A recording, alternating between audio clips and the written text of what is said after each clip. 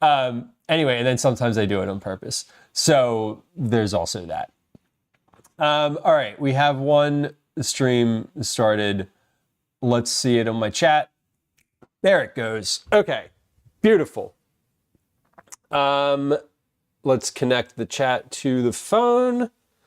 Connected. All right, awesome. So it shows up everywhere. Oh, Persephone, but you know what I love? I love the sound of a cat chewing. I love the sound of an animal eating.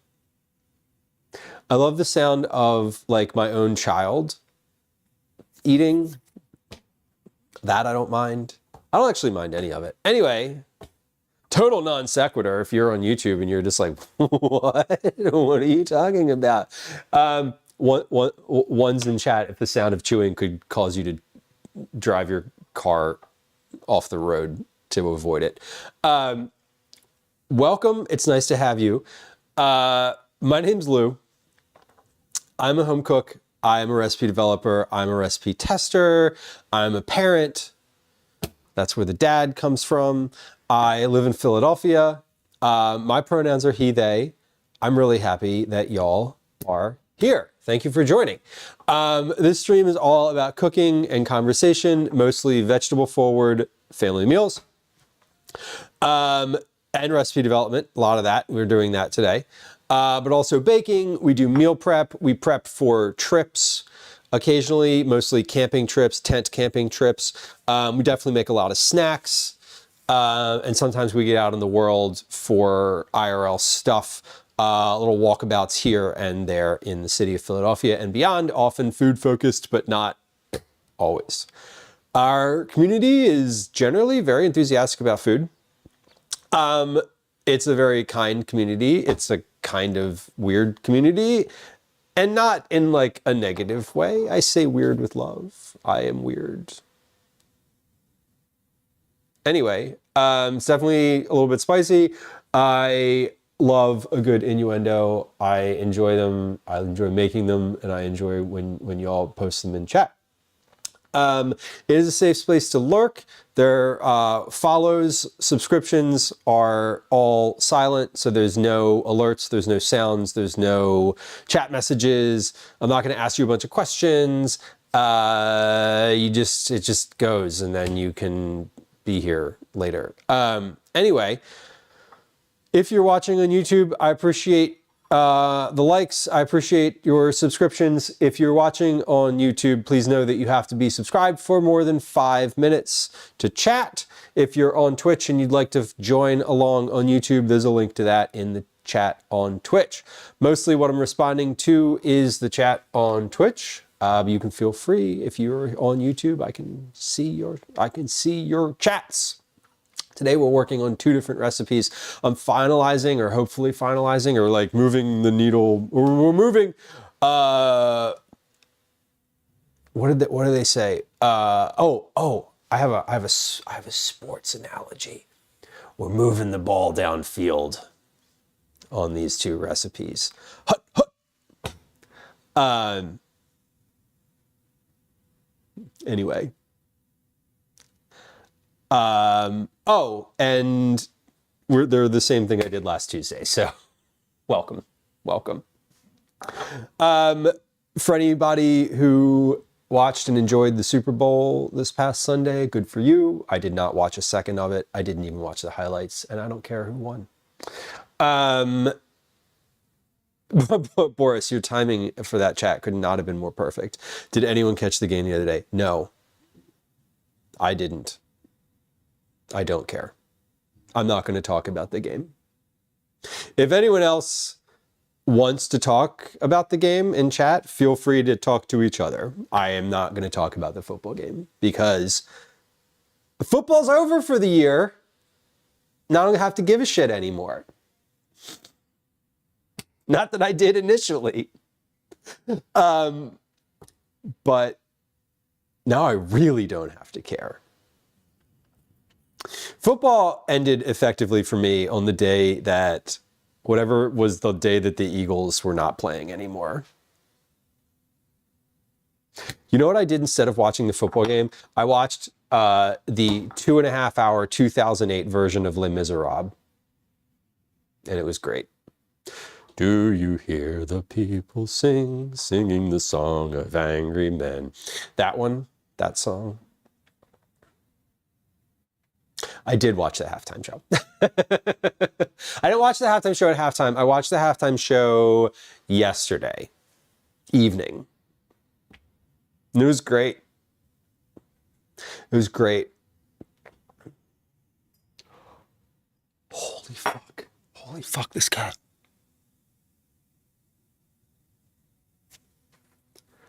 I like, oh my God.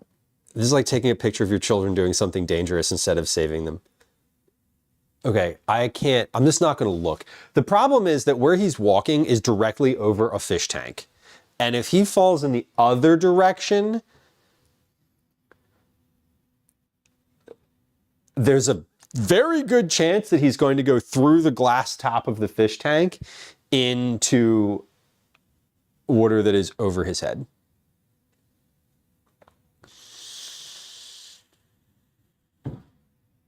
Oh my God. I didn't watch the ads either. Belly flops, it's Obi. It's always Obi. It's always Obi. Obi's the one that walks on the railing. Ash and Elsie kind of go out on the other side of the railing and walk down the outside of the steps outside of the railing. I know that y'all are like, I have no idea what you're talking about. But like,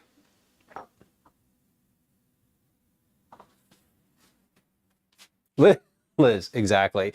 Obi is an orange cat. I did not have a lot of expectations of Obi. Okay, hold on. Let's see if this, I want to show you if I can what this looks like. Okay, so third, which camera? There we go. Okay, so here's like me, I'm talking, y'all are right here, right? So context, here's the counter, here's chat, right? When I'm looking to my left, right? This is the living room. Okay? See them? Look at him. Look at Ash on the fucking steps, right?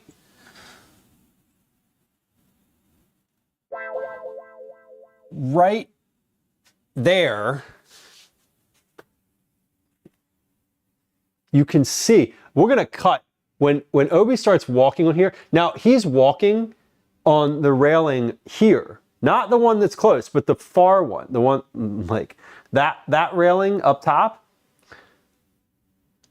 If he fell off of that, right, it goes, this is, the ceiling here is the same height as the kitchen, except there's steps right here that go down into the living room.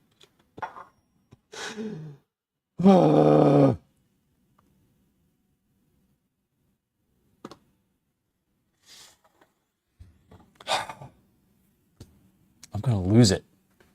I'm gonna lose it.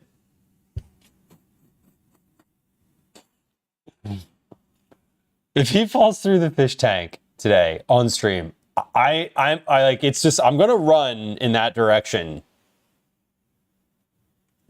And I'm not gonna like turn the microphone off or anything. You're gonna hear it all. Ash will be back today, Liz, for sure. They've all been very much around. Hello. There is a fish tank. Right. It's not the tank that I'm worried about. It's the glass top. It's a 75-gallon fish tank.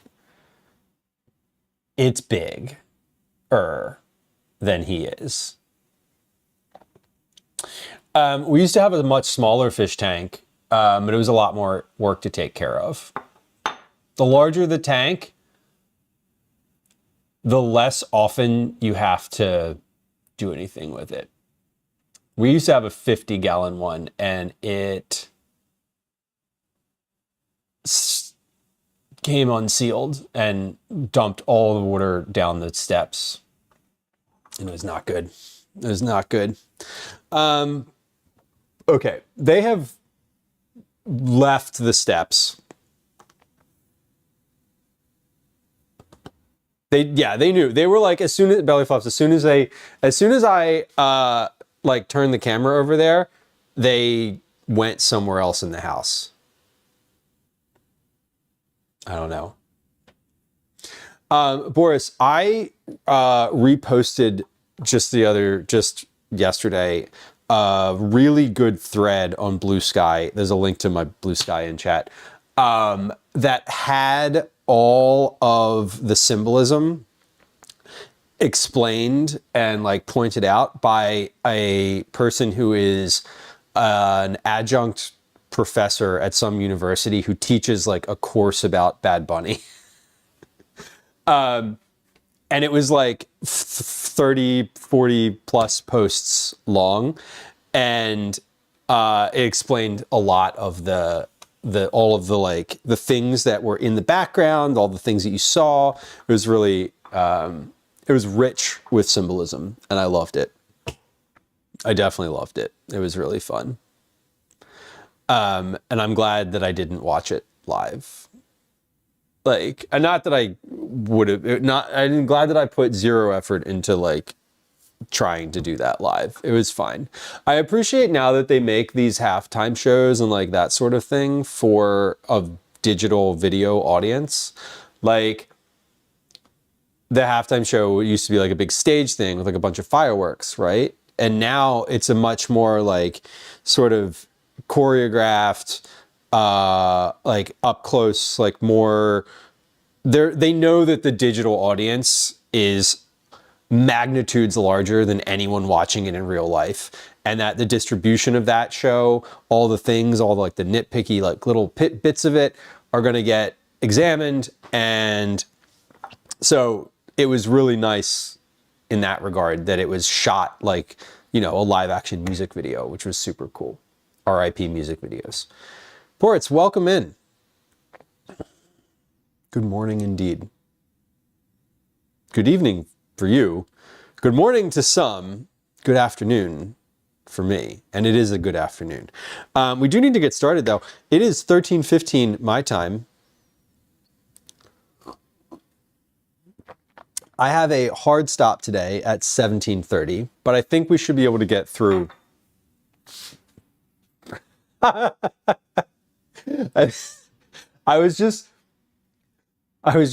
didn't expect that camera to be right here because it's never, this camera is rarely like right here. And I was just like, oh, who are you? Anyway, we're going to move that off to the side. Let me preheat my oven. We'll preheat that up. We'll preheat that oven. The people being trees was really funny. Like once you realize that there's people in there, it was like, oh shit, there's a lot of them. Because I didn't, you know, I wasn't watching it live. I didn't see them like walk onto the field and arrange themselves. Like I just watched the video on Bad Bunny's channel.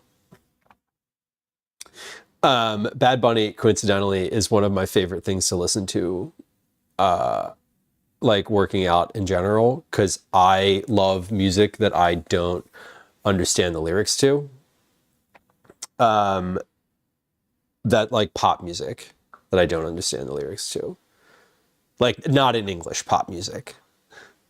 There's a lot of music that I don't understand the lyrics to, but that's just because it's like metal and who knows what they're saying.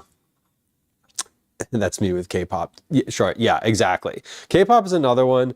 I like anything Middle Eastern is really fun. It just depends on like what my energy is, you know? Getting bored. Ports, I'm sorry that your back hurts. Sometimes you just gotta like let it roll. Why am I opening the freezer? I need to look at these recipes. That's what I need to do. Okay. We're working through. I have two final version recipes here. One is for shells, one is for fish. Okay, so I think we're going to make the shells first and bake them. And then we're going to get to the fish recipe because the shells cook at... So here's what, hold on, where are we? This was the original, V2, V3. Okay, original V2. Okay, so the shells, I'm on V2, version 2. The fish, this will be the third time I've made this. I made it over the weekend and it didn't work the way I wanted it to again. So I'm going to try it today for the third time. A slightly different method. If that doesn't work in the way that is satisfying, I don't know. We're just gonna try it again. We're just gonna keep going. I don't know. Like it works, but it doesn't work the way that I want it to. Like it takes too long. It's just fish and vegetables. The vegetables just need to be heated through. You can cook fish from frozen in like 10 minutes, 5 minutes in a hot enough pan.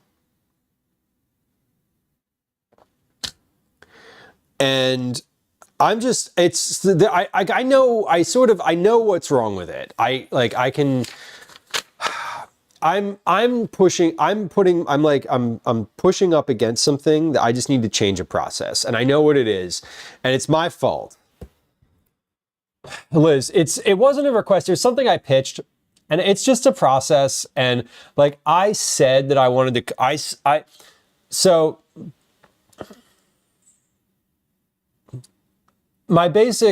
basically I pitched like a fish in foil dinner, like a campfire dinner, but in the oven. They came back and were like, can you do we like that, but like the simplicity of this, can you just do this in a baking dish instead? Like, and in the notes, you can tell like how you would do this in foil. Basically my thought was, how can I, and this is, okay, are you ready? This is going to be sexist. How can I make a dish that dad can just put in the oven and not fuck up? That's it. That was the motivation. That is making the assumption that mom is the one doing the cooking. Ports says, I accept this level of sexism. Ports, are you, I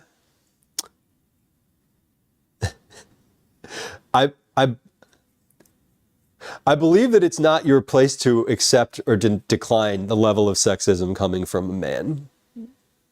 I'll leave it at that. Let me rephrase that. It wasn't directed at you. I was, I suppose, yeah. Anyway, we're going to move along from that. Tatsu, hello. Bellanissima, welcome in. Thank you for the shout out. Bellanissima, fellow food and drink streamer. A person whose commentary I particularly enjoy. Live commentary.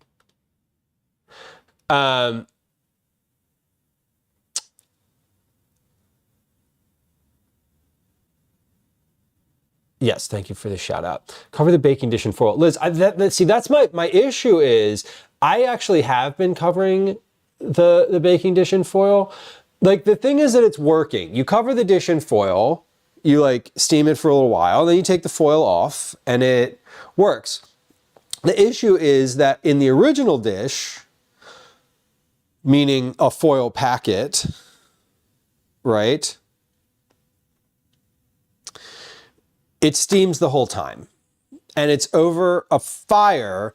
So if you, the way I do it, it doesn't get charred, but you could char it if you just use foil. My issue is that it's taking a really long time. And when you make things you cover them in foil, it takes longer for the interior air in the dish to heat up. So the change that I'm going to make today is literally just not using the foil. Like, I'm going to make it the same way, but I'm not going to cover it in foil. Here's what I think. My bet is that, and the other thing is the potatoes have gotten mushy, a little mushy. So here's my bet. My bet is there's going to be enough liquid that comes out of the fish, that comes out of the vegetables, that it will be fine. The fish is not going to dry out. There's enough added liquid from the oil and the butter that's going in there. And I believe that not covering it will make the potatoes stay a little, or will keep the potatoes from being a little mushy. Like, this is so simple, right? This is one of those dishes that, like, you know, you really can just throw it in a baking dish and just cook it until it's done. I just want it to take less time than it has been. And I think that taking the foil off will cut the time down and also make the potatoes keep the potatoes from getting as soft as they have been. And I think it'll cook quicker, honestly. Also, I'm going to increase the heat by 25 degrees. Tatsu says a consensus stress and frustration. Well, the fortunate thing for me is that I love this dish. We've eaten it twice now. We're going to eat it again for dinner tonight. And like, it's literally fish and vegetables. It's the simplest thing you could possibly make. We made it as a kid all the time. I'm not a dad, but I did do all the cooking in our household. Valid. I was thinking more when I said it wasn't directed at you. I was thinking about the implication that what I said might imply that mom / the feminine presenting person in the household should be responsible for the cooking. You sound very stressed. I mean, it's one of those things where I worry that I'm going to feed this to my family again for dinner and they're going to be like, no, stop it. We don't want this again. But both times we've had it, they've both been like, this is really good. So it's fine. Also, it's an easy dinner, you know. Jane Henry, welcome in. Jane, it's good to see you. I hope you were doing so well. So Fluff, thank you for the shout out for Jane. Jane, is a fellow food and drink streamer, but also just like a lovely human whose commentary I also appreciate whenever I get to lurk in Jane's stream. A fellow chef and home cook, a minister, as I perceive you, a very patient human being, which we're practicing. We're practicing that. Okay, sorry. My brain was just like, my brain literally derailed me off of stream to a text message I got earlier today. It was I have to pre-register for my therapy every time I have to go. Anyway, and I forgot, I didn't click the link in the text. The individual might be the problem and not the gender. Right? Let dad practice, Tatsu says. Right. See, the thing is, I had the thought, I was like, I'm just going to try to make this easy. But also, like, listen, if your partner is like incapable of the thing, they will learn. You don't need to walk them through it every time. Part of the issue of the mental load that people carry is understanding that they feel like their partner's not going to do it the right way, or that the other person is not going to do something the right way, and that teaching them would be too difficult. And so you're going to do it myself. Anyway, the mental load. Lots of good Instagrammers talk about the mental load. I enjoy it. Maybe we need to go outside and build a fire. Yeah, maybe. Quopi, welcome in. I would love that. See, initially, I can't be like, first build a fire. Liz, I had this, okay, so We're gonna do the shells first. First pass at this recipe was oven at 350, bake for an indeterminate amount of time. So I didn't know. That didn't work very well. Next, I put the oven at 425. I covered it in foil, and it still took almost 40 minutes total. 45. 25 with the foil. No, it was 50 minutes, sorry. So it took even more. So we're gonna do this. I'm gonna put the oven at either 425 or 450, but I'm not covering it. I'm not covering it today. No foil on top. We're just gonna because the fish is on the bottom and the potatoes are on the top. So the potatoes should get more air. I don't know. We'll see. We're working through it. Give it to the neighborhood fridge. Liz, I would. This is one where I don't think I could package it very well. Also, I would eat this entire tray myself. Like, we'll just start with that. The men need the recipe they can't mess up too badly. I mean, generally speaking, I was also not just we're gonna pull it back from the sexist part of that conversation and just say I was also thinking of something that anybody who meal preps could just meal prep a bunch of these packets and put them in the freezer and then pop them in the oven while they like go take a shower and then come down and have dinner ready. Right? High praise. Which part? I did mean all of it. But Jane, I always appreciate, Jane, your vibe on stream is like so good. I just have to imagine that you would be really like a lovely human to hang out with in like a long form, like in-person situation. Like, I feel it. I feel it in my bones.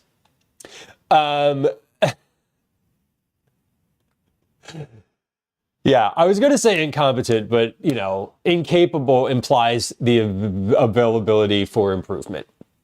You're sure you got the cookies. Good. You're good. I was like, I hope you appreciated the brevity of the name that I put on the box. Dr. Hex Mikey, welcome in. Cool shirt. Thank you. I got this from a friend's friend. I don't know. They're just a screen printer / artist. I don't know if it means anything or any of that, but it is, I like this shirt.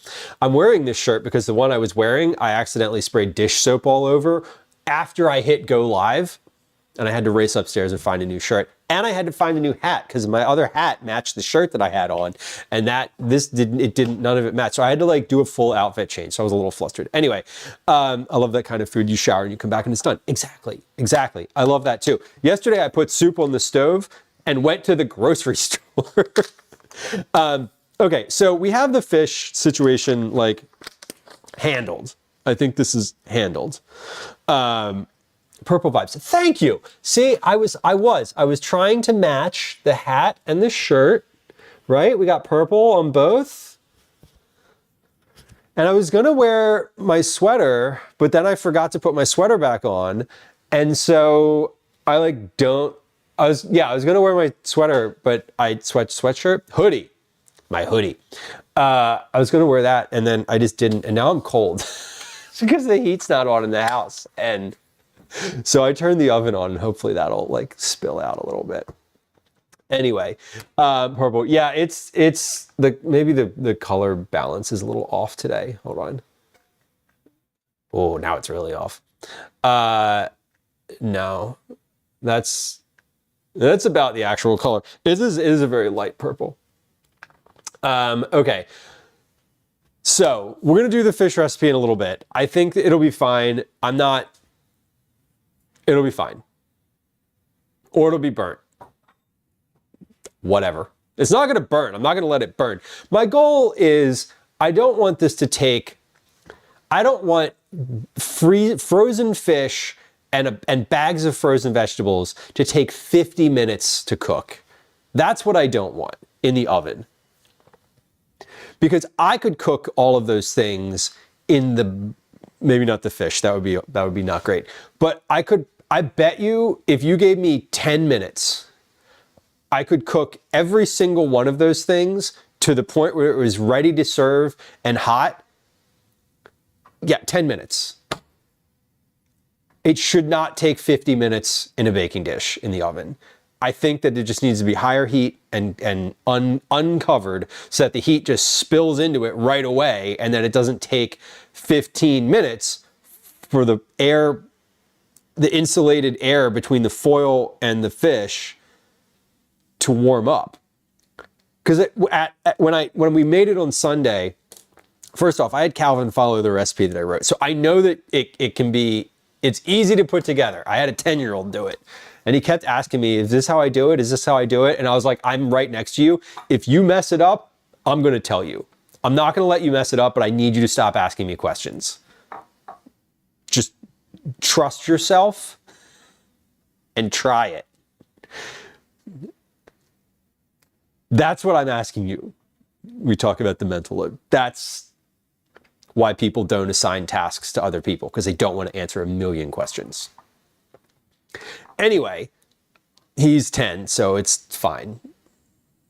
If I was an adult, if another adult was in the room trying to make that recipe, I would be like, you're not going to mess it up. There's no way you can mess it up. You don't even have to do it in the same order. Just take all the things that are on this list and put them in the pan. That's it. That's all you need to do. Will a sheet pan speed up the cooking time? Yeah, a sheet pan would probably speed up the cooking time. It's metal. It would conduct heat more. It might. And if this doesn't quite work the way I want it to, I might do like a hard cut to a sheet pan. We'll see. We might be having this for dinner tomorrow night too. First, though, we are going to do this other recipe, which I know takes longer. It takes longer to assemble. So we're gonna make this. This is a loaded baked potato stuffed shell. This one actually has a few steps to it. And I am making an attempt at giving a good, like, exact order of things to cut the time down. Because you have to prep 3 ingredients to get to the point where you can assemble this dish. Once you assemble it, it's all fairly straightforward. So let's read through this. I'm going to read through it and make sure I didn't miss something. Because there are some steps here. I also need to write down what I need for this.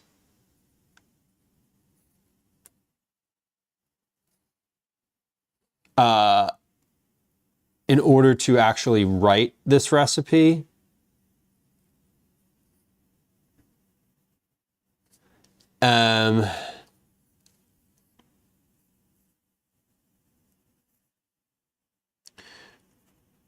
Because we use, I'm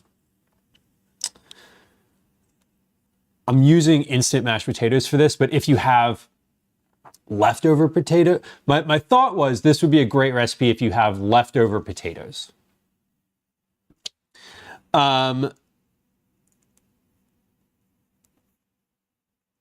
And so I need to know, like, how many cups of mashed potato I'm ending up with. Okay, so here's my needs for this. I have some fill in the blanks on here. So here's the recipe as it stands. Let's get these things out while I'm saying the ingredients. Shredded potatoes. Beautiful, Soflove. What was this, like a hash or like hash brown type of situation? That sounds great.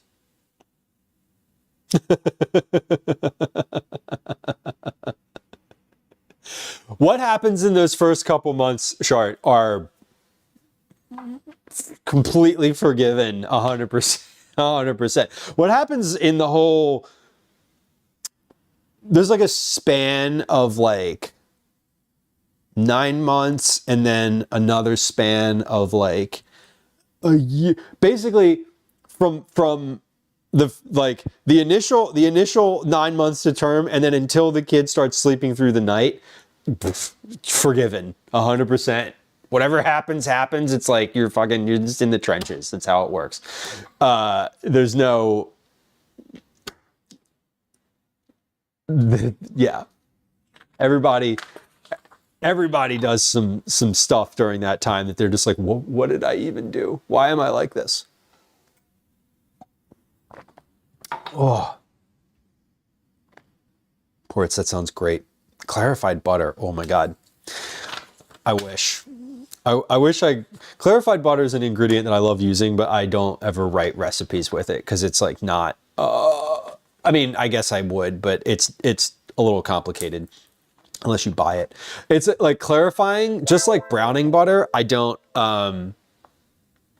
wouldn't have you do that for a recipe,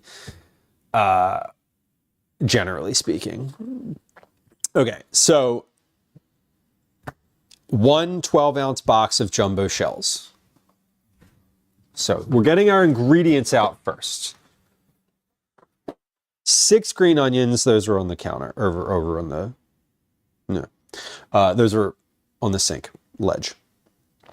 An 8-ounce package of shredded cheddar cheese. Okay, I am going to use a block of cheddar cheese and I'm going to shred it today. The reason that I'm doing that is I just want to see the difference in the melting and browning. So we have either an 8-ounce bag of shredded cheddar cheese or an 8-ounce block. Now these come in the same volume, which is great. So it really doesn't matter all that much. Let me just confirm this bag is 8 ounces. Yeah, 8 ounces. 8 ounces in the bag, 8 ounces on the block. Both fine. 8 ounces of sour cream. 1 16-ounce package of bacon. Oh, I need to write that it's cooked on here. Like, I know that that's a minor detail, but one of the things that I am aware of is that if you don't, because it just says chopped. Like if you just chop the raw bacon and mix it in here, it's not going to cook, and then you end up with like potatoes or with raw bacon in it. Sofo says, I pan-fried the shredded potatoes a bit, mixed in a bit of cream cheese, put it in a baking dish, topped with the cheese and bacon, and heated it till bubbly, and topped with sour cream and green onion. That sounds phenomenal. That sounds like a hash brown mix of things, and I love it. Carly, welcome in. Happy Tuesday. Happy Tuesday. That does sound really good. Okay, so preheat oven to 400. So the first time I did this, I had the oven at 350. So we're bumping the temp here by a bit. The reason is everything in this dish is cooked already. I need it to be heated through and I want the cheese to melt. That's really it. The first time I did this, it took 40 minutes, which was too long. So we're going to pop the oven up to 400. I had it at 350. Now it's at 400.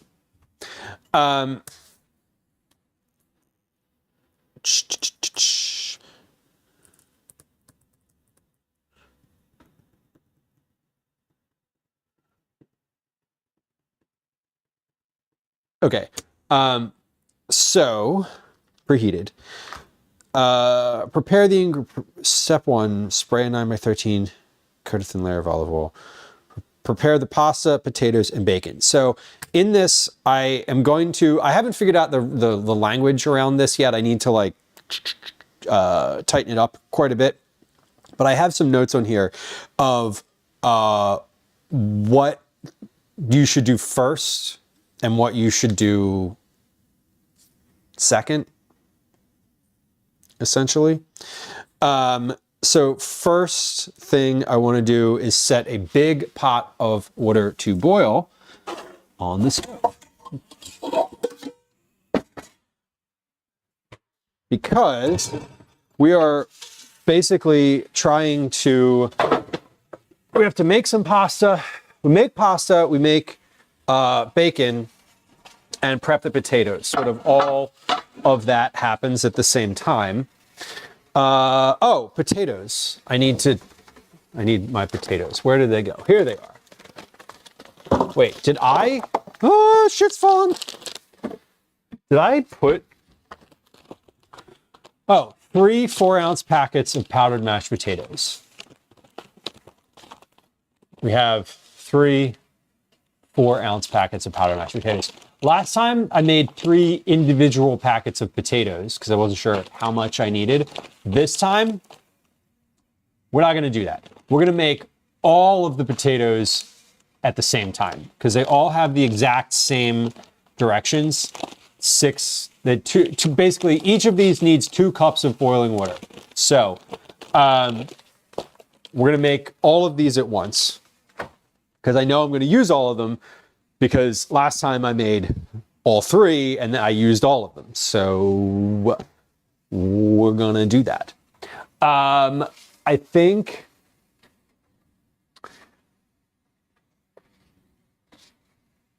okay, so this is a large pot of boiling water.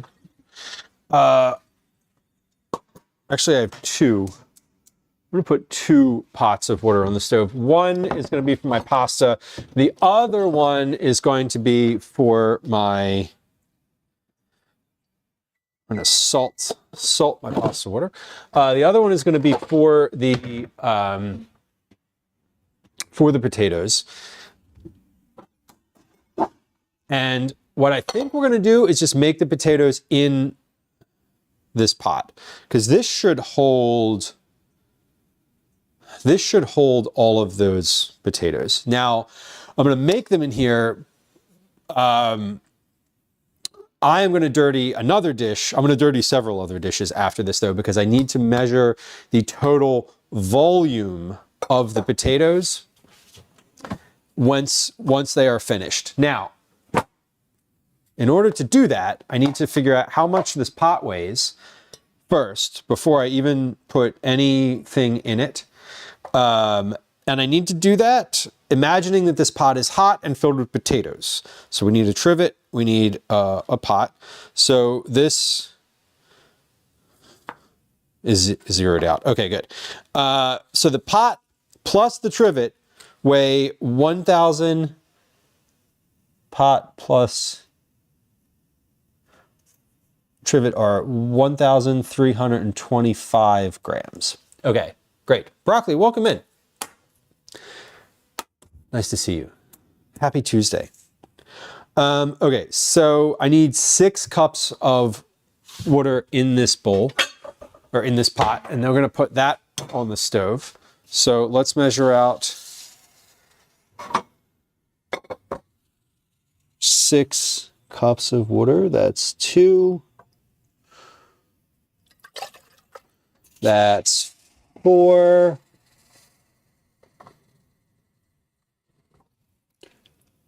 It is 6. All right. 2, 4, 6. Okay, so we're making these. I'm going to put that pot on the stove. So we have a pot for the pasta and a pot for the potatoes. I'm going to put a lid on the pasta pot so that it boils quicker. Now all of that is on the stove. We need to put our bacon in the oven because that is step number 2. We have pasta here, potatoes here, and bacon in the oven. Bellanissima, bacon in the oven is the best way to make bacon because it's hands off. Darlene on YouTube, welcome in. Happy Tuesday. I love bacon in the oven. I'm going to make it a little slightly differently than I did last time today. Last time I followed what the directions on the package said, which was fine. Today, I'm just going to make it the way I prefer it. Because I want to. And that's the end of that sentence. I prefer making bacon on the tray. I prefer making it on a rack above the tray, so the fat all just kind of drips off of it and it's not just like basting in its own fat. I think it just makes it nicer for my personal taste. I'm not saying it's better or worse. It's just sort of how I kind of like it. I don't know. Yeah, Velos, and it all the nice thing about it is it all cooks at the same time. It's all exactly the same level of done when you get to the end. Generally speaking, it is a little straighter, which, we don't love that, but like, we're talking about bacon. We're talking about bacon.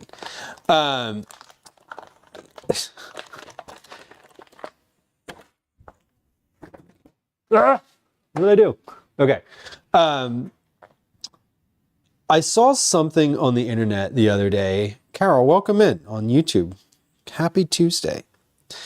It was someone who just like tossed all of the bacon in the pan at once, just like in a block like this, and just stirred it around like spaghetti, and it all cooked fine, just fine. And I was like, what kind of witchcraft is this? What are you doing? It seemed to work though. I wouldn't try it because that's not my method. But yeah, Belle, I like the not having to stir it. I don't like having to interact with the bacon after this part. I just like when it's done and then I like take it out of the oven. The whole like put it in the pan and then it spits at you and it's like splatters everywhere. You got fucking smoke all over the house. It's annoying. It is annoying. I don't love it. Broccoli said the cookies were delicious. Cayenne, maybe. They had sriracha in them. The garlic cookies that I make do have cayenne, but the ones that I sent were sriracha. You did detect a little pepper, though.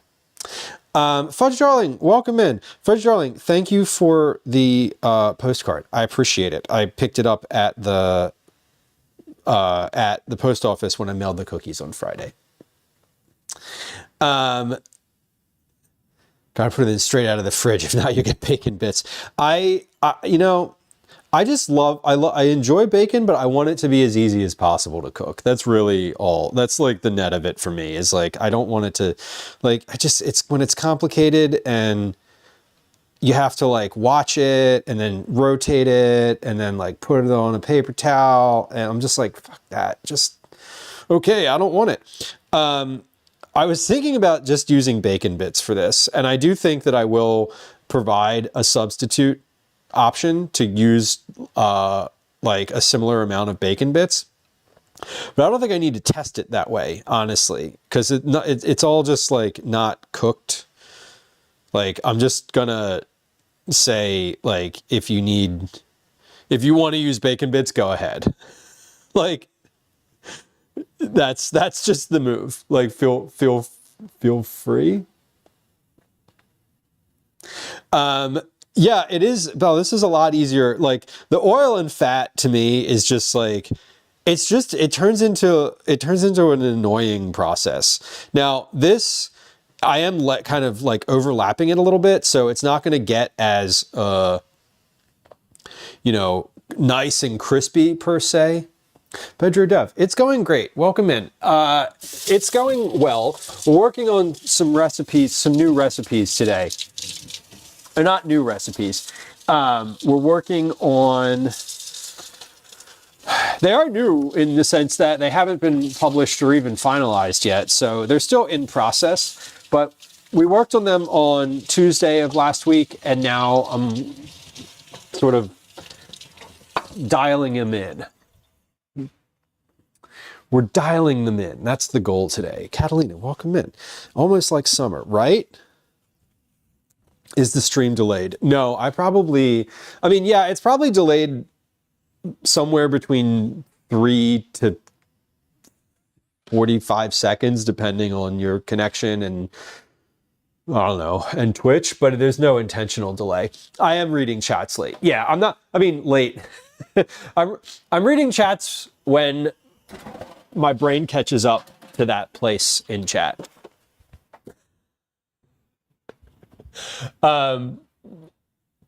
Yes, the cookies looked amazing. Thank you. I hope they were. I mean, I feel like they were. They, the ones that I have in the cabinet here remained chewy, which I loved. They were not thin enough to be super crispy. Okay, so we have bacon in the oven.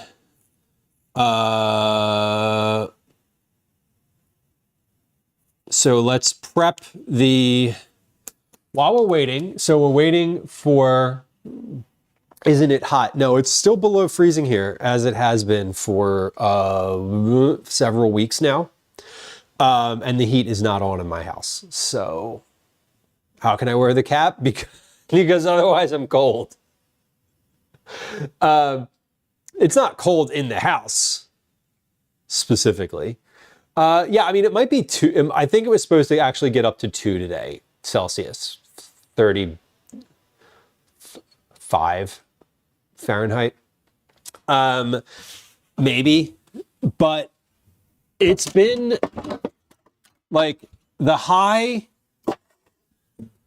temperature that we've had in the past 2 weeks has been like -2 Celsius. That's not true. It got above freezing for like 2 hours. Going to be hot around that stove. Oh, thank you. Oh wait, yes, physically, yes. Yes, I will be. That's the point. Oh shit, I didn't put a timer on for the bacon.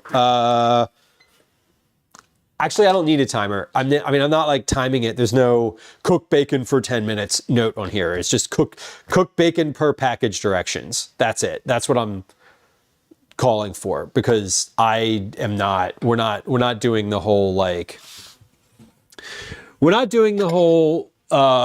here's how to cook bacon thing in this recipe. Like, there's literally directions on every box of bacon or every package of bacon that you have. So the confidence is overboiling. I was going to say like the pasta water, but maybe never mind. That was not okay. Here we are. Hello. Fellow says we finally got above freezing. 6 weeks of single digit temps. Yes. Oh my God. Oh my God. It's supposed to be above freezing for the first time today here in Philly. I don't know if it got there. But it's supposed to be above freezing at least once a day now for the next like couple days. So I'm excited for that. Going camping coming up. Thursday is going to be a trip prep stream, so I'm hoping it gets a little above freezing. At least while we're out camping. That would be nice. If not, then we'll just be cold like the last time. Right? Troy, I'm glad you got them. I walked into the post office and Lisa was like, "Do you have a box for Troy?" And I was like, "I do." And she was like, "All right, give me that." So we made the connection. It's 721 seconds. I'm trying to do the math on that. Is that like 10 minutes? Warm air from Indiana. Nice. It is supposed to warm up this weekend quite a bit though. So, Catalina, I love mashed. It's like mashed potato season, right? I feel like it is the time now where mashed potatoes are in. Not enough to melt the ice, broccoli. Yeah, I know. It's been bad here. There was a really funny article in the Philadelphia Inquirer. It's our paper of record here in Philadelphia. There's a tradition here in Philly of folks saving their parking spot. So basically, it snows, right? You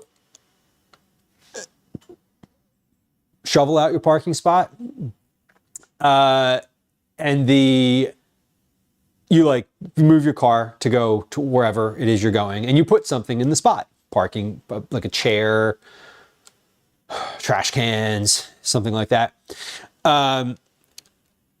So that, because like you shoveled out the spot, right? The thought is like, I put the effort in here to make this spot mine, so I'm gonna like make it mine, right? I'm gonna like keep it. I have the right to it. Is essentially what that implies. But the thing is, one, that's not technically allowed. Two, it's not legally allowed either. And three, as the Inquirer astutely pointed out, things kind of break down when it does not get above freezing and the snow doesn't melt for weeks at a time. Because people are still saving their spots, right? And it's like, listen, you shoveled that shit out once 2 weeks ago. You don't have any right to that anymore. It's a street parking. And like part of it is the city like didn't plow, right? They didn't like completely plow either. So there's people who are like super hostile over it. It's not good. It's really not good. But the Inquirer was basically like pointing out that okay, this hasn't really happened before. What do we do now? What do we do now that it's weeks later and people are still trying to save spots with chairs? Because you usually that only lasts for like a day or two till it melts. You know what I mean? Parking Karens, kind of more to the point. It's like they just, you shoveled out of space, and parking's hard. Like if you live in South Philly or North Philly, or basically if you live anywhere in Philly that doesn't have a dedicated parking spot, it can be very difficult to get a parking spot. And if you shovel out your spot and it's snowy and other people are like leaving their cars there, that type of thing, it gets dicey because like you did shovel out the spot. You put the effort forth. And there's plenty of people who are like, I don't believe that should be allowed, but there's no fucking way I'm going to take someone else's parking spot. Because they'll key your car or they'll like slash your tires. Like people are vicious about it. You park in if you move someone's lawn chair and you and take their spot with your car, you know what's there? Your car. And they will definitely, there are some people who will definitely do something to your car. So there's about 3 cups. I was measuring out what the volume of shredded cheese is in case you happen to have like a big block of cheddar cheese. And that is about 3 cups. Okay, cool. So cheese is ready to go. Yeah, 4 hours of shoveling. I mean, to be fair, like, yeah, the effort's there. And parking is more limited after it snows. There is less parking. And it's harder because like there's big snowbanks between spots, like it gets bad. Yeah, Troy, there's no space to park. Right. It's like there's nowhere to park in Manayunk either. If you get into Manayunk after like 4:55 p.m., You can't park there either. Parking is fine in the city if you're somewhere in the middle of the day. Basically, like between commuting hours, you can park wherever. Otherwise, it's hard. Oh, Troy, I'm sorry. That's annoying. That's really annoying to have to deal with a broken window. And stolen stuff. Yeah. Arrive at 6. You know, that tracks. And if you park somewhere you shouldn't and you get towed, that's worse. So, okay, water is just about to be boiling for my mashed potatoes. So we're gonna take just a moment where I like sort of keep looking back at them, because otherwise I'm gonna miss the window, and I don't want to overcook the potatoes, or not overcook. I don't want the water to be boiling for a long time, because I put exactly the right amount in there. Okay, 6 green onions sliced into rounds, about 3/4 cups worth of green onion. Okay, so we're gonna weigh that also. Now, last time I started, so I'm basically, this time around, I am using the volumes that I ended up with last time. So last time I sliced 3 green onions to start, and it wasn't enough. So I like sliced, another one and then 2 more. So the thing that I'm making sure of this time is that my volumes are correct.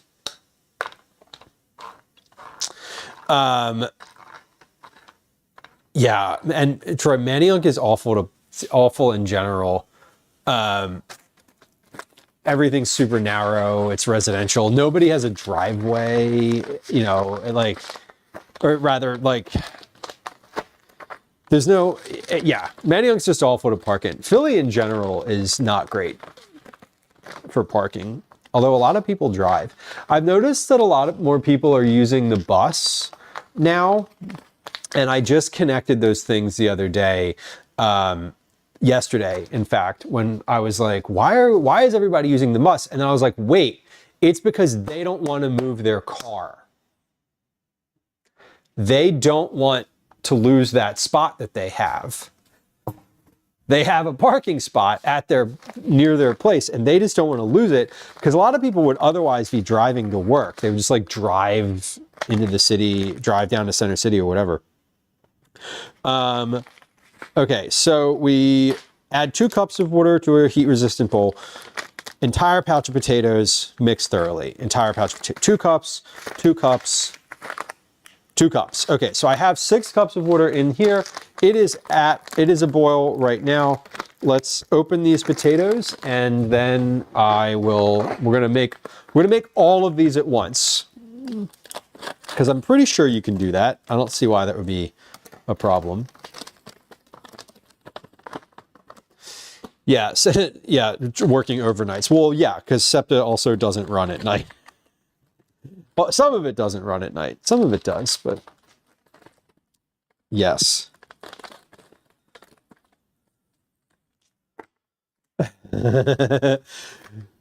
Broccoli. Yeah, I was thinking about the grocery store situation. I was out to get groceries the other day, and I did drive. And I was like, I am going to the grocery store with the parking lot, because I know that that's the one that's going to have, they're going to have plowed it. And they did. And I was right. But often I'll go to like just a grocery store that I want in the city, that has that I know will have the things that I'm looking for. This particular time I was like, I am going to the one that just has parking. That's the most important aspect at this exact moment. Okay, so we're stirring in all of these potatoes. We got it. Woo! Man, that's like watching magic happen, y'all. Honestly, that's an intense reaction there.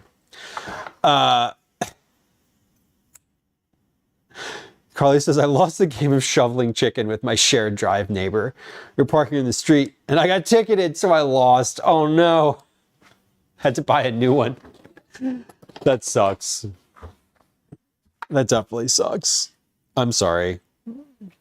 I watched someone the other day who had parked out on the street somewhere, and they were, it wasn't like near their house, because I was watching them. They had like a backpack. They were carrying a bunch of stuff to their car, and they had a snow shovel to dig their car out. This was like 3 days ago, by the way. It snowed like a week and a half ago. It's been below freezing here since then.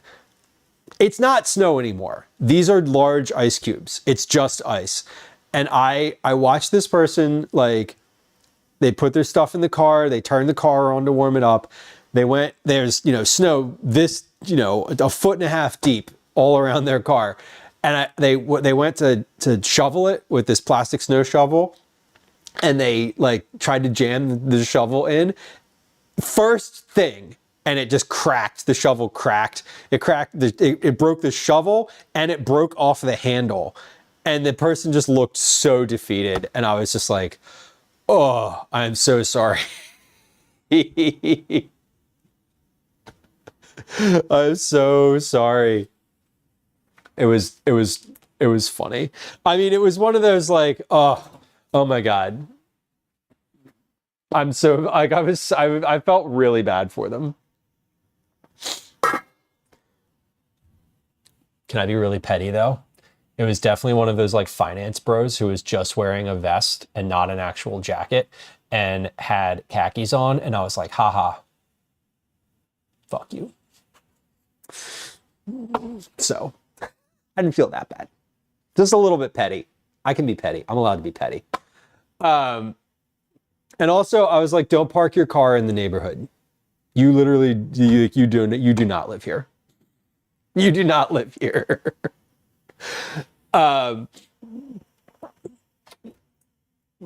Yeah, man, whatever. I don't really care. When you see a proper humbling in the wild, I know. I was like, that was a good one. Your boss showed up with a shovel? That's nice, and also, like, man, they really like you. They'd really like you to come to work. Petty is fun. Listen, sometimes we can just be petty. I'm okay. I'm okay with that.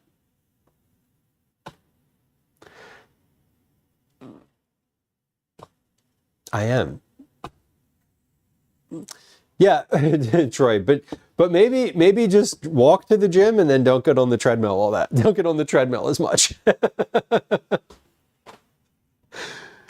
I love the people who park in a neighborhood with a lot, like generally like not a lot of cars in it, and then take the bus into Center City. I've definitely seen that happen a bunch, which I think is kind of, it's both smart and frustrating as someone who doesn't want those people to park in the neighborhood. So I guess we'll just go with that. 1, 2, 3, 4, 5, 6 green onions. That's what we're going for today. 6 green onions. That's a lot of green onions. Save your rubber bands. Save your rubber bands. Even the crappy ones have their place. My boss's show, he's like old school Italian from Brooklyn who wouldn't even let me help shovel. He made me watch. Okay. Sometimes you got to make gender roles work for you. Carl, you know what's really funny? I saw one of my favorite memes is if you've ever seen the meme format of like the person like lying on the ground and then sort of like a spirit floating right above them, right? One of my favorite versions of that meme is it was like the feminism leaving my body when, And this would be a great example of that. Like the feminism leaving my body when it's time to shovel snow. So flip, yeah. I mean, it's definitely a good... I've done that too. I think I get annoyed when people do it for like work, when they're like, I'm going to park here every day and take the bus in, versus like when I would do that to go to like baseball games as a high schooler. You know, you park and then you like take the bus and go. And that's, I don't know. When it becomes sort of like when you see the same car and you know that that person doesn't live in the neighborhood every single day, it's like frustrating. I don't know. I guess I don't really care. Mike says a rubber band in the junk drawer is a rubber band not in landfills. It's a rubber band that's going to get used. A rubber band in the junk drawer is a rubber band that's not on the counter getting ingested by a cat. So there's that. For what it's worth, some leftist guys love to use their liberal views as an excuse not to be nice to women, which much to consider. Right? Like, what is that? How does that work? I mean, obviously it doesn't, but like that's weird. I think that I've done a good job culling the like sexist men from my life, which is not difficult to do when you live in a giant like liberal city. I feel like if I lived out somewhere a little more, what's the right word, conservative, it would be harder. I feel like I would probably have less friends.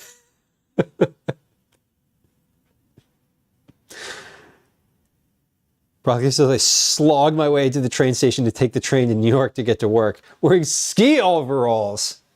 And the office decided to close at 10:30. Oh my God. Yeah, and then you just didn't know. Oh my God. Yeah, the era of not knowing that something was canceled until you get there is, mercifully, that's like relatively over now. I feel like we have a lot better visibility. Some things about this age are good. He grew up in a culture that values women. I think there's a difference. I'm reaching, ladies. I mean, I don't, that question wasn't directed at me. I also think that there's not necessarily, Carly, I look at it this way, right? Like, yes, the gesture is nice and appreciated. And I don't think that he thinks that you can't do it either. But if it were the other way around, and it was like, is he going to take other tasks off of your plate, or is that just the masculine coded task?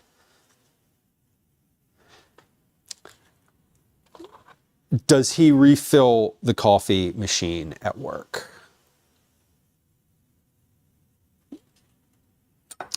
Or like, does he do like the secretarial stuff? Because maybe, I don't know. I mean, I'm just like, now maybe I'm reaching, right? I'm putting my bros on trial. Are you at work right now? Are you lurking? Is this going through the VPN?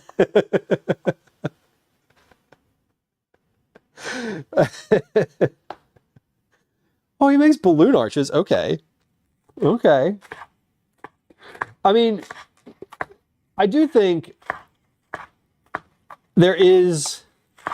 I think that for some people it manifests positively, and for some people that could manifest as a like, this is just the man's job, and like, yes, you could do it, but I'm supposed to do it, and like,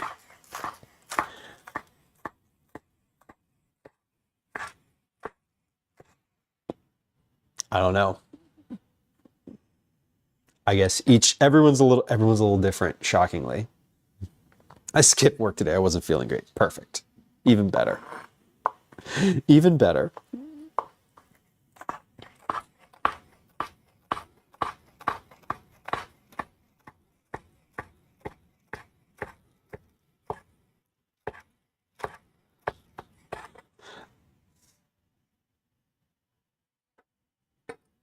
Okay, hold on. We have my water is boiling. Short says the feminism leaving my body when it's time to mow the lawn. Oh my god.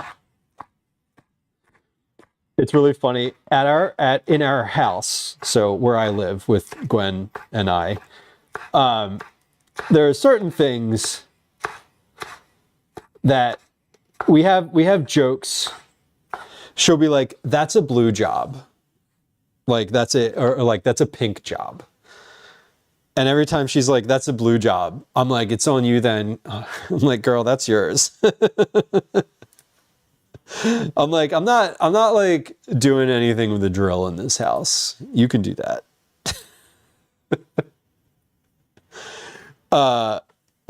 But certain things, yeah, there's certain things that she's just like, that I'm just like, whatever about. And she's just like, no, I'm not doing that. Moving spiders out of the house comes to mind. That is a me job. The feminism leaving her body when it comes to a spider being on the wall. Originally, pink was a boy's color. And somewhere along the way that it got gendered out differently.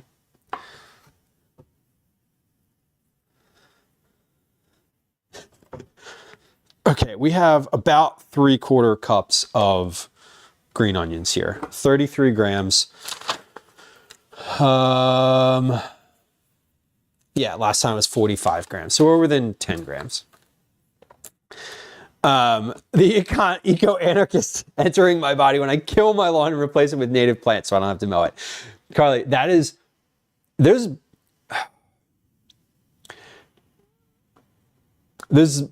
a large number of reasons that I don't want to live in a suburb area. And to Shart's point, the HOA, like having to maintain a lawn is one of them. I've said to Gwen so many times, Dr. Hex Mikey, I have no idea why it got gendered out. Honestly, I do know that shifted at some point. I've said to Gwen so many times, I'm like, I'm willing to leave the city. One, I'd prefer to go somewhere that's like way out, like way out into like the very far nether regions of like rural areas. That'd be my preference.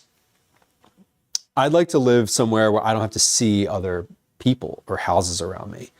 That's the goal. I don't want to live like I live in the city, like in a row home style home. Like there's a human who lives on the other side of this wall that, you know, is a different house.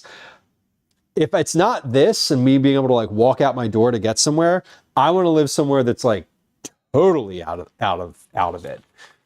That'd be my preference. But I've said to Gwen so many times, I was like, if we ever move to a suburb in any capacity, like I want you to know definitively that I am never mowing the lawn. That is not my job. I am not going to do it. I want nothing to do with it. Nothing. I'm not mowing the lawn. I'm not raking leaves. I am not doing it. So unless you're willing to do that, like there are certain places that we are not going to be able to live because I'm not going to do it. I refuse. Bradley says that your HOA got evil because they hired a management company. Yeah. I think my dad joined the board of his HOA, or finally like got on the board of the HOA where he lives, like out of spite. I don't think he actually cared enough that he like wanted to be altruistic. He just didn't like any of the people that were on the board. And was like, it was like pure pettiness. Creme Delish, welcome in. Happy Tuesday. Spite is such a powerful motivator. Oh my God. I love it. It's one of my favorite motivators, honestly. HOAs can be good and bad. you couldn't water your front lawn because of the water shortage and the entire block had dried up lawns with the exception of this one house. Oh my God. Yeah, I mean, I guess they can be good or bad, but like in my dad's house, like they weren't allowed to have like bird feeders because it was like these old condo rules. And he lives in a house, but it was like rules from a condo where like houses were on top of it, like literally vertically. And then, you know, if you had bird feeders, there would be like bird crap on your neighbor's deck underneath of you. But like, that's not even a real, that's not a thing that happens when you don't have, when you're just like a standalone house. And yet the rule still existed. It's like, stuff like that is so annoying. Carly says they're not common where you are. They're not common here. I know that. We don't have HOAs in the city. You own your house, you just do what the hell you want with it. The only HOAs are the ones in townhouses or Toll Brothers subdivisions. That's kind of, yeah, Toll Brothers. Yikes. Yeah, that sounds familiar. I say yikes, but I mean it. All right, I'm also going to count the number of shells in the box because that's a thing that I want to do.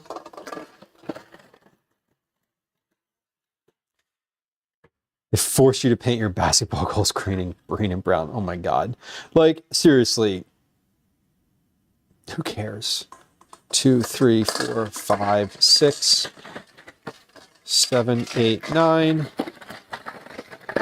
10, 1, 2, 3, 4, 5, 6, 7, 8, 9, 10, 11, 12, 13, 14, 15. Oh, these two are locked together.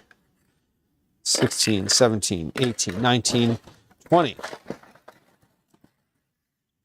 21, 22, 23, 24, 25, 26, 27, 28, 29, 30, 31, 32, 33, 34, 35, 36, 37, 37. And we got some broken ones in here. Okay, so we're going to set a timer for 12 minutes, as the box says. For perfect pasta, cook for 10 minutes. It says 10 minutes. Okay, we're going to hit start and dump these shells, and then we're going to check the bacon. All right, so these are in and good to go. And give these a little stir so they don't stick to the bottom. There we go. When those are done, I'm going to put them in the colander, which is already over by the sink because I washed it before stream. I'm not saving any of the pasta water because I don't need that. I'm going to put them in this bowl and toss this with olive oil. Okay, good. We got it. Bacon. Bacon is done. I don't know how long the bacon was in there. Bacon was in there for 30 minutes. That's a long time to cook bacon. It's definitely finished. It looks good though. And we're going to, hold on. Yeah. We're going to take this and put this off on a plate. I'm going to put the bacon grease into a mug. The mug I have, it's already in the oven. No, it's in the fridge. The not oven, the other thing that's not the oven, the refrigerator. The bacon, I'm just going to let it cool down for a few moments here, and then we're going to chop this. It doesn't need to be... this is like a string? Huh. I don't know. It was like a wispy thing. I don't think it was hair, but... Bellinismus says, if I had a ride-on lawnmower, I would mow the lawn. You know, I wouldn't. I still wouldn't. Mainly because I don't love a lawn at all. I don't even like the idea of a lawn. I just want there to be a bunch of trees and plants. And I hate that. I hate all of I hate the idea that I have to just go maintain this like tiny little patch of native plant life to appease some cosmetic scenario. I love that. I mean, a ride on mower, to be honest, seems fun. I have ridden a ride on mower a bunch. I balk at like the whole idea of a lawn, like the concept of a lawn. The tractor isn't a one-trick pony. I mean, tractors could be fun too. There's like the fun aspect of riding in it.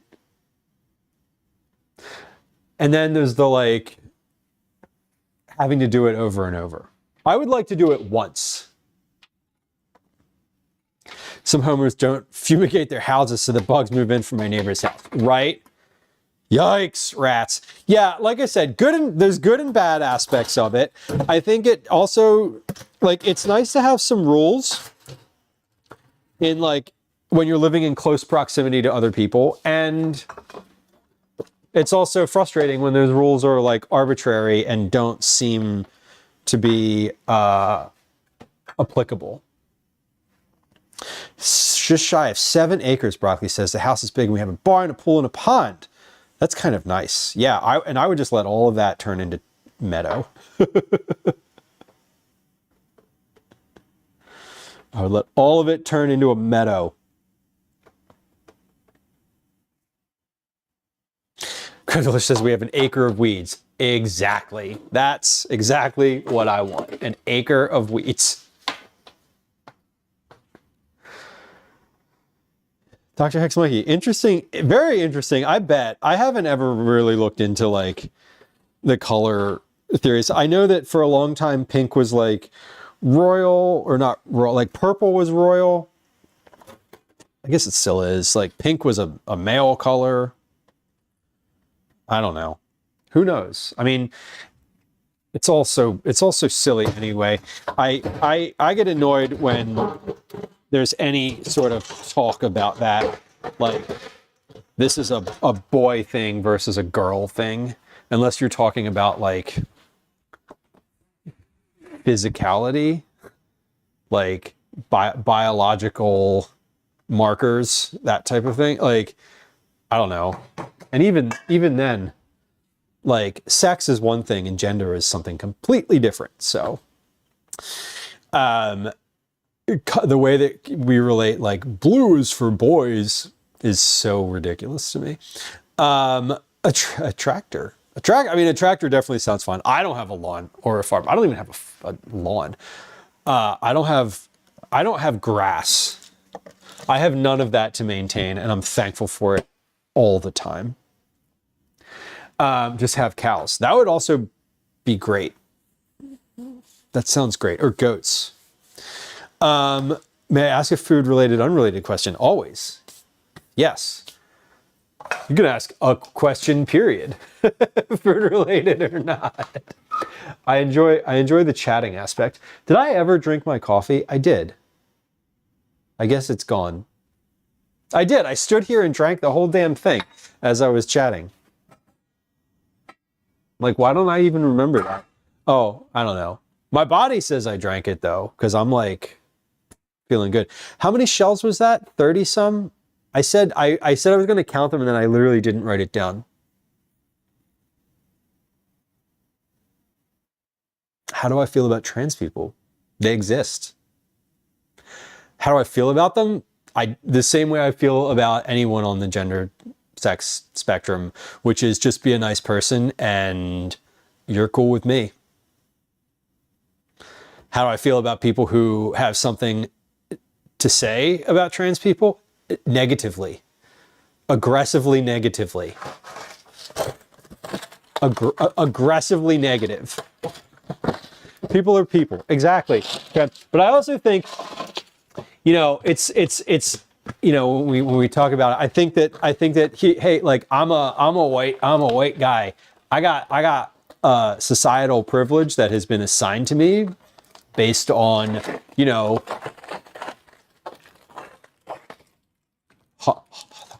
literally thousands of years of subjugation. So I also think that as that person who presents in the way that I do, I have the obligation to not to not do like the all lives matter type of thing. I have the obligation to be like, hey, like, yes, and like these folks who are experiencing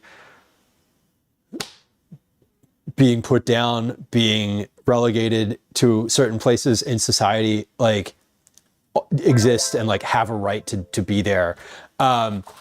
So like, I agree that people are people. And I also think that people who have less power than you do, you have the obligation to speak out for them.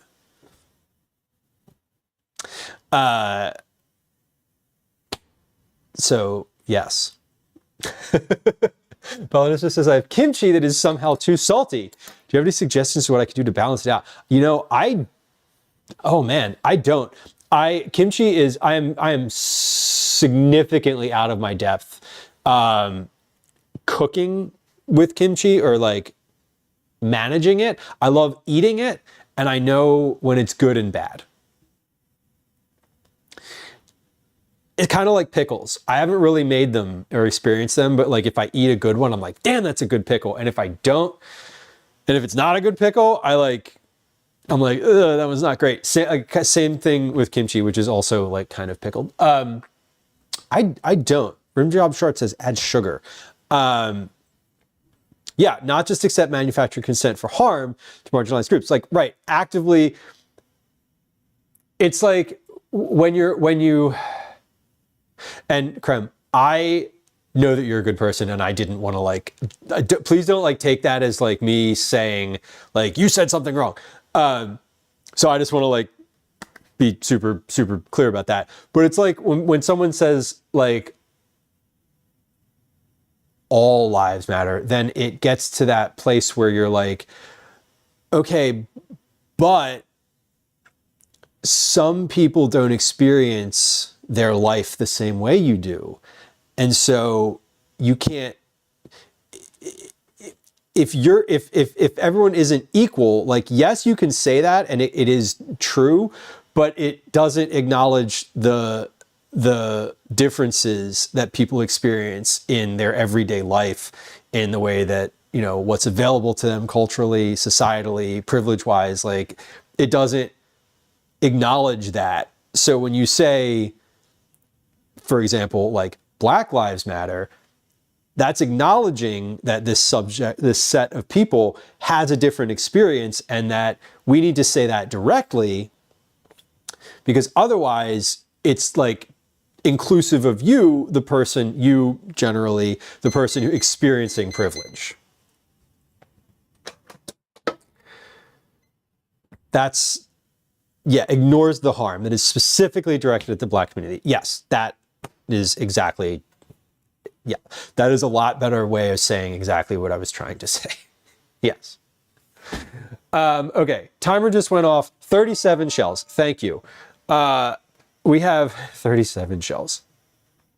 And yeah, we do experience, you know, we do sort of, everybody experiences hardship, you know, in their own ways. And it's not to say that, you know, someone's experience is wholly positive, or wholly negative. Okay, these, oof. Yeah, shocking, those are hot. All right, these are ready to go. I need to get these off the thing. But your oven mitt was a giant lobster. It could be. It does kind of look like that. Okay, we do need to get these off. These are ready to go.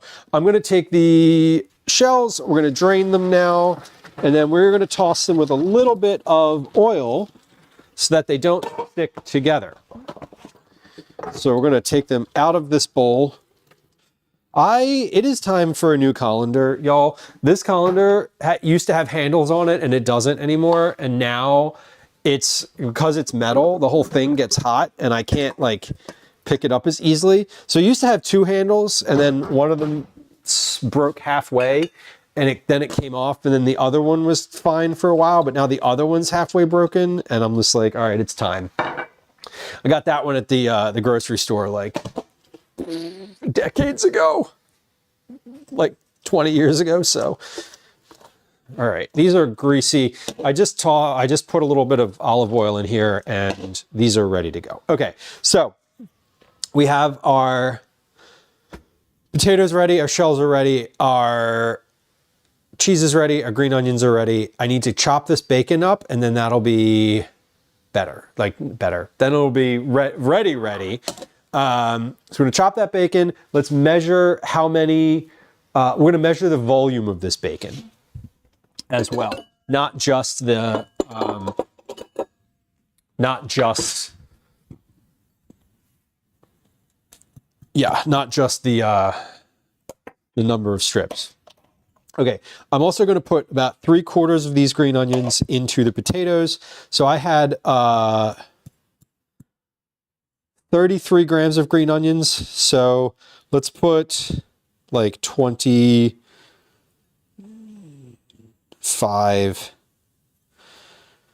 about 25 grams worth of green onions into the potatoes. We're going to mix those in. Okay, good, 24. Whoa, that's fine. We got it.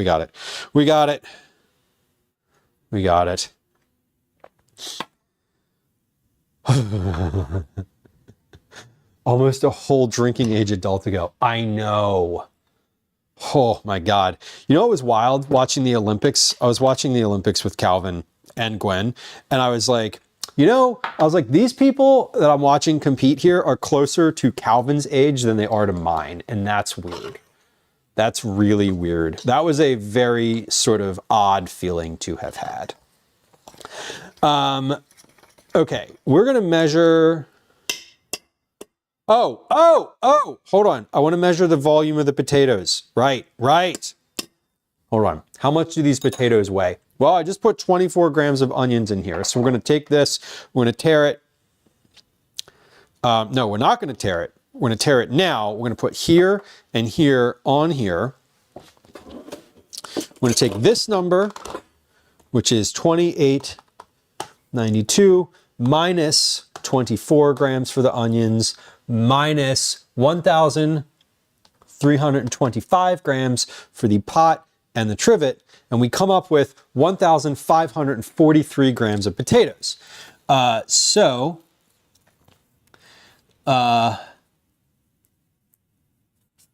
that's 1,543 grams of potato. Now I want to measure out 1 even cup of this, and then we're just going to do some math to figure out how we're going to do some math to figure out how many cups worth of potatoes are in here just based on weight. Persephone says it negates the whole purpose of the message by saying all lives matter. Correct. By saying the specifics. It isn't saying all the rest don't matter, but that this specific demographic isn't being recognized as a human or equal to others. Yes. We're not, when you say Black Lives Matter, we're not talking about you, white folk. Right? Like, it doesn't, nobody's saying a negative to this, right? It's saying exactly that. It's not saying anything else other than exactly what words you're saying. That's accurate. I mean, that's like, yes, exactly that. Oh my God. Okay, here we go. We're measuring a cup of potatoes.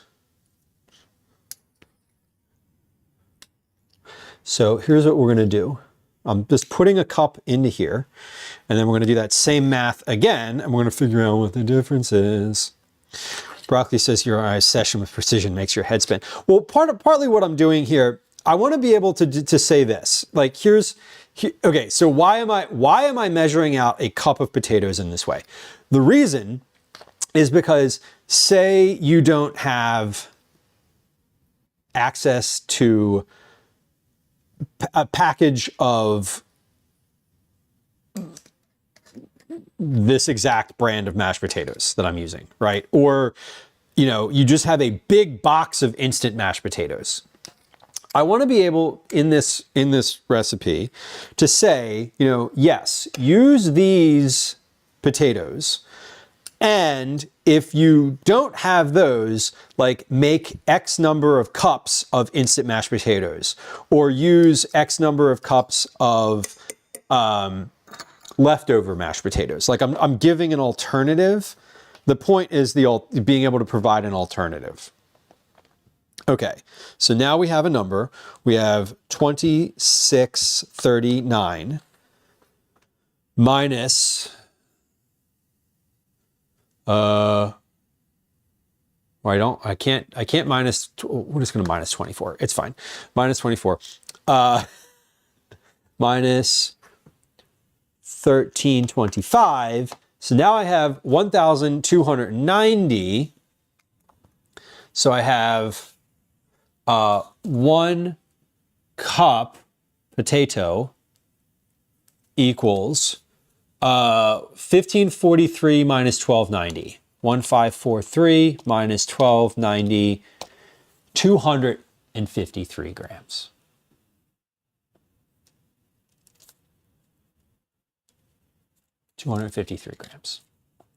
Okay. Too many kitchen things to clean. Well, this is, I mean, to be fair, like I'm working on a recipe that I'm writing and I want to be able to write this information in the recipe. So unless I do this, I'm just guessing.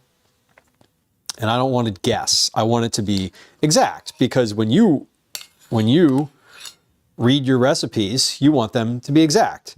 If I told you, well, make 3 packets of mashed potatoes, or just like eyeball it, eyeball it is not a really great number, not a really great thing to say in a recipe.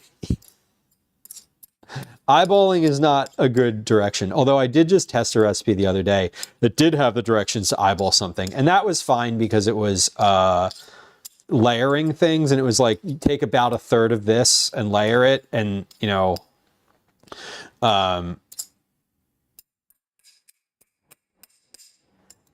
I thought that was okay. That was okay. All right, so that was 244. So there's a 9 gram difference.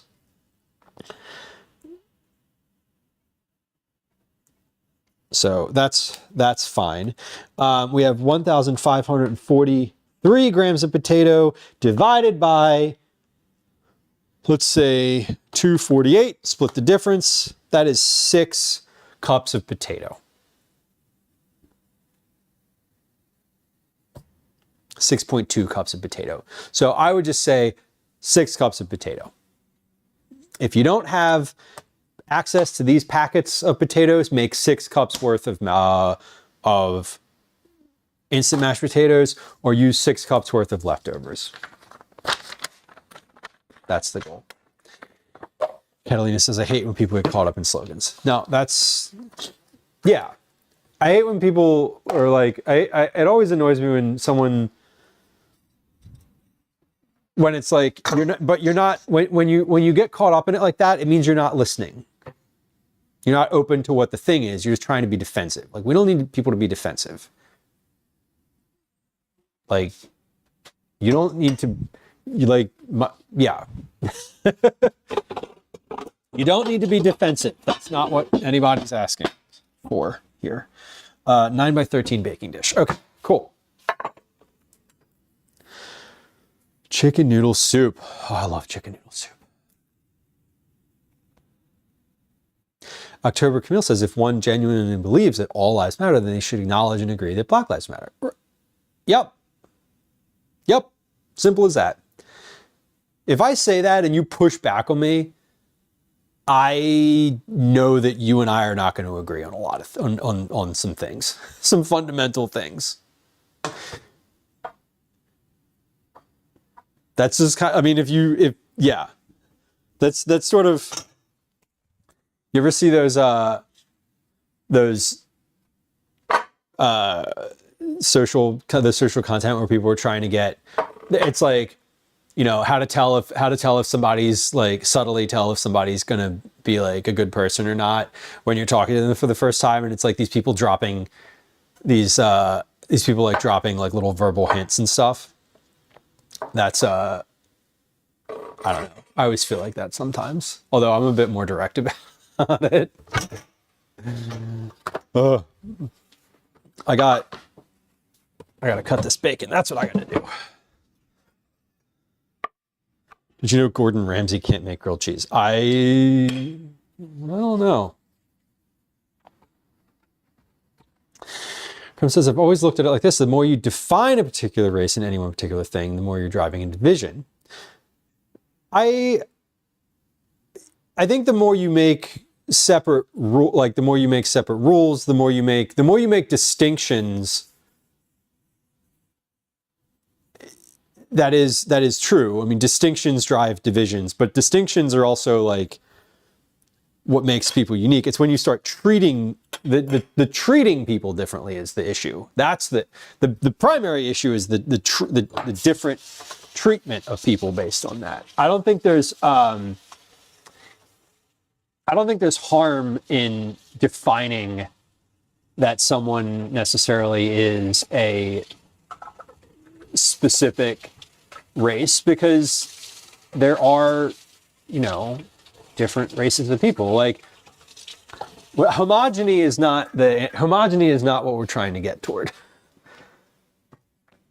Although on a long enough timeline, that's probably what the humanity is moving towards. 4 potatoes the length of your hand, 2 leeks, enough chicken stock to cover it all. Add more later if you need it, and add the seasoning near the end before blending it. Broccoli, totally. I am fine with that as well. As a cook at home, I would probably prefer that level of direction versus specificity on the weight of those potatoes. But I think for something too like this, where you don't want too many potatoes in this. Like, I don't want you to just make a bunch of potatoes, because then you might end up with way less than you need. You're gonna either end up with a lot of extra shells or too many extra potatoes, right? Camille says, to claim that one, quote, doesn't see color ignores systemic oppression that has plagued specific communities forever. Yup. Yeah, like, not only do I want you to see it, I want you to recognize that certain people who have different colors, to use that term, also, and I want that to be acknowledged and then taken care of. Not taken care of. I want that to be like fixed. Again, on a long enough timeline, that's the goal. On the shortest timeline possible, that's the goal. Let's say it that way. 9, welcome in. Hello.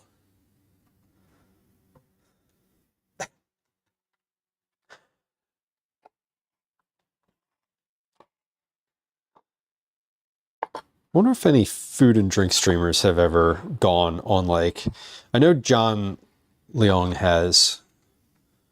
I wonder if anyone else has ever been on like a cooking show of any capacity, like a televised cooking show. I know John was on MasterChef.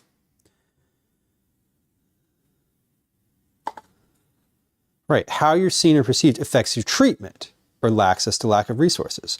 Right. Right. Like, generally, if someone's like, I don't see color, it's because they don't need to. It's because it's not something that they're thinking about on a day-to-day basis. Trisha, right. Yes. Right. No, I don't think she's in the, I know she's not in the Creator Club, but she definitely streams food and drink. Yes. Okay. Good call. Thank you. when I think of food and drink streamers, I often forget that there are like a few food people who stream exclusively food and drink who have like a large audience, because I don't interact with them, generally speaking. The folks that have like a big old like hundreds of people watching them. I almost always think of folks who are like similarly sized, me-sized and plus or minus. Like, I know like Onigiri streams food, but like she's got hundreds and occasionally thousands of viewers, you know? Like, I don't always think of her as a food and drink streamer. I just think of her as like a big streamer. And it's funny because like I think of that as a big streamer, but Twitch doesn't. Like, I don't know if Twitch thinks of Trisha as a birdie as a big streamer. I do, but that's just me. I love her channel too. She is, I don't chat on her channel because there's like plenty of people doing that, and I just appreciate hanging out there sometimes. Her cooking streams are great. She's also super knowledgeable. Krim says, in the early days of Iron Chef, Steve was on the show. That's cool. Okay. So there we go. We do have a food and drink streamer who was in there. I feel like the pressure of cooking online is cooking on a stream is very different, obviously, than cooking on a show like that. So I'm just curious. It feels like I haven't. I wanted to get. Sorry, I'm having a separate thought, and if I don't do it, I'm not going to do it, and then it will be frustrating because I'll be frustrated that I didn't do it. I want to measure the weight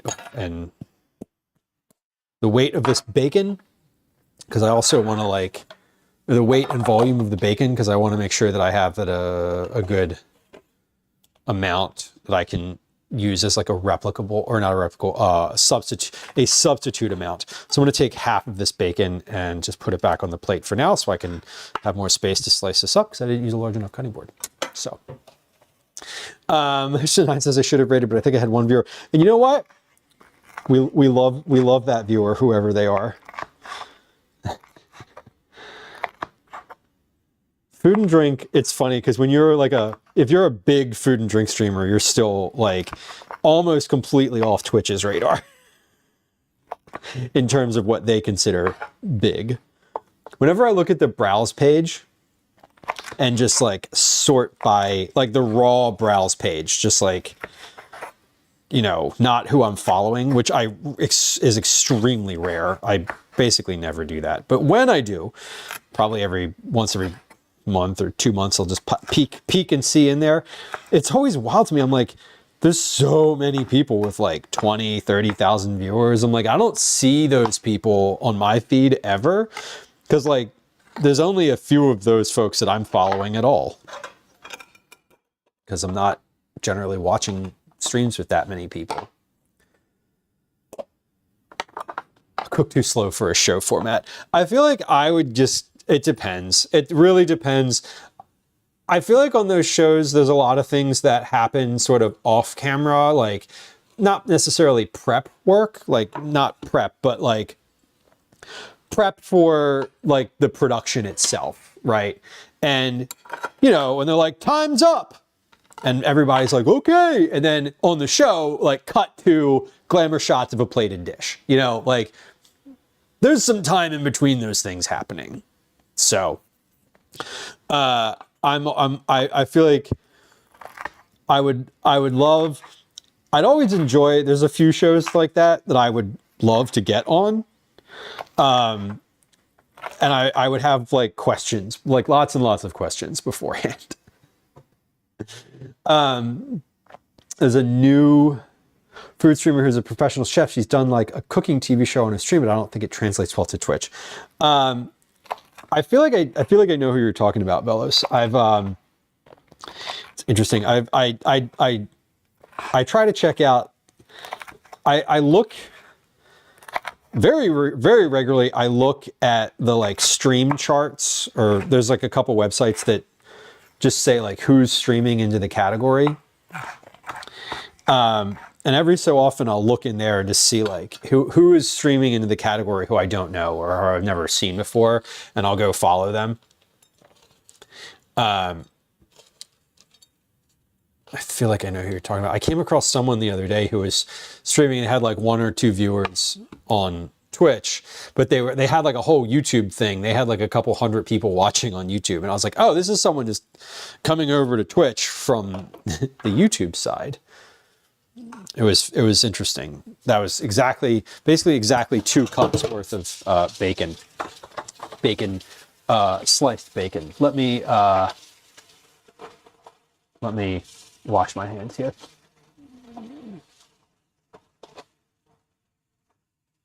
Format doesn't feel very Twitch-like.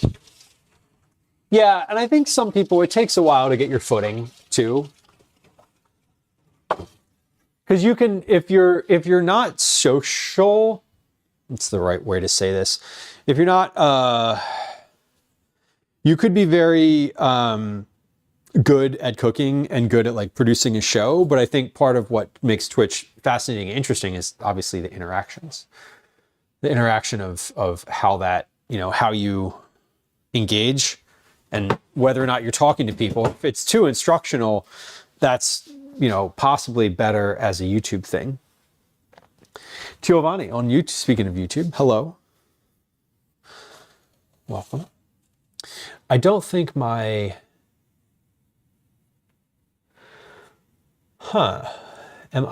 it still on YouTube? I feel like it is, I wonder if this broadcast is still going because it's not coming. Oh, it is. It's not coming through on my, chat. So let's hold on. I'm going to take a real quick pause here before we assemble. Okay, that is, and that is, but StreamerBot doesn't seem to think there's anything live on YouTube. So let's go to platforms, YouTube, broadcasts, live. Okay, it is. Well, okay. I don't know why that didn't come through on the, I don't know why that didn't come through. Interesting. I saw it on my phone. Clyde, thank you. Thank you for letting me know. Thank you for saying hi. I appreciate that. I generally don't say hi. If someone, not generally, I don't say hi when someone just hits the follow button. There's no alerts, there's no sounds, there's no chat messages, nothing happens. It just follows the channel. But I do love when new folks come through. Thanks for saying hi. Welcome. Packaged bacon, chopped, cooked. It says 1.5 cups here, 5 ounces, 141 grams. Okay, so this is a little more bacon than I had last time, which is fine. Slightly more. So we're adjusting. We're adjusting. Okay. And we had about 37 shells. Got it. Okay. Prem says, I've been streaming for almost 4 years and I still haven't found my groove. It's funny. It's been, how long has it been? Let me see. Yeah, it's been almost 4 years for me as well. I started in May of 2022. I feel like just in the past couple months, I'm much more in like, maybe not the past couple months, the past year, I've sort of found like a good rhythm of things. My internet cannot handle multi-streaming. It is taxing a little bit. It's taxing on the upload side. If you stream to YouTube and you just do the horizontal stream, it does not tax your OBS as much. So that's a thing that I know, which is helpful. I'm encoding in vertical too, so that taxes OBS. Since I started multi-streaming, I have needed to do a lot of work to keep my computer from crashing, and it still doesn't. It's still not perfect. Okay, so we have everything ready to go here. The cheese is the topping. This is the topping. This is for the shells. Okay, so here's what we're going to do. I am going to get a notepad here. I want to just make sure, I'm going to mark off every so many shells here, because I want to know how many I can fit in here. The other thing that I want to make a note of is, okay, I have total potato volume. I got that. The weight of how much potato I'm putting in each shell. So I said about 2 tablespoons worth of potato in each shell. I did not measure that with a tablespoon last time. I did. I measured it for the first couple with a tablespoon, but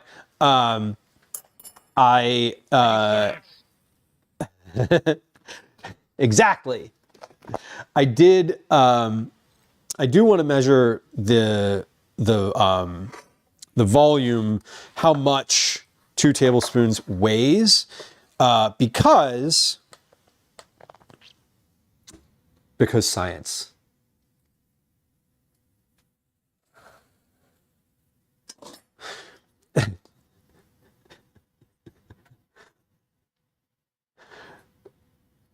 Oh, no preheated skillet, Twinderella. That's amateur hour. You got to preheat your skillet.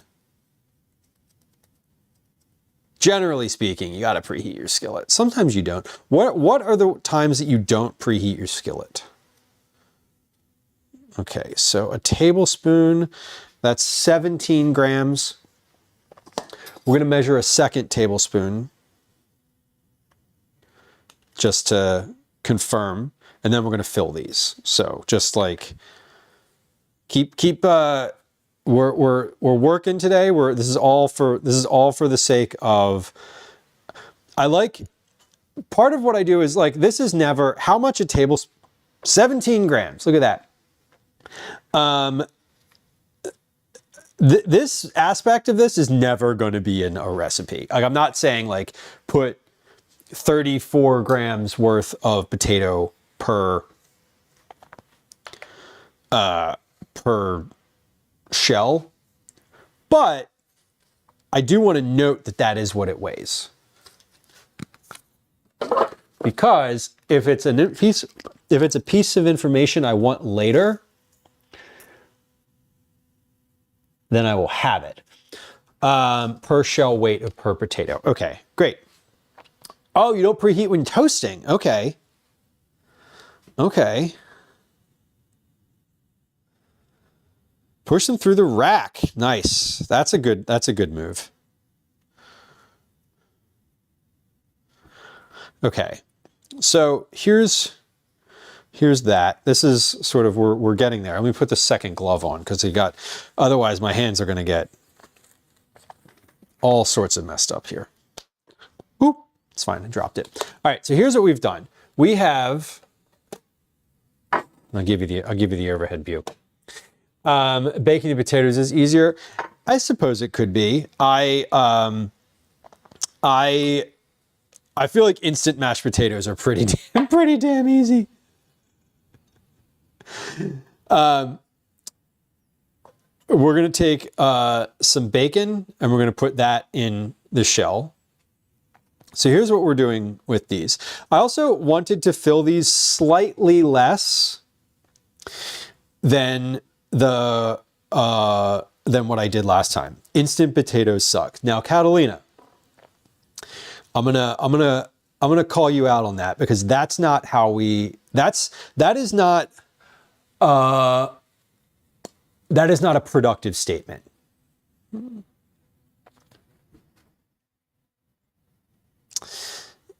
Now, that is a personal opinion. So if we're going to make a statement like that,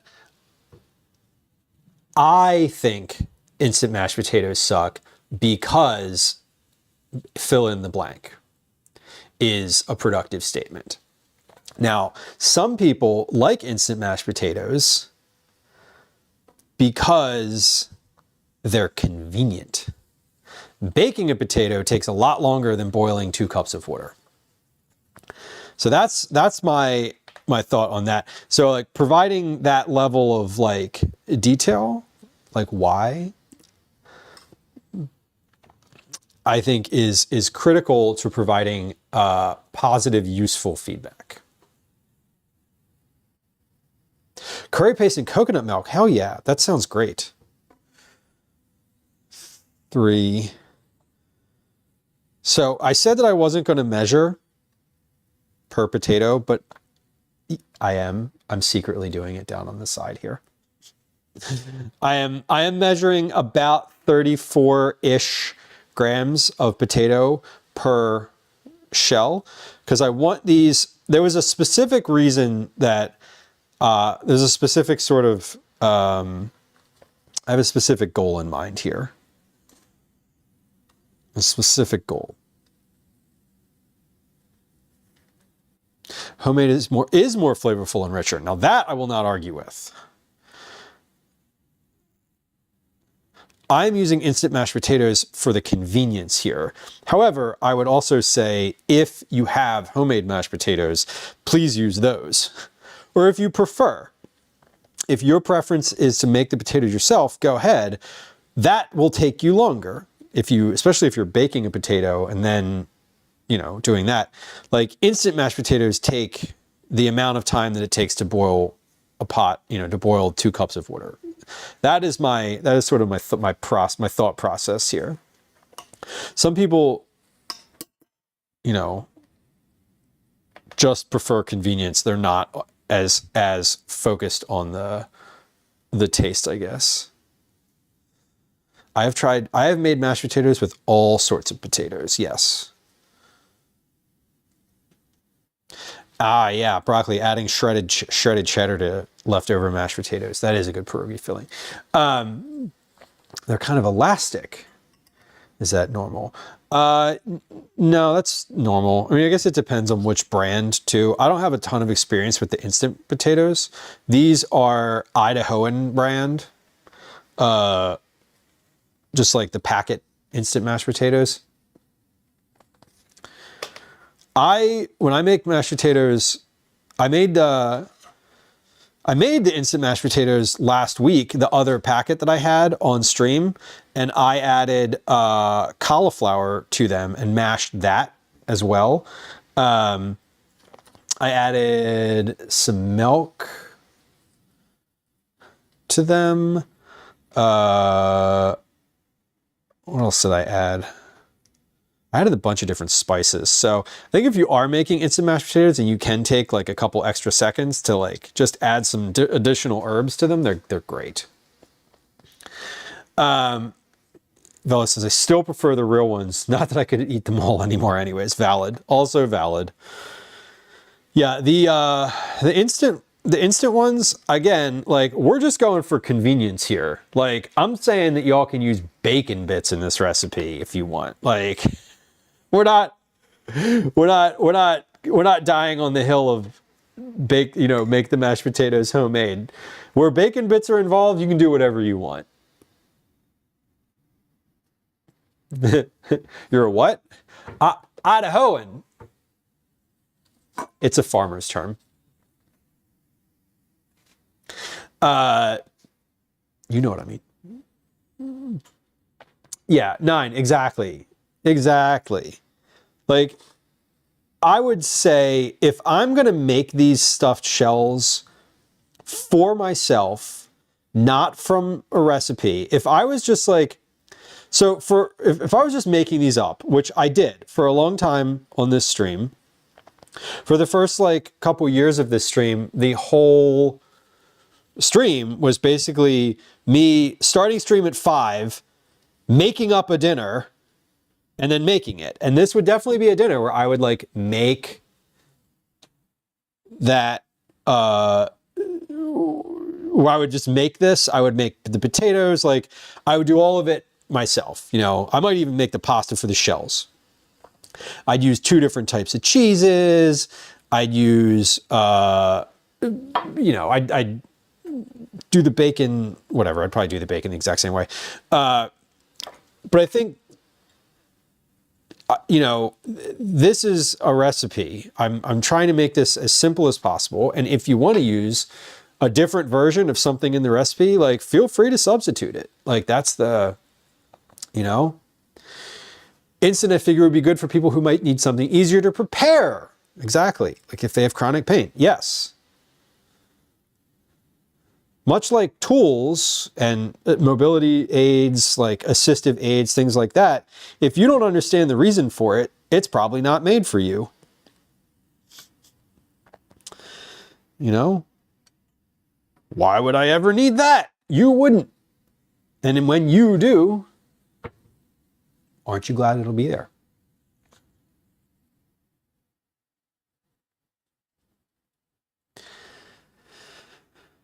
Oh, 9. Instant mashed potatoes for coating fish would be fascinating. I kind of love that idea. I do. That sounds interesting. I'm into that. I'm into the thought of that. Okay, we are working through here. So I'm deciding whether or not I want to ask people to add. I've been adding. I started by adding the bacon to each piece as I was like putting it in here. And then I did a bunch where I didn't add the bacon, and now I'm going back to adding it to each piece and seeing like which is kind of easier. Lab created fake bacon bits. Hell yeah. You want to use those in this dish? Go on ahead. Feel free. I promise you that they will probably not be as tasty as real bacon, but I can guarantee you that they will be easier.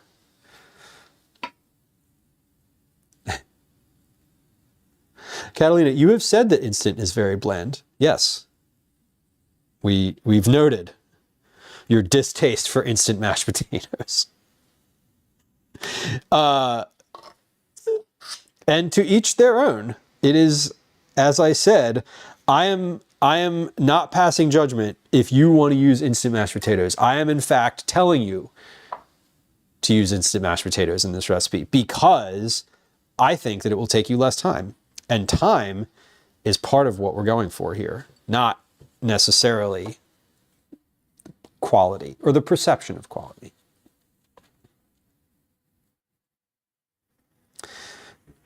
Sarah, enjoy. Sarah, if you have a thought you'd like to share, I would invite you to do that on Discord or a Twitch message. And I want you to know that I am happy to hear that and would be and am actively interested in hearing it. I understand where your head is at. But yeah.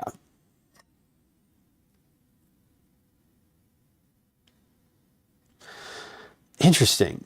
Broccoli, that does sound fun. I'm curious about that. I love stuff like that. I love the sort of like go to the grocery store, just buy something easy and like make it useful.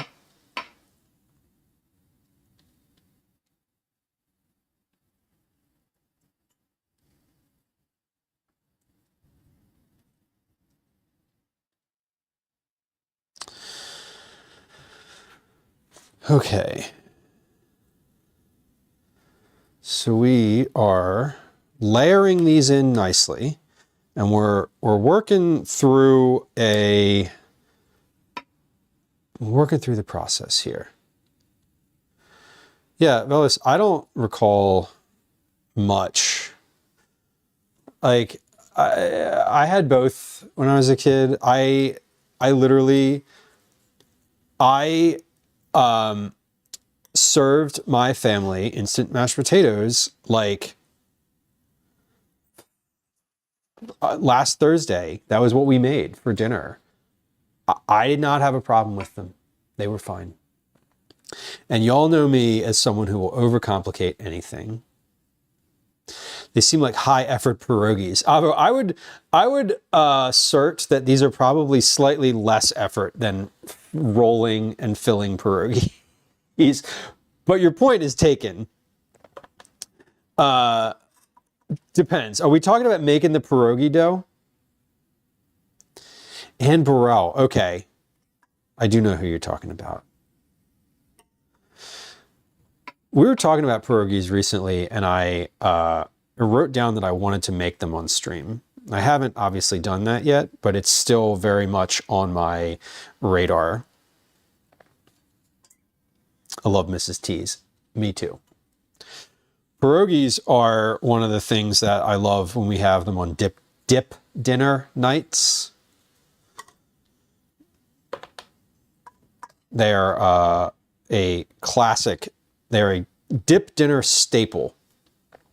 Although I will say that I almost always buy the Wegmans or Costco like bulk store brand pierogies.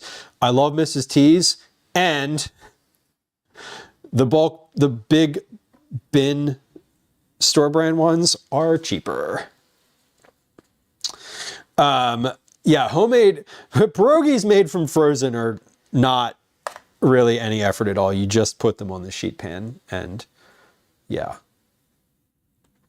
Avo says we're a bad Polish family. We don't have a pierogi recipe. I don't have a house pierogi recipe either, but I'm also not. I did not grow up making or eating them in any meaningful capacity, so that is probably why. Okay, how many of these do I have in the pan right now? 1, 2, 3, 6, 9, 12, 15, 18, 19, 20, 21, 22. Wait, let's just count these by rows. 1, 2, 3, 4, 5, 6, 7, 8, 9, 10, 11, 12, 13, 14, 15, 16, 17, 18, 19, 20, 21, 22, 23. Okay, we're going to do one more, and then we're going to write that down. Ooh, air frying pierogies. Again, I don't have an air fryer, and it keeps coming up as something I think that I would probably like to get. Because reasons like that.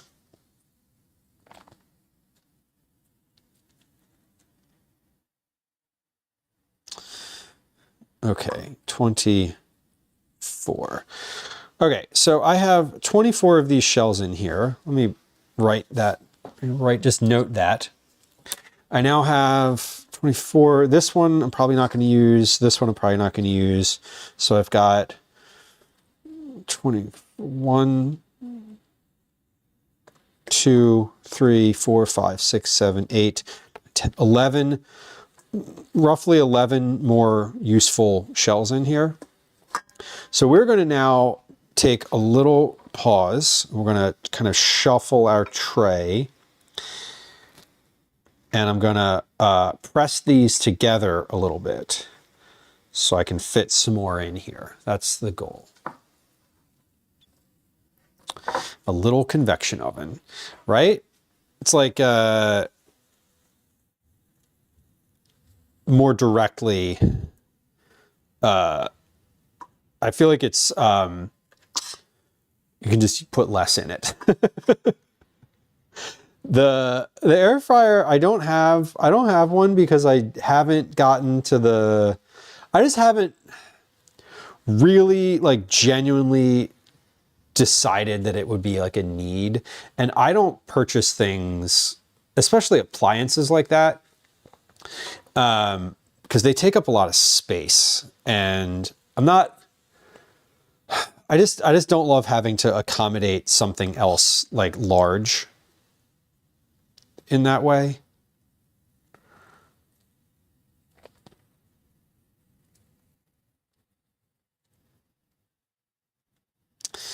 Nine says I have a son who makes wings in it a couple of times a week. I know I would use it.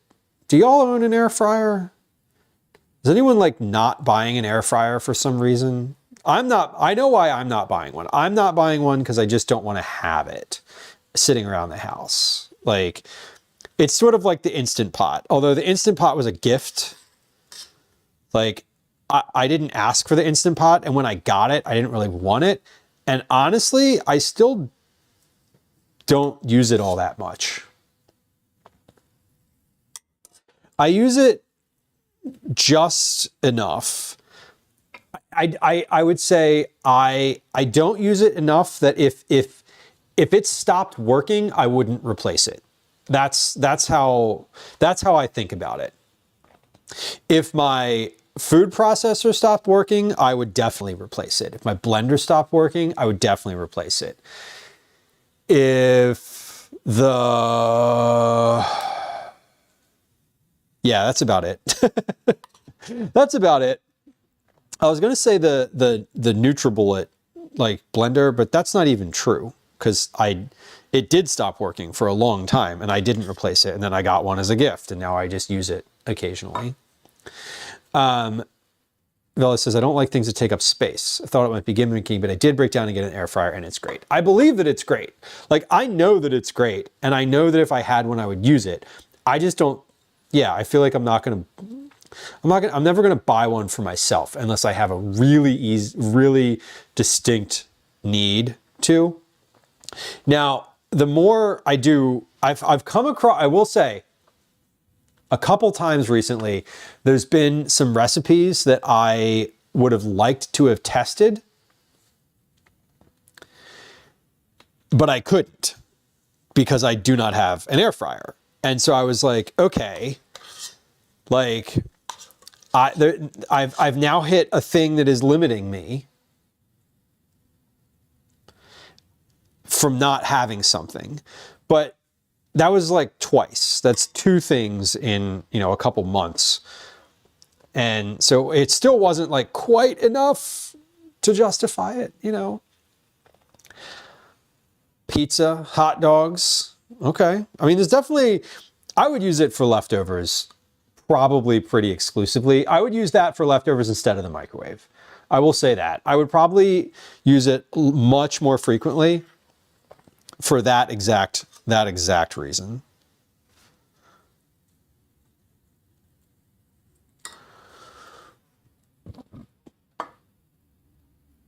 A guy filled his air fryer with oil to fry chicken. No! Oh my God, Avo.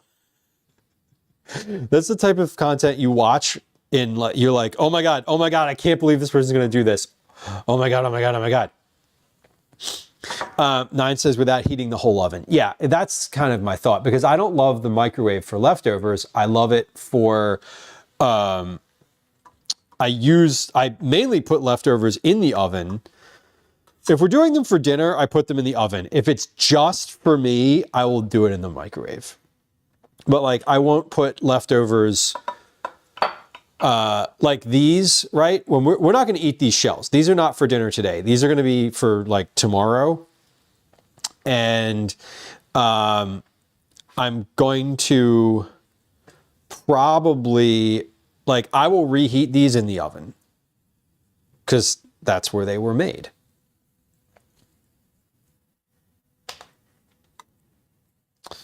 All right. We're getting into the last couple shells here. And this is good. I'm almost out of potatoes. I'm almost out of shells. We're in a good, we have a good balance. So this was the right amount of, it was the right ratio. That's the word I'm looking for. Okay. That said, I need to, I'm going to count the number of shells in here again, because I've got a couple.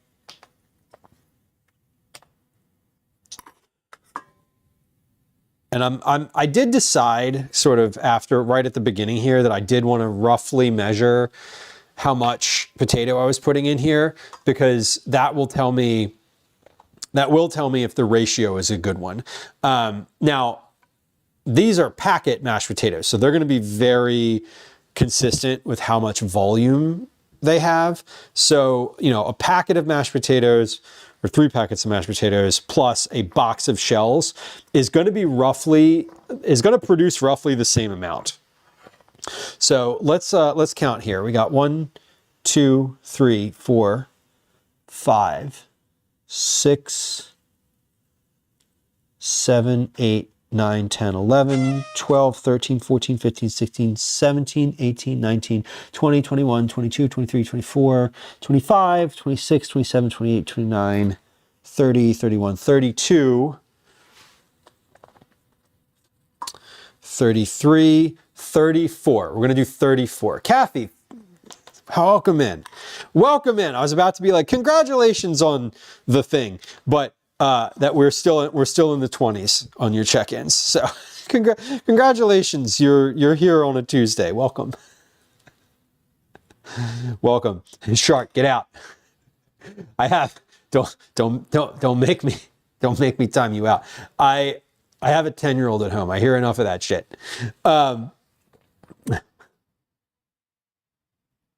I don't need to.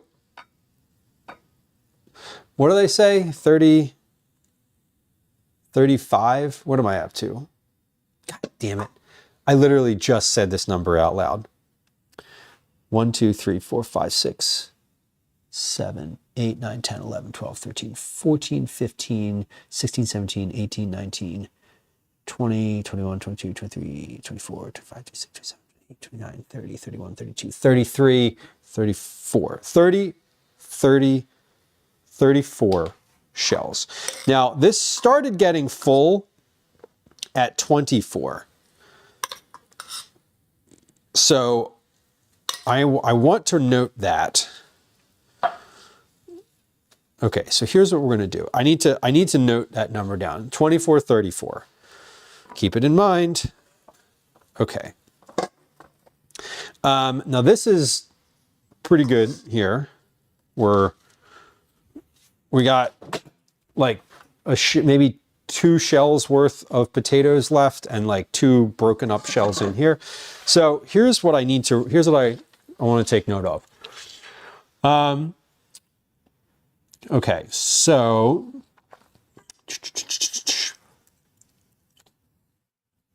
24 fits perfect. 34 if you squeeze. Okay, perfect. That's what I wanted to get. So here's what we're going to do. We're going to take, yikes. I'm going to take a picture of this before I put the cheese on it.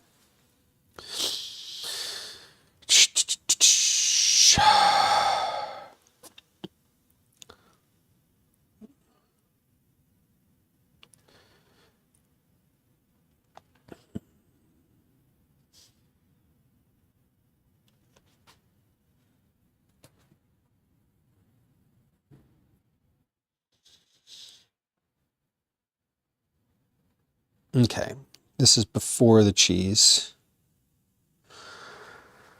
And now we are adding, here's what we're going to do with this. I'm going to put the rest of this bacon, I'm just going to like spread this on top. And I'm going to make a note about that. Like if you have leftover bacon, just spread it on top.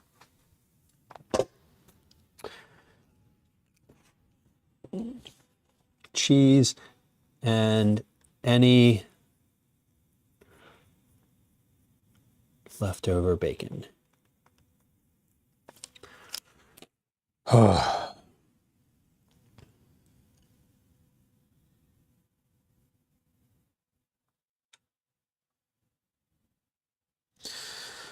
Okay. The key for children is to use their slang so much that they think it's cringe. Yes. I stopped considering new slang a very long time ago. And now it's interesting because there's a period of life. Like if you don't have kids, there's a period of life when you stop hearing new slang because you're not like in the youth culture. But then once you do have kids, like you start hearing it again, but there's like a large gap in between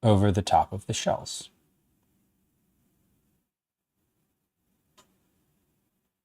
Bake 25 minutes until cheese is melted and just starting to brown. Set the oven to broil and cook 4 minutes more until the cheese is crispy, is browning, and the exposed edges of the shells are visibly browned and crispy. Make the sour cream sauce. I'm not going to make the sour cream sauce right now because these are going to be for dinner tomorrow. I'm going to just try these with regular sour cream when we get to the trying portion of this. Did I start my timer? I did. It's got 21 minutes left on it. Okay.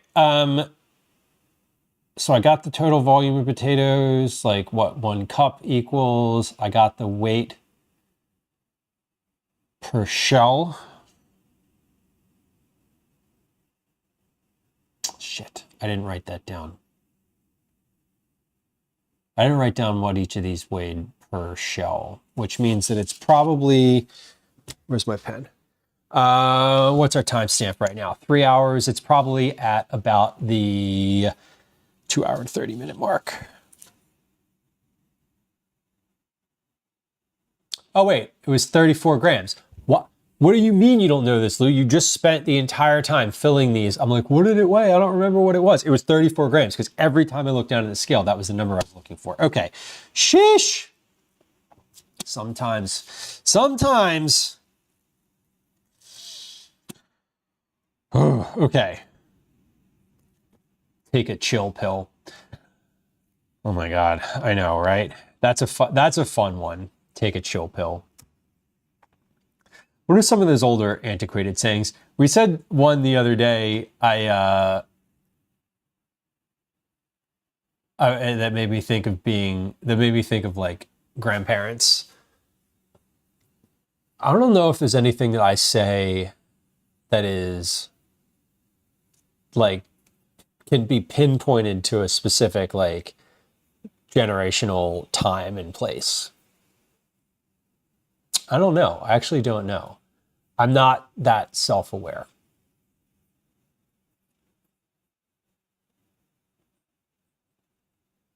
Millennials seem entitled, Gen Z less so.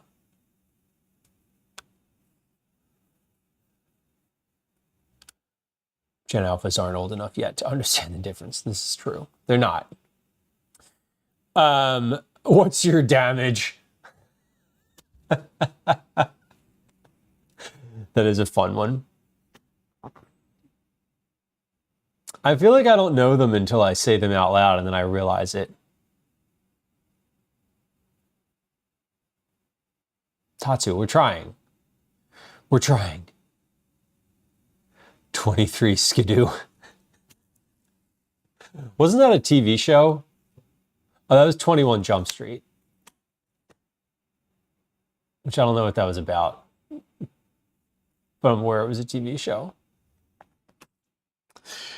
Is there anything else that I'm missing here that I didn't measure that I should have? I measured the onions. I measured the bacon. I measured the mashed potato. I counted the shells.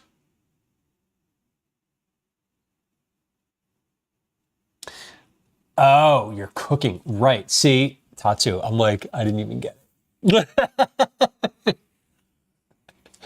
This is, I'm a millennial and I'm not entitled.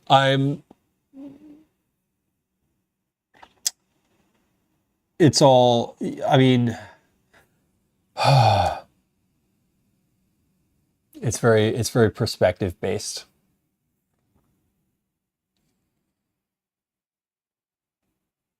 I'd love to say I'm entitled to a year where it wasn't the worst year on record, but we're not going to have one of those, are we?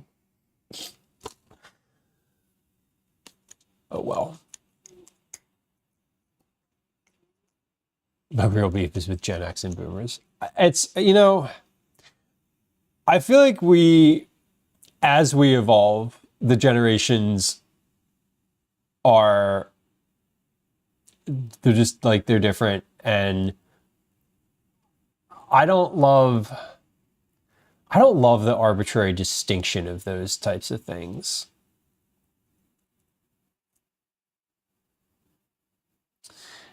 I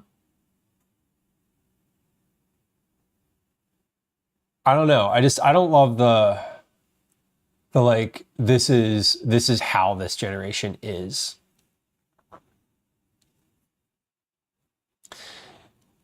Liz says, yeah, is it really fair to have an issue with an entire generation for specific people? No, it's not.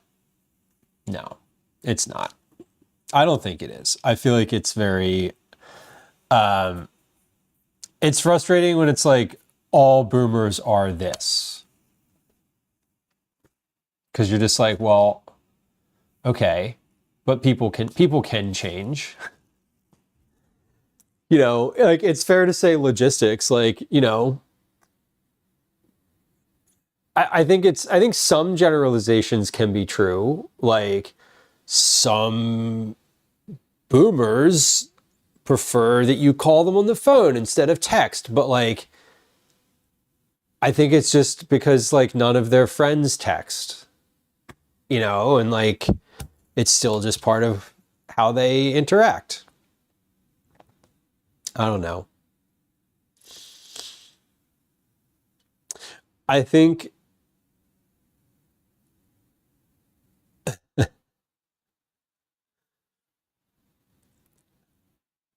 every generation has people who feel entitled.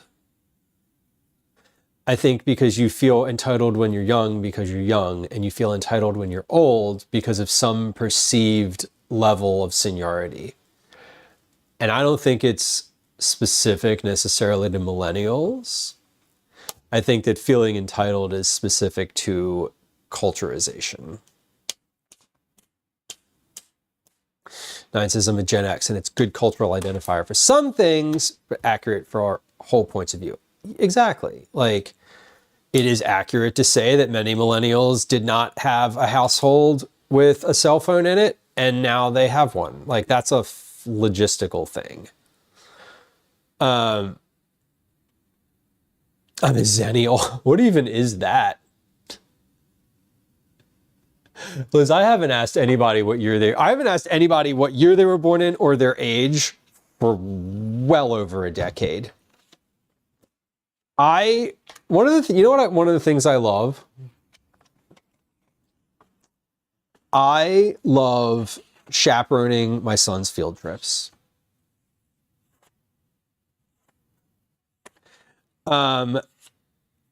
Because it is it's a very different window. It's a window into a world that I will never inhabit, that is exciting in a way of like, oh, these kids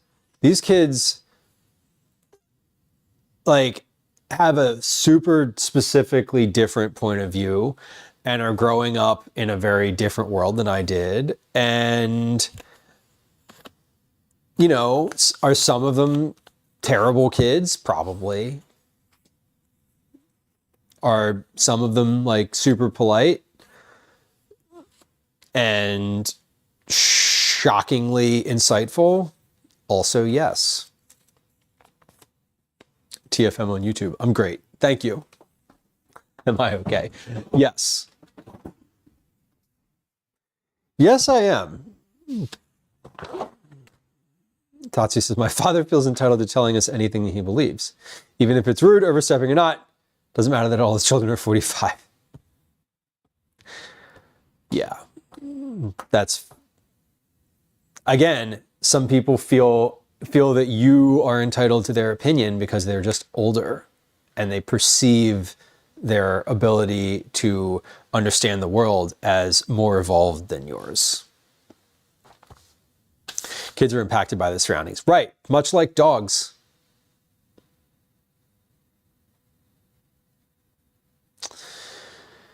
And it's just like, oh yeah, Broccoli, I mean, to your point, right? You know, like these people, you know, anybody right now who's just like, well, you got to work hard. Cool. Where is that job that I was promised? Where is the affordable housing that my grandparents had? Oh, it's not there. Okay, cool.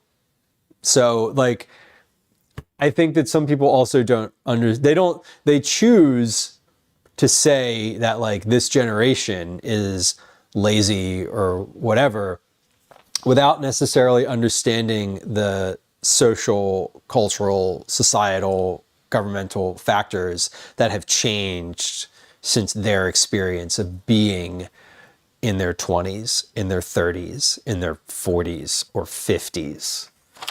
You know, the farther you get from it, the less valid your understanding is of how it feels to be, how it is to actually exist at that age. I have no idea. I have a 10-year-old at home and I have no idea what it's like to be 10 years old right now. I know what it was like for me in elementary school, and I can be like, oh, I did my homework, blah, blah, blah. Like my kid does his homework on his laptop on the bus. I didn't even have a computer at that age. Like, his experience is fundamentally different than mine. Right? So I think those are the things where, like, labeling a generation for a perception of their of how they're interacting with the world and it's different from yours is like, it diminishes the experience that they're having, or it flattens it and tries to wedge it into a box that doesn't even exist anymore. Rundai says kids don't even touch books these days. You know, and that is a thing that is both true and not at all true. Some of Calvin's friends actively read because they recognize that they don't need to be on their phone or on the computer all the time. You know, like in the classroom at his school, I see a list of which kids have read what books and how many each month. And again, it comes from, you know, it comes from where you live. You know, it comes from how you grow up, what values are presented to you, what values stick and what values don't. You know, it's important to factor in privilege, Camille says, true. And what kids have access to. Right. Like, kids don't read, but let's take into account that there are 5 elementary schools in the city of Philadelphia that have a school library. 5. When I was a kid, every public school had a school library. So they don't have access to these books anymore. No wonder that they don't read as much. Like, the one thing I'm jealous of is kids not having homework. Liz, Calvin's school assigns homework on Sunday night and it's due on Friday. And those teachers are not allowed to assign homework midweek. They do not assign homework. You don't get homework on a Tuesday that's due on a Wednesday. You get homework on Sunday that's due on Friday. Wildly different from my experience, right? Adorable, hello. Old folks are the same as old folk in every generation. Right. Kids these days are mysterious and confusing, and they are literally going to be deciding my future when I'm older. So I don't like to mess with them. Oh my God. I hate homework, by the way. I will die on the hill if I think homework is terrible for children and they should never have any, but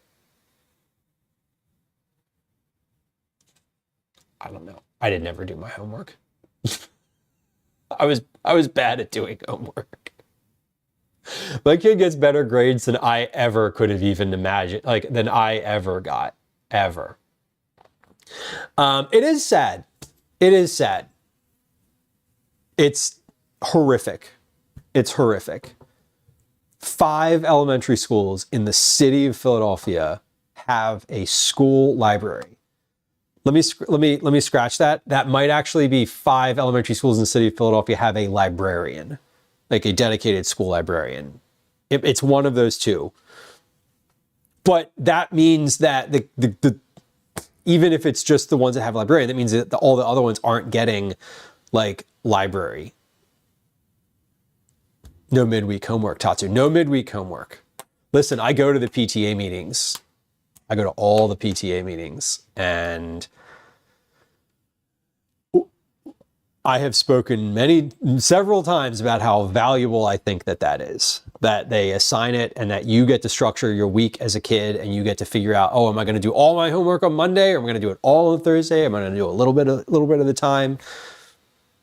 You know, Heather Broccoli says I was not allowed to go out and play with my friends until homework was done.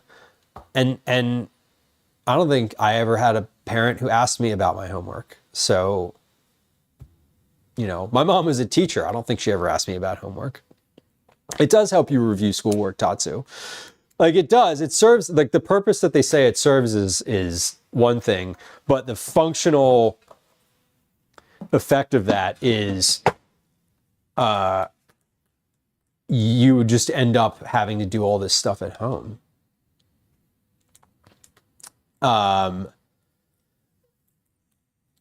We need to be at least 65 to remember life before the internet. Adorable. I am a 65-year-old person then. Kristen, hello.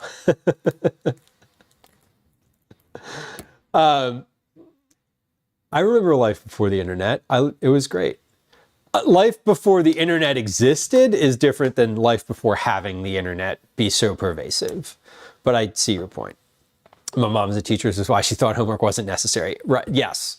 Yeah, I don't love it. Part of the reason I don't love it is I am not able to help with it. And so if, you know, he comes home with something that's like not, that I don't already know, which is like all of it at this point, my kid is better at math than I am. He's doing math that I was struggling with in 9th grade. Like, and that's not a like toot my own horn situation. That's a like, I never did math and did not like it and was not good at it. Actively did not enjoy it. But I do love the fact that, like, I know on Sunday whether or not he has a lot of homework or a little homework, and we can look at it at the beginning. You know, he can look at it on Sunday or Monday, you know, Monday, and decide whether he can accomplish the homework during like the morning. Like, he gets to school before school, you know, 20, 30 minutes before school starts. He usually does his homework in that time, and he's got, you know, enough of a understanding of it that he can get through it. You know, will that change when he's in 7th, 8th, whatever? You know, probably. Internet makes homework easier. Yeah, I mean, it definitely does, Tatsu. And his school just put in a, like, they're not even allowed to use Grammarly. Like, they're not allowed to use any AI for anything, which I love. Like before public commercialized internet, right? Yeah, like I remember the kid whose house I went to go to the bus stop in elementary school. Like, his parent, one of his parents worked for like some university, and he had internet at his house. And I was like, he was trying to explain. I remember him trying to explain what internet was to me in like 4th grade, and me being like, I don't understand what you're saying. Like, what do you mean your computer talks to another computer in California? What do you, like on the phone? And he's like, well, kind of. And I'm like, the fuck are you talking about? Extracurriculars made homework made extracurriculars impossible, 9 says, especially with a commute. Totally. If you got a working parent at home, it's hard. Because kids don't, you know, and especially now, like, he'll get home. He's going to get home here now. He's coming home any minute now, and he's going to go use his iPad. We don't have a, like, do homework at this time policy here. Liz says, can I ask if Calvin ever has to do projects in the sense, like make a shoebox or poster board or California mission out of a sugar cubes? Liz, that sounds super specific. Yes, he does. He just had to do a puppet show recently. Not as much, I don't think, as I remember, but I also don't really recall all of those things, you know? Liz says, let me tell you, I wish ChatGPT was a thing when I was in college. I believe that. And that's where we're talking about, where I'm like, our experience, like my experience as a student, is not even relevant to talk about anymore. One of the things that I really try not to do with Calvin is be like, when I was in school, fill in the blank. Because we are not having the same school experience at all. At all. The only thing that's the same is the grade number. Like I too was in 5th grade. Like, but everything else, the way that schoolwork is done, the way that tests are done, his tests are on the computer. His homework is on the computer. When we have 2 days off in a row for snow, he doesn't get the second day off. They just go to school on Zoom. And I'm like, what world are we living in?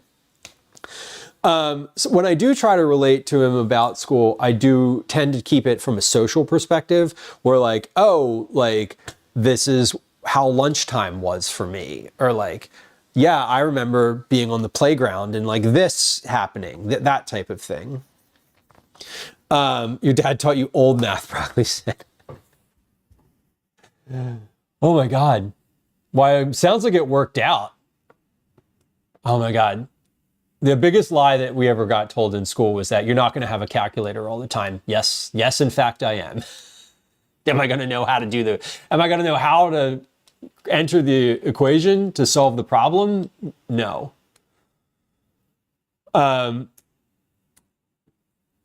Yeah, these fellows, the for-profit like math programs, the for-profit school programs really annoy me. Okay, so that was, hold on, God, was that really 25 minutes that just went by? Missions, you had to pick a mission, build it, and do a report. Most of the time, if you were lucky, your parent would take you to visit in person. They are interesting and cool. I love stuff. I do enjoy, I'm not religious in any capacity, but I think that type of thing is interesting because, I mean, we live in the US. Religion is so baked into our culture that it's unavoidable. So like learning a little something about it is also a good thing. I'm pretty pro Common Core, Kristen says, because it's more similar to how I learn math. So I get the thinking behind it. That makes sense. I do like a Montessori structure for school where you kind of learn at your own pace. I think at scale, Montessori is probably could be difficult unless it was like widely adopted. I don't know. My fat fingers hit $3. That feels common. I did. Bella says, now I have a calculator in my pocket, but I didn't, and math wasn't a problem. Right. And I think with certain things, like, you know, I'm like, y'all, I'm going to keep this TI-83 back here till I die. Like, what are you talking about? I'm not, see, like, this is the thing. I am not even familiar.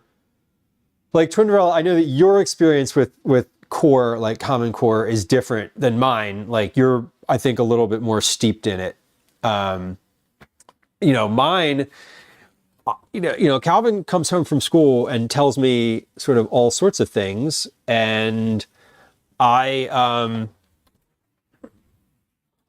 it seems to be however he's learning, whatever he's doing seems to be working for him. I'll say that. Okay. 25 minutes was plenty, by the way. So I'm happy with that because the first time we cooked these, I cooked them for 40 minutes and they weren't done. The cheese is nice and melted on here. They look very different than the last time. I am going to put the broiler on, which I just did. I am going to set a timer for 4 minutes and we're going to give these 4 minutes under the broiler. Because that is, I'd like these to be a little bit browned. One of the knocks that I had on these the first time when I made them was that the edges of the shells weren't browned. And honestly, I don't know if we're going to get there. I will say, I think the cheese looks a lot better on this. I don't love the pre-shredded cheese. And I think that I'm going to switch and call for a block of cheese to be grated as opposed to a bag of cheddar cheese. Because you'll see when I pull this out of the oven that this is melty. Like this looks better. It like visually it looks a lot better. And I'm a little happier with it in that way. And it took 15 minutes less than it took last time because I turned the heat up quite a bunch. It confuses the hell out of me. Math, period, confuses the hell out of me, Velos. I mean, the math that the math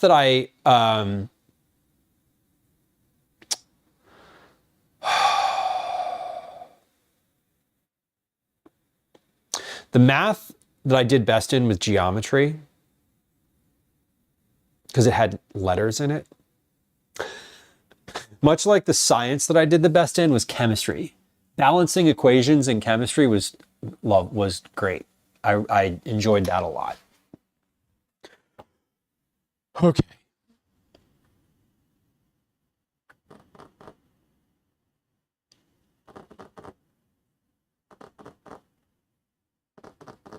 Algebra and geometry are the math I've used most in my real life. The math I've used most in my real life is basic addition, subtraction, division, finding percentages. I don't know. Maybe that's algebra. I don't even know.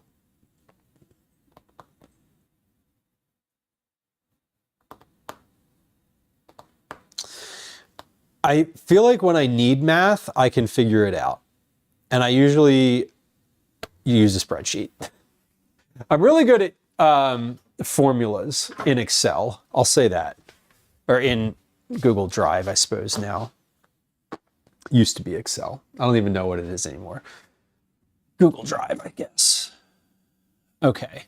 So I'm looking at this. 4 minutes is going to be just about perfect for this. I have 1 minute left.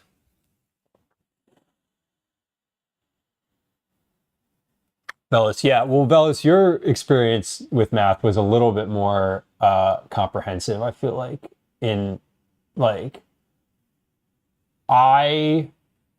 What I wish I had a little bit more of in school was financial stuff. Just like basic financial literacy.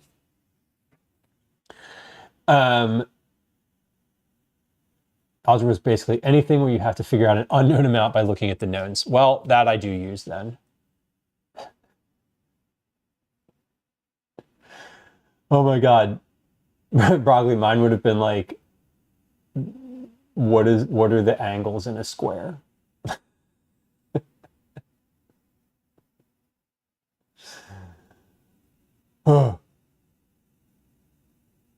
Yeah, Liz, that's the to your point. You're the type of person who would just buy a block and pre-grade or buy the pre-graded cheese. I'm definitely going to say that. Like, I think basically I'm going to say to them, this is my opinion. Here's, you can interpret that as you will. All right. Oh, actually, I need to keep this oven on for the next recipe.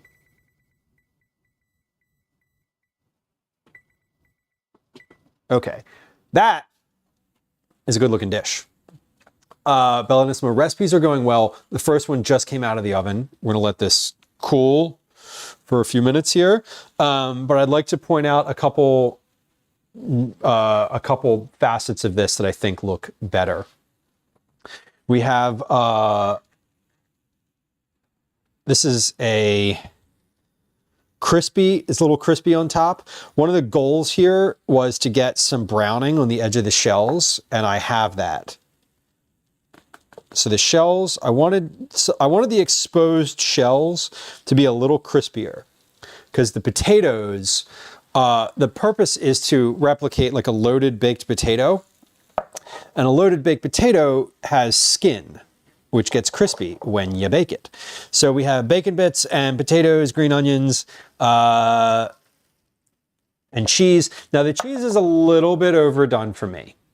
It's a little bit too brown. So what I'm gonna say is broil this 3 to 4 minutes, not 4 period. And then I'm gonna say what to look for. So, Bella says, ask me to put a comma or semicolon in the correct spot and I'm screwed. You know, I'm the opposite of that. I did not learn math very well, but I can write. Should have taught us about money and taxes. Yeah. Yes.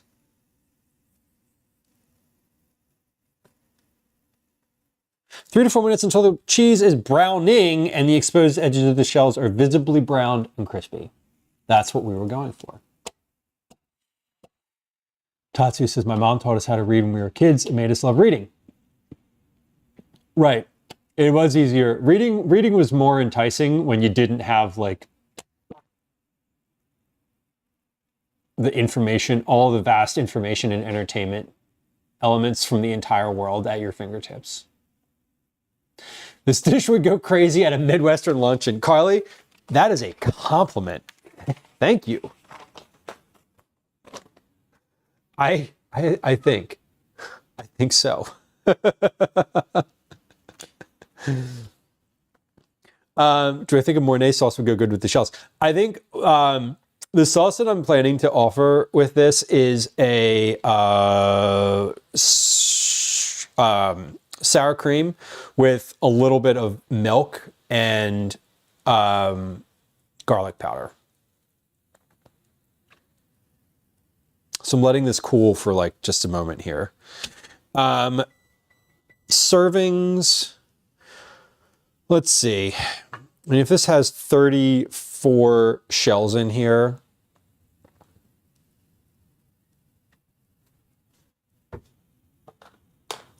let's see. We're going to do some math, y'all. 34 divided by 8 is 4 1/4. 34 divided by 6 is 5 2/3. So I'm going to say if this is if this is dinner and not a side, I would say that about 5 shells is a good serving. So this is anywhere between 6 to 7 servings, something like that. Oh, broccoli. Yeah. As a parent, I relate to that. I don't want my kids staying up, but if Calvin was like, I want to stay up and read for 30 more minutes, I would be like, okay. Sure. A back alley way of making pierogi. It is a potato-filled noodle. You are correct. Yes. Fellas, I mean, asking me to identify parts of speech and like diagramming a sentence, I don't think I could do anymore. But writing correctly and like using an em dash or a semicolon or any of those things that AI are like indicative of like AI now, I can definitely do that without the AI. Krista says, I'm pretending like I'm giving her a favor for extra time to read. Yeah. I've thought about that, but then I also am like, Calvin doesn't, I still like put him to bed, so I don't have, I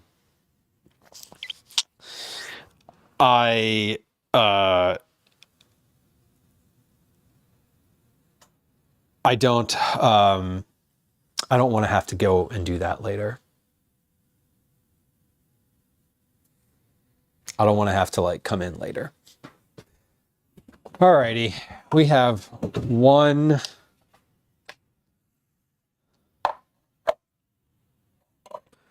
weight to go here. I'm still gonna make this fish dish, but the fish one should be relatively easy. Okay, so what did I say? 5 shells, 1, 2. I want to figure out what this weighs. Let me actually take a picture of this before I fully take a serving. Before I fully take a serving out. 2, 3, 4. And then 5. Yeah, this this turned out far more visually pleasing than the last one, and it looks better, and it seems like it might taste better too. I don't know. Oh, Kristen, you're living the dream there. I feel like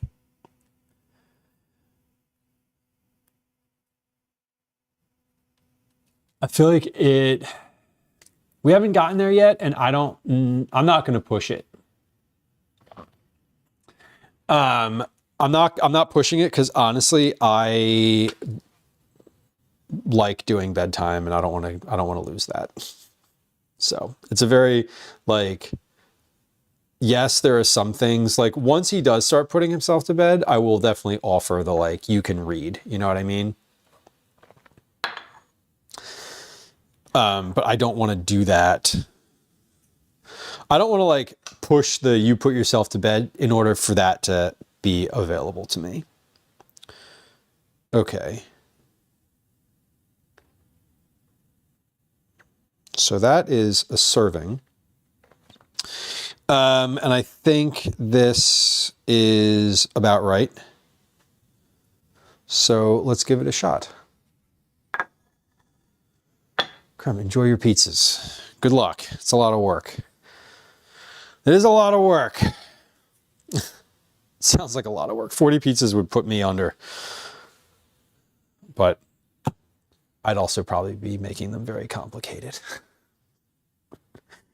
We're going to put this off to the side. I'm just going to sit this on the counter. I don't need the trivets.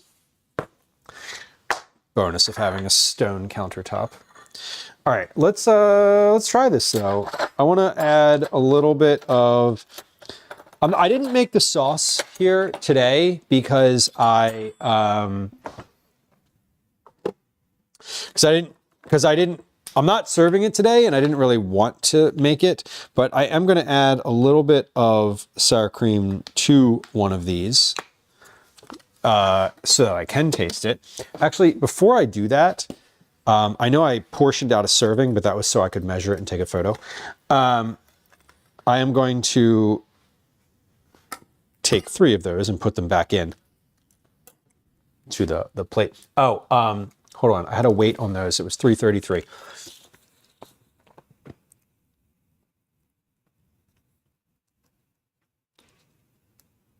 Okay. All right. So here's kind of the dish. Let's give it a try. I mean, it looks good. It looks much better than it did last time.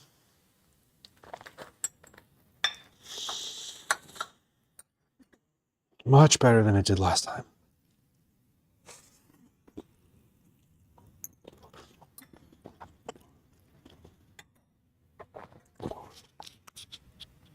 Let me take this off. Excuse me.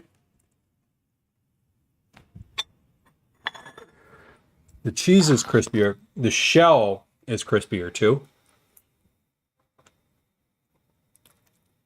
I appreciate that. I mean, this tastes roughly the same as it did last time. I think what changed is that it's a little crispier. Specifically, the cheese is a little bit better, I think, because it's melted more.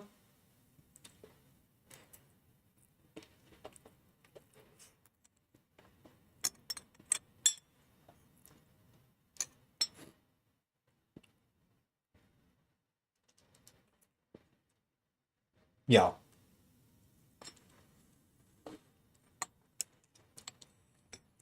Now, I also think this is a lot of effort. It feels like a lot of effort. I also, I was not stalling. I was pausing a lot in the middle, both to talk and to take measurements. When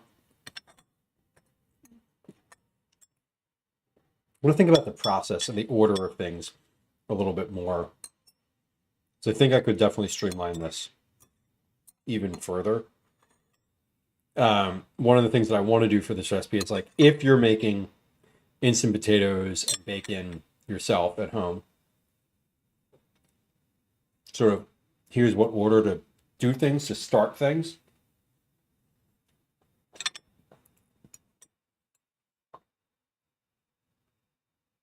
I'm really happy with this though. Generally speaking, this tastes like a loaded baked potato, which is kind of the point. Well, okay. Good. Happy with that. I've got a lot of notes. I probably have just as many notes on this second version. No, not quite. I have a lot of notes to go off of. So, cool. We're almost there with this one. I don't know if I'll need to test this again. If I do need to test this again, I'm probably not going to do it on stream. The reason is that I will want to completely. I want to test it without any pauses. I want to like be just focused on like the timing and sort of everything. So these are in a good spot in terms of where I wanted to get to today. So I'm very happy with this. I'm gonna let these cool off on the counter, or like come down in temperature on the counter for a few minutes while I start this next one. The next one is going to be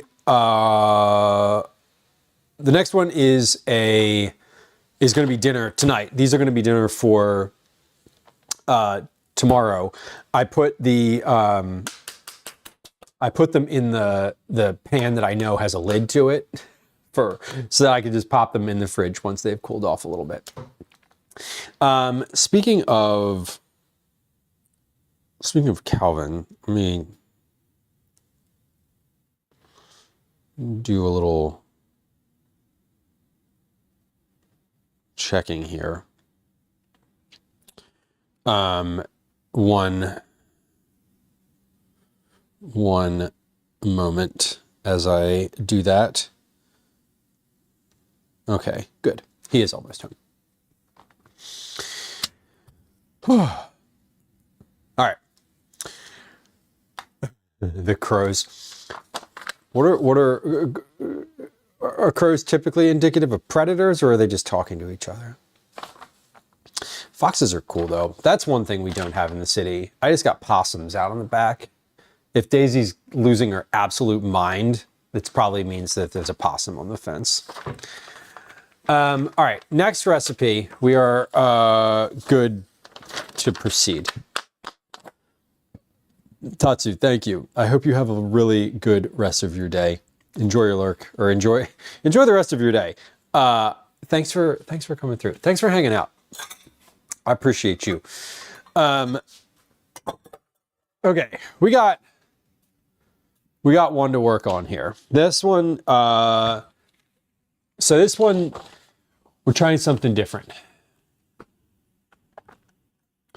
Preheat the oven to it says 450. I think I want to try 425.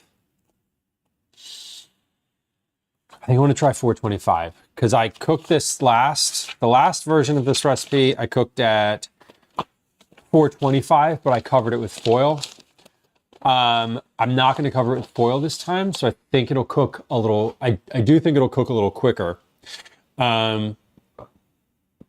Everything's frozen, so I think it's going to take about 20 minutes. That's my guess. Do I try it at 450? I think I feel like 450 is still too. I feel like 450 is too hot. The first time I did this, I cooked it at 350, and it took forever. It took 50 minutes with the foil on it. It can't be that. It can't be that long. It can't take that long. Hairless Kit Kat, welcome in. What are we eating today? Well, we're working on 2 recipes. One is finished and is over here on the counter. It is a loaded baked potato stuffed shell.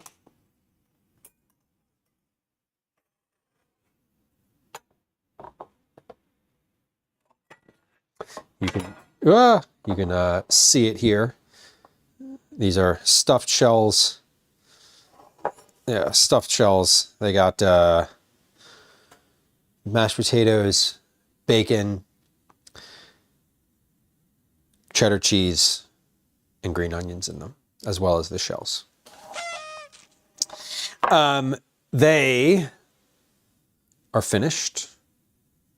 We're good. We're also working on another casserole dish style meal. This is a fish and vegetables. I have no freaking idea what I'm doing. Some days that is true. Sita, welcome in. Congrats on your 80th check-in. My son is home. Calvin, hello. Would you like a loaded baked potato stuffed shell? Yes, I He would. He would like one. definitely would like that. Okay. You just want one? Yeah. Okay. I am very interested in hearing all about your day. Yeah. I would like day. to hear about that over dinner tonight, Yeah. if that's okay. Is this dinner tonight? No, dinner tonight is going to be the fish and vegetables that we had recently. Oh, that. Yeah. Because this I can put in the fridge and that I cannot, it doesn't keep as easily. There you go. Here's a single potato, or a single shell, a single serving potato, shelled potato.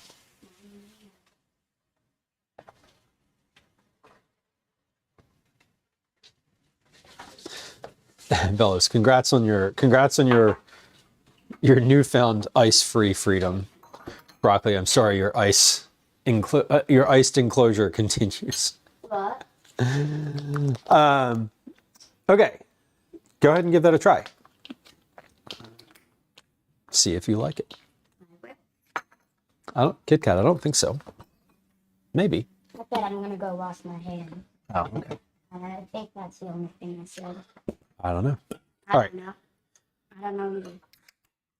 All right, drink a poppy here. This is the By the way, you watermelon. sponsored this video. No. Poppy is sponsoring this video. That would be amazing. Yeah, that would be amazing. This is not a single serving. This is a single shell. A single serving, as I'm allocating this, is 5 to 6 shells.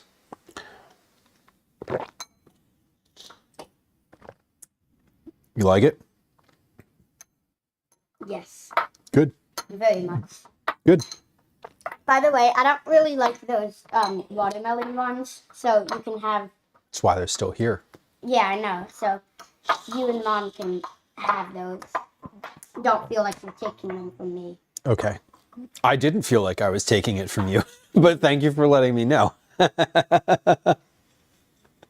No, I thought, basically any beverages that are in the fridge, I'm just going to drink unless there's like one of them and you specifically asked for it.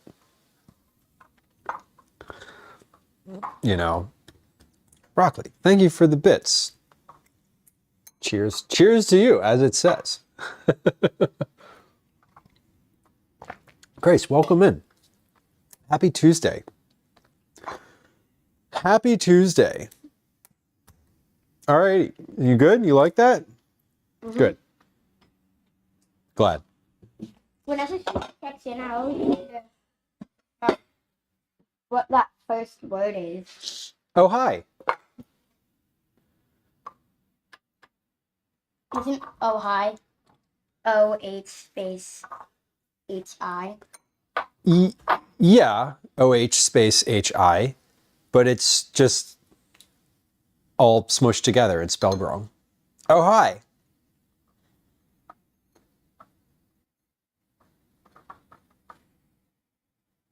I don't know.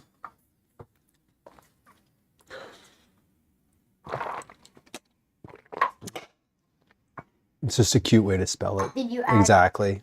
Did you add Exactly. greens to this? Greens, like Whatever this green stuff is. I added green onions to it. Mhm. Yeah. Yes. Okay. This one should be straightforward. We're gonna make that fish dish again. I'm gonna try it again, a different way. This will be the third time I'm making this one. Calvin helped me last time. Calvin did it last time. Yes, with a couple of questions. Just a few questions. Just a few. Not that many. And the questions were like, is the oven already on? Yeah. And stuff like that. Yeah. Okay, I'm taking you to karate. Your uniform is on the steps. What is your plan between now and then? Well, I have a call. He has a call. You know what? Having a call means I'm playing Roblox. Yeah, Yeah. it does. Okay. What time is your call? Just he just said when I get home. I've already gotten home, but Okay. All right. Enjoy. enjoy your stream. I'm working on it. Your iPad's on the counter over here. See, I'm even going to tell you where it is today so that you don't waste your time running upstairs. Right, an important business meeting. Yes, exactly. I have a call. I'm gonna go put my face 3 inches from this device. I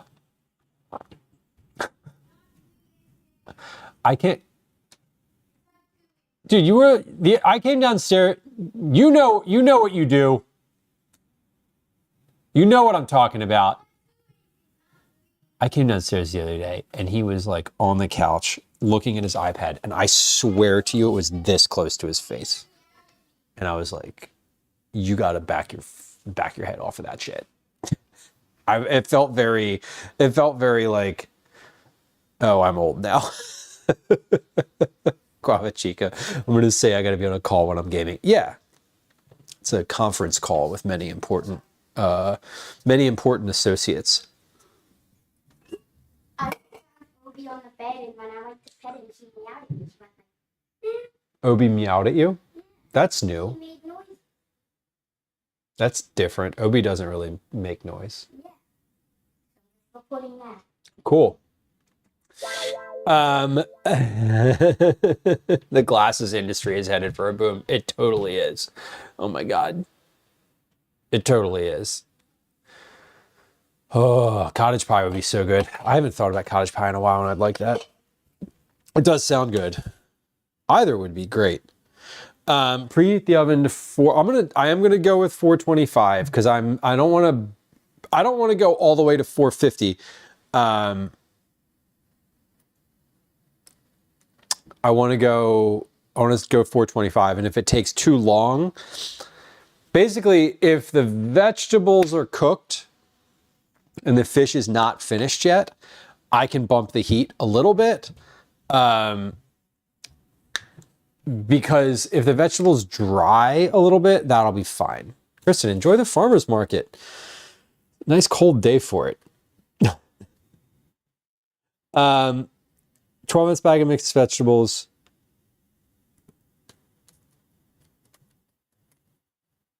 Okay, I need butter and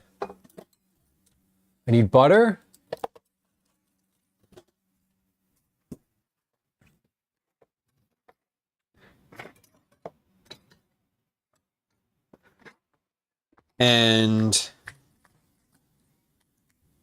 2 tablespoons of butter. And what else do I have to prepare for this? That's it. Just 2 tablespoons of butter. Let me wash my hands actually before I start touching things. Touching more things. All right. Well, those shells turned out really well. I'm very happy with those.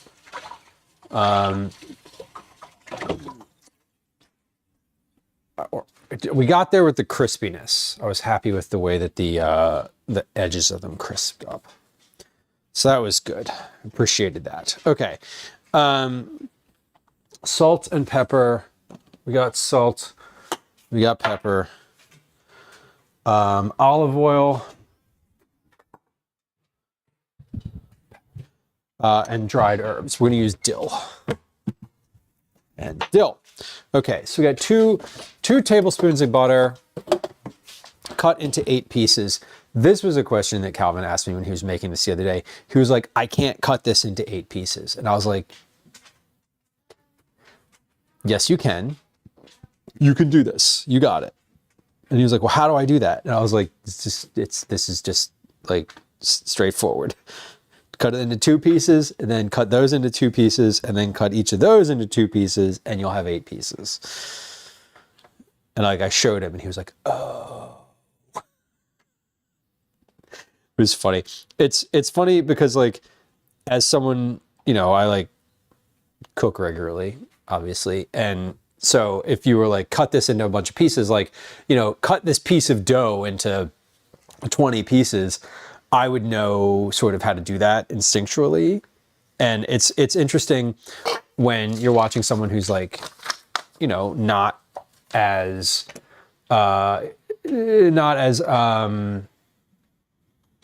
what's the word? I don't like, not as experienced, like just hasn't had the repetitive sort of things happening, the repetitive like cooking experience. It's funny what he's confident doing and what he is uncertain of. Like, he was like, oh yeah, I can just reach into the oven and like get that thing out. He put the gloves on. He knew he figured out how to do that. But he was like, I don't, like, how would I cut this big chunk of butter into 8 pieces? And I was like, it's division? And he was like, Dad. And I was like, I was like, I thought you were good at math. And he was like, okay, but like, seriously? It feels like hanging out with your coffee maker friends. I mean, part of what I wanted when I first started streaming, what I wanted to get out of streaming was just like being able to chat with people while I was cooking. That was like literally the goal.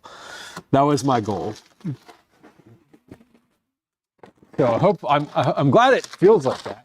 Now I have 2 different. Stop crinkling, say the words, then crinkle. I have 2 different types of potatoes.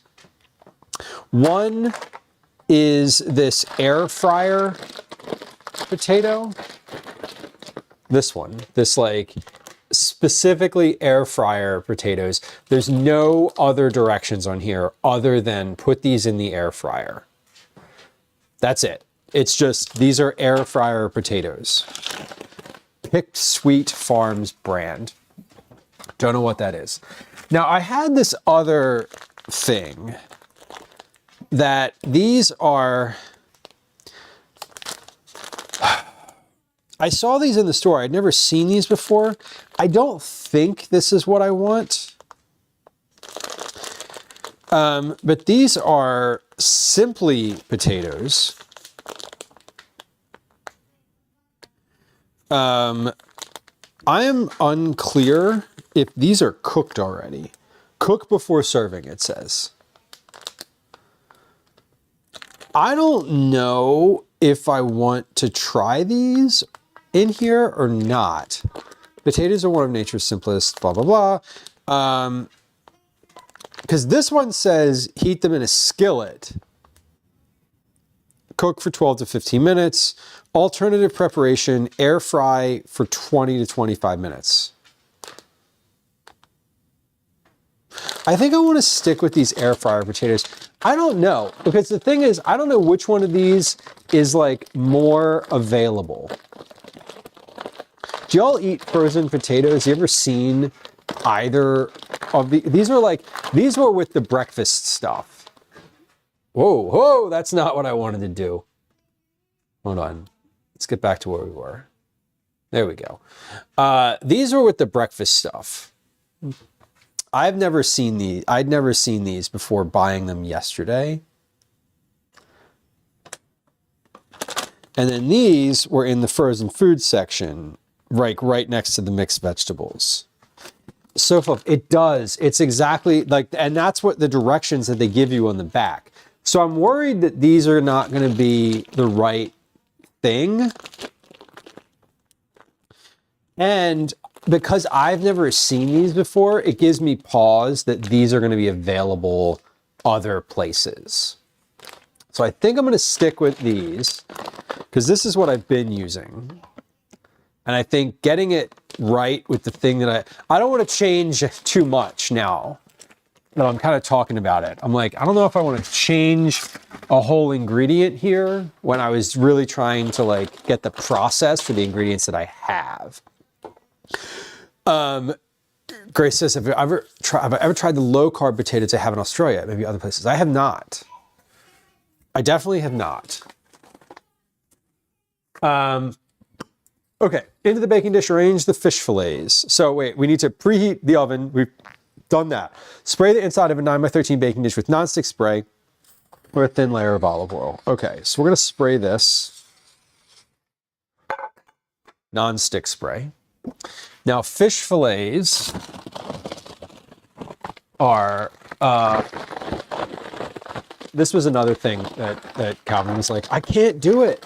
Like, I can't do it. And I was like, it's just like a puzzle. You gotta get them in there. They will fit. Like, I promise you they will fit. So they're stuck together. So 6 fish fillets, skin side down. 1, 2, 3, 4. Oh, there are 6 left in this bag. Thank gosh. Enough to test this recipe 3 times. These are whiting fillets, wild caught, skin on and boneless.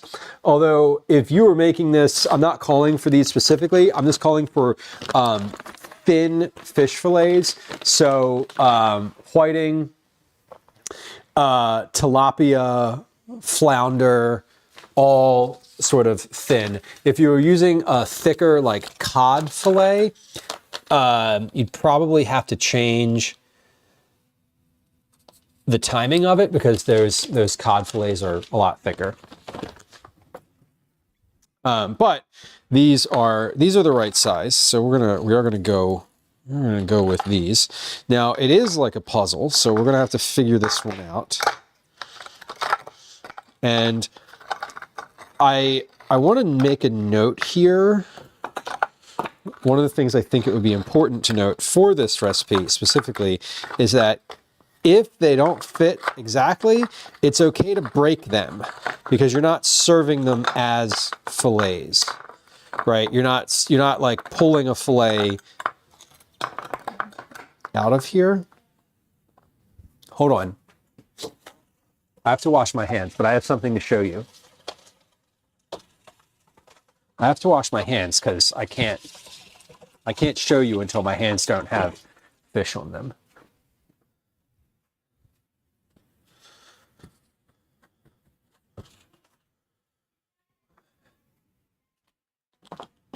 I have a little cat who is just trying to climb my leg because she smells fish. Because she smelled fish.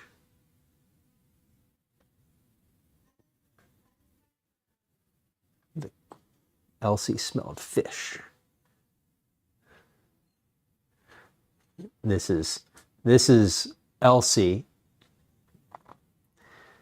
She is the most vocal of the cats. She almost always has something to say. She's not going to say anything now, though. She's going to prove me wrong. Do you have something you want to share?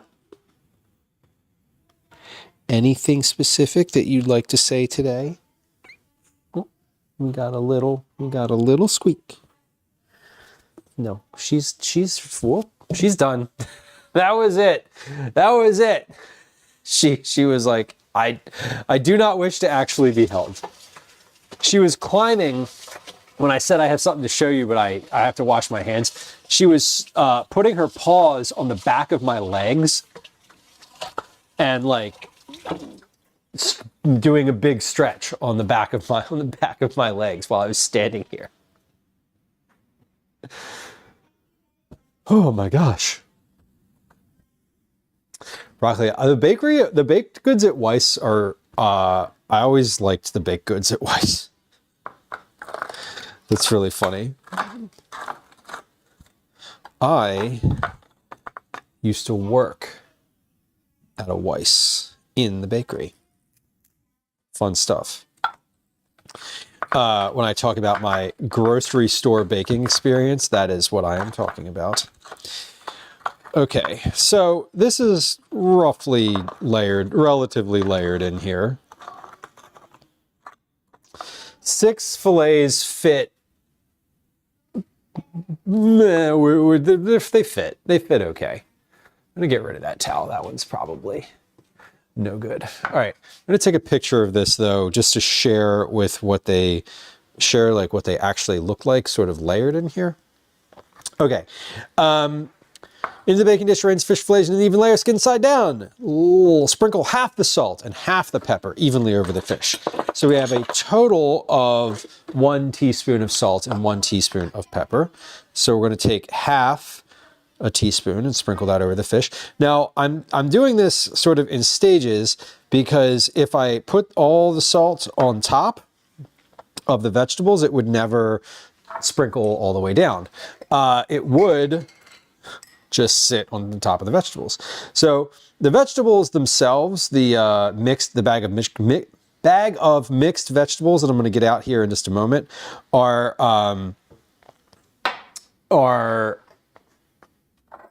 not seasoned. So we are going to season those, but potatoes are seasoned.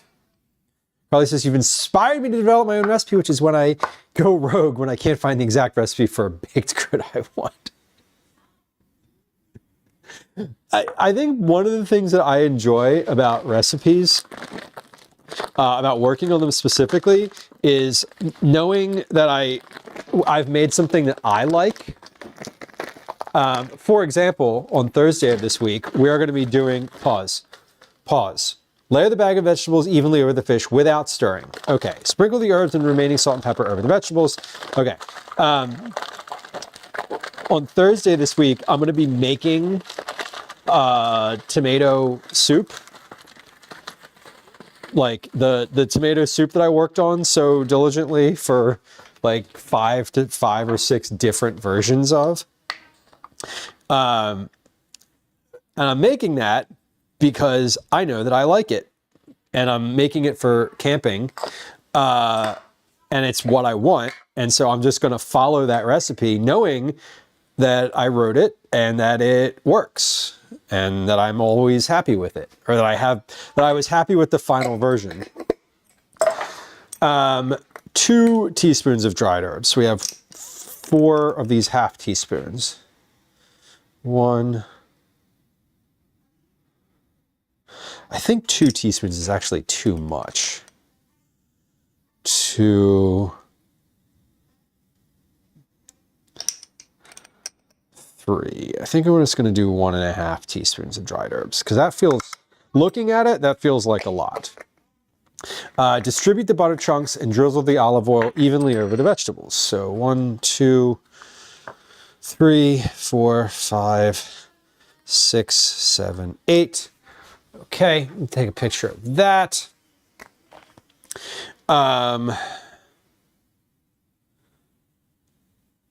Okay. Sprinkle the herbs, remaining salt and pepper, distribute the butter, drizzle the olive oil. Olive oil. I need 2 tablespoons of olive oil. So I am using a tablespoon here because I'm testing this. If I was making this myself, even if I was following a recipe for it, I wouldn't actually use a measuring spoon. I would just pour the olive oil over. I would not bother with a spoon. Finally, spread the bag of potatoes evenly over the vegetables. Do not stir. Okay. All right, we got vegetables. and potatoes. These are air fryer potatoes, air fryer specific potatoes. Crazy Asian, welcome in. I'm good to have you. We're working on a recipe. I'm about to pop this in the oven, but you're like just in time to see it. You're about to see the before and after, or we have a before and after. This is the before. Let's pop this in the oven, and then I will introduce myself and come back and like actually say a for real hello. Okay. Is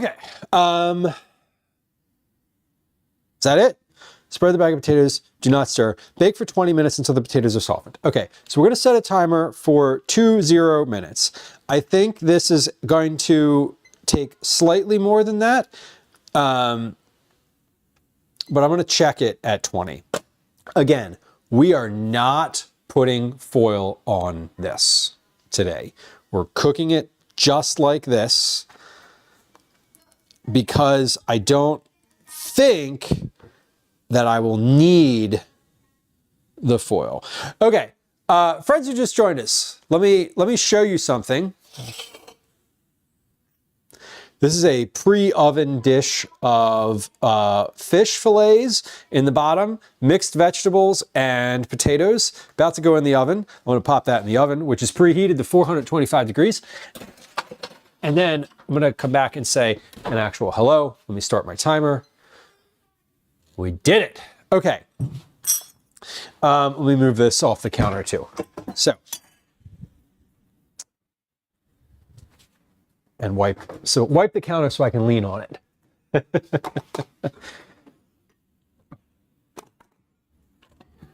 There we go. Okay. Where's the cap to this? There it is. All right. Welcome in, y'all. It's nice to have you. Now, how was your stream that you did all of the that you did all of your that you did your whole repertoire? How do you feel about it? I know it was like 2 weeks ago. I hope it was good. Chipperdoodle, welcome in PA. I don't know what in PA means. I'm in Philadelphia. Welcome, Safer Stern. Nice to have you. Sydney Akakoko. I'm probably butchering that. But I tried. And if I did, you can let me know. You gotta lean on the counter. You gotta lean on the counter. It's a very American thing to lean on things. 5+ hours, 81 tricks. Amazing. Sydney, AKA Coco. Oh, got it. Okay. I missed the nuance of the AKA. But this is why we ask. This is why we try, and this is why we ask. Friends who joined us, welcome in. Follows are silent, just FYI. If you hit this follow button, nothing happens. There's no sounds, there's no alerts, there's no chat messages, and I'm not gonna say hi or acknowledge that you've followed, because I personally just like lurking, and I don't always want to be called out for that. But if you do want to chat, you are more than welcome to do so. We're happy to have folks chat on the stream. It is a big part of what streaming is. Friends who were hanging out here, Crazy Asian, aka Nam, is a magician on Twitch. When I say magician, I mean a literal magician. Like tricks, that like magic tricks, which is, I would personally be far more intimidated to do magic on stream than I would be, that I am ever to cook. Because it's one of those things where, like, when you mess up, and you're always going to mess up, just like cooking, you people are going to be like, whoa, what do you practice with? Like, they're going to have some shit to say about it, right?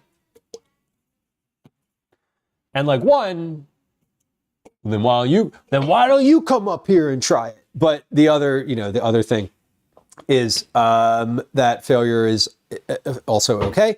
And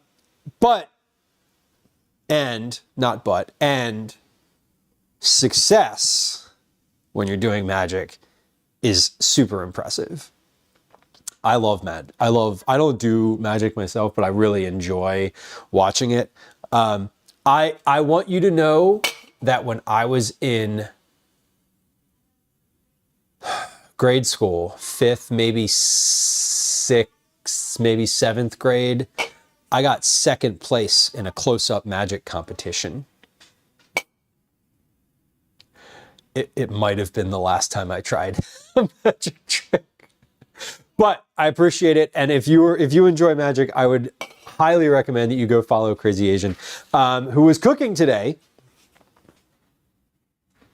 Is different than magic, but cooking is kind of like magic, except for if you want, you can tell everyone how the trick is done, which is kind of fun. A flex. Oh no, Grace, I am 41. It is now just part of the ancient lore. Ancient lore. I will tell you, I got 2nd place and there were more than 2 people in the competition. So if we want to flex at all, there we go. But Carly, I hope you enjoy.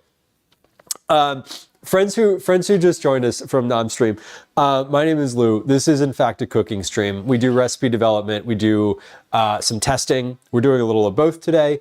I am a home cook. I'm a parent. I live in Philadelphia. My pronouns are he, they.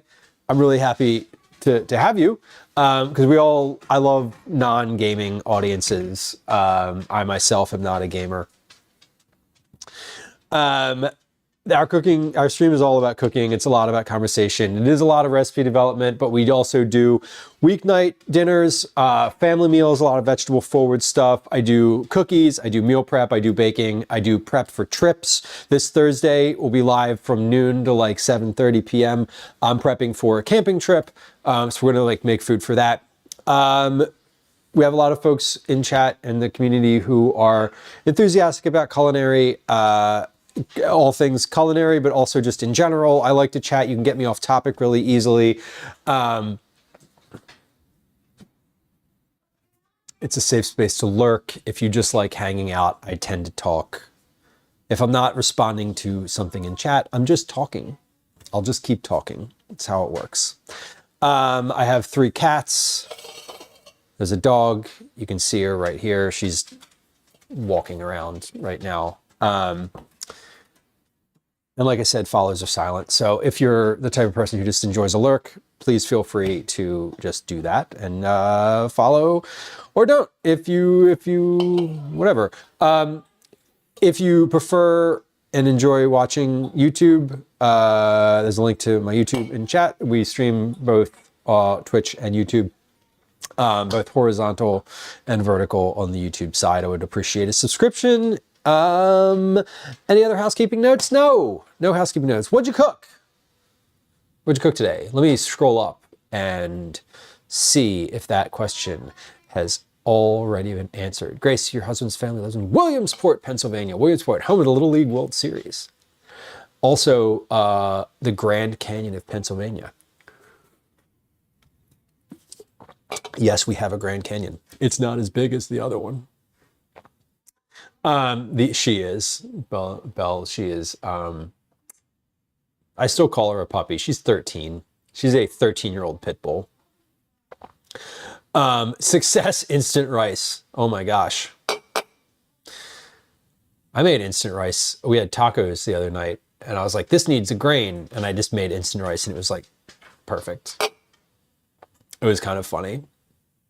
Because I'm always like, what am I going to do with all the rest of this instant rice? And I'm like, oh, right, I can make it really quickly. I also have a massive bag of like real rice in there. I know, Velas, I do hate cooking, but it is one of those things where I like eating. So I don't actually hate cooking. That's a joke. Broccoli, that is what happens with the animals. Elderly animals, I know. My dog is 13. The lifespan on pit bulls is like 12 to 14, 15. So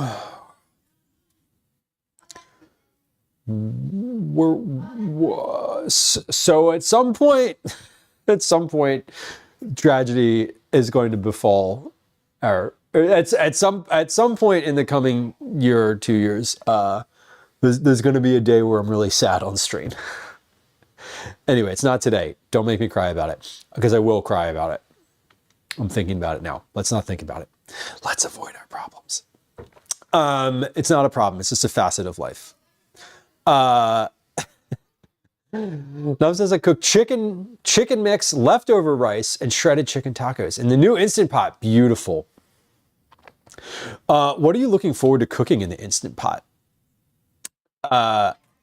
What preceded the acquisition of an Instant Pot? What inspired you to get an Instant Pot? Fellas, I feel like anybody who likes eating, like, I like eating a lot and I like different foods. And also, if I had enough money, I probably would just eat at restaurants all the time. Megan, hello. Grace, I hope you have a good rest of your evening. Watching while I stapled papers. A checkout. Huh. That's an interesting idea. No one, I don't think I've ever had anyone suggest checkout. We have a check please command, but that's for the end of stream, and I don't think anybody can actually use it except for myself and the moderators. What should a checkout command do? Cook dry beans and get them as soft as canned beans. Yes. That is a great reason. Cooking dried beans, just like getting beans, because beans are so inexpensive when you buy them dry. Give you more chances to win cookies. You know what? Not a bad idea.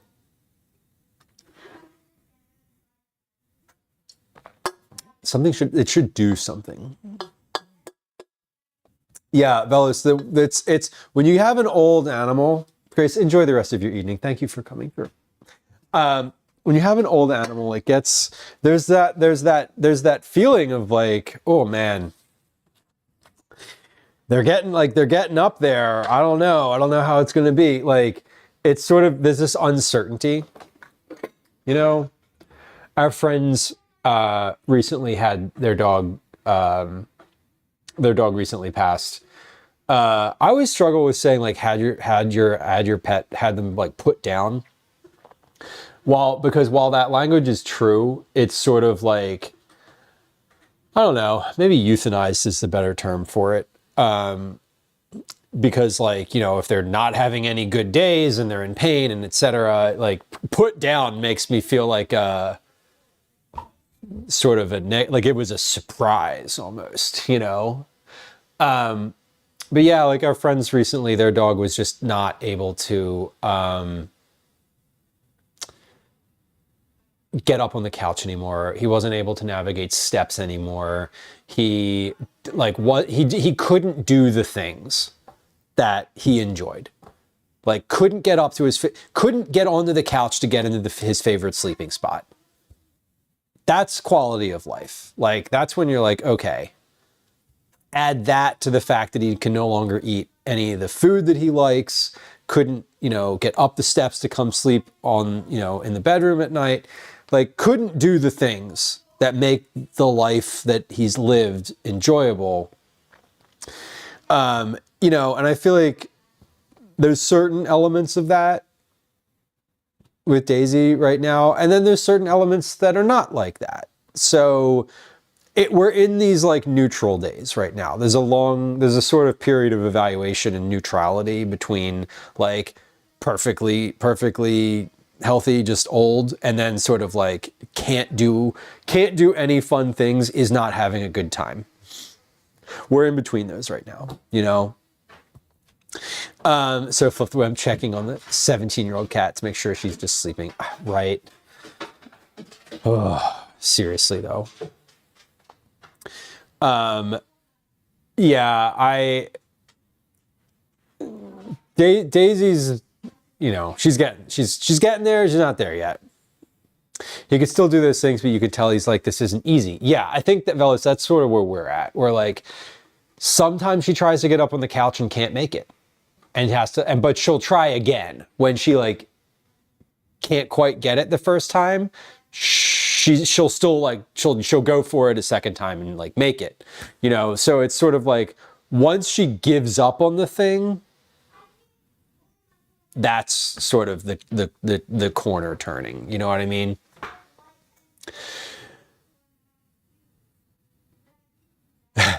The cat has no reason to escape in broccoli. Yeah, our cats and dog get along really well now. I'm happy for that. Our old cats who passed a couple years ago and did not like the dog, and the dog did not understand or like them because the cats were adults. They were like 8 years old, maybe 9 when we got Daisy. And so like they didn't want a dog, and she didn't ever get to be able to acclimate to them because they didn't want her to come near them. Now our dog has been used to our cats since they were 24 hours old. So when they came into the house, they didn't even register as threats to her.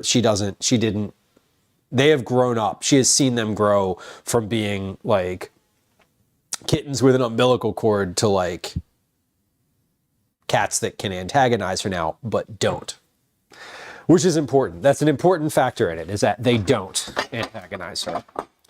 Because they also don't see her as something to play with. They see her as like, who's this weird, slow cat that's huge? Which is kind of funny, I suppose. Okay, I have not opened the oven to look at this fish at all. It has 4.5 minutes left on it. The light was on. Okay. I mean, things are looking different. I see my butter has completely melted, which is good. When I checked this at 20 minutes before, the last time I made it, the butter had not even melted yet at 20 minutes with the foil on top. So this is good. This is a good sign. We're doing a lot better so far with this version. I got 4 minutes left. 4 minutes from now, I'm going to check the fish. I'm expecting it not to be finished. I am hoping that it's got maybe 5 more minutes after that, maybe 10. 35 minutes would not be too terrible for this. It wouldn't be great. I think if we get past 35 minutes, that's when I'm gonna definitely 100% make this oven hotter from the start. The goal, as a reminder with this, was that the fish was cooked through, of course, but the reason that I'm making this differently, so previous versions of this, right, version number 1 and version number 2, which I should label because they are version 1 and version 2. Version 1, version 2, this is version 3. The idea, the big change that I made, one was I changed the temperature of the oven for version 2. But for this version, I just didn't start with any foil. I didn't put foil on top of this dish at all. Initially, for the first and the second try here, I was putting foil on top of the dish for the first like 20 plus minutes of cooking it.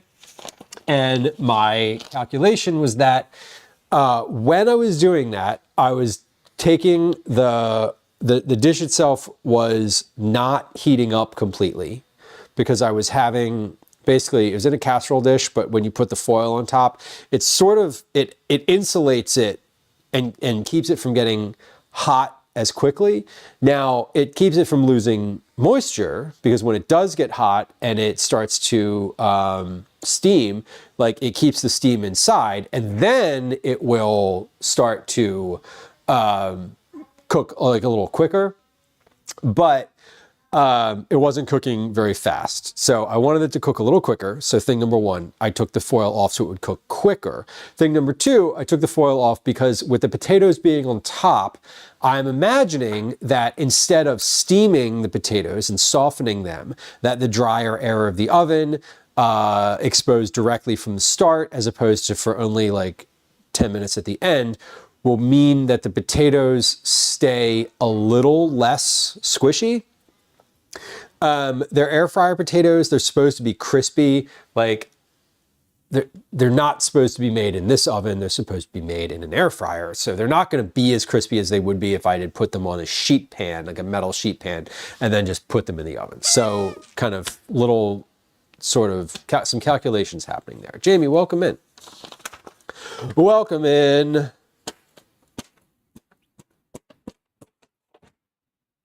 I love my Instant Pot.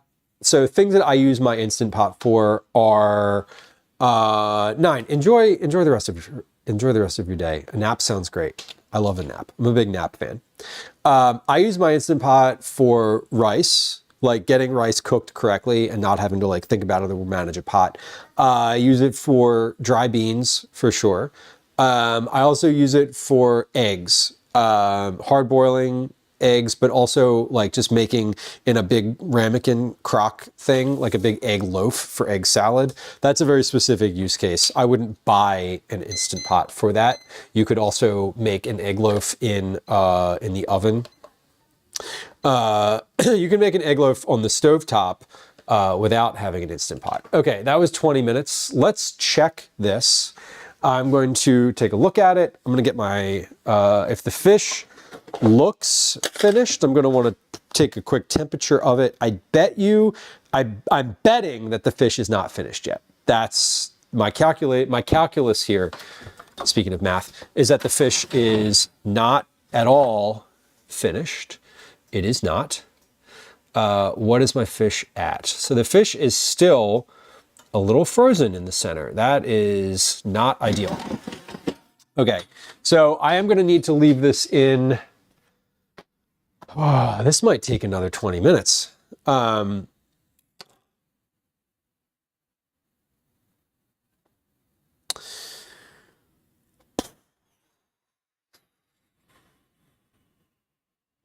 First off, let me start the timer. Okay. That was unexpected. I was assuming that the fish would be a little bit farther along than it is. And it's not, which is bad. I think I need to turn the oven. I'm going to have to make this again. Son of a bitch. Yeah, I'm definitely going to have to make this again.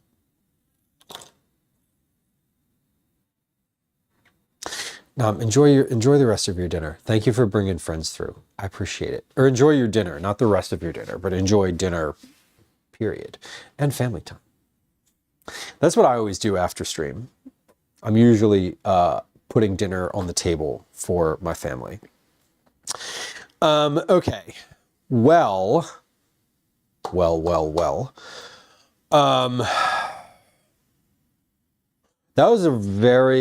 was not where I thought we were going to be with that.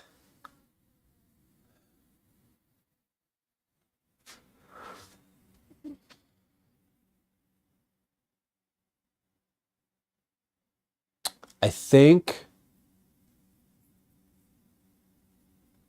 I have to do one of two things here.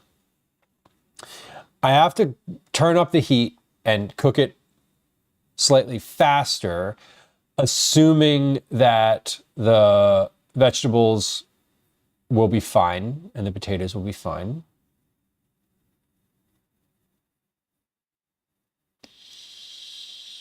Or I have to make peace, for lack of a better term, with the fact that this is going to take longer than I want it to.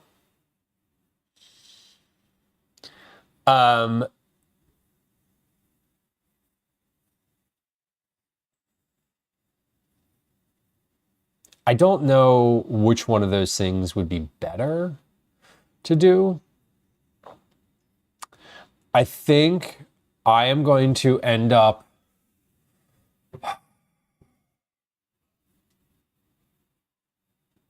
fuck. Are we gonna have this for dinner again on Thursday? I think we are.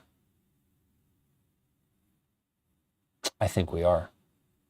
I think we are because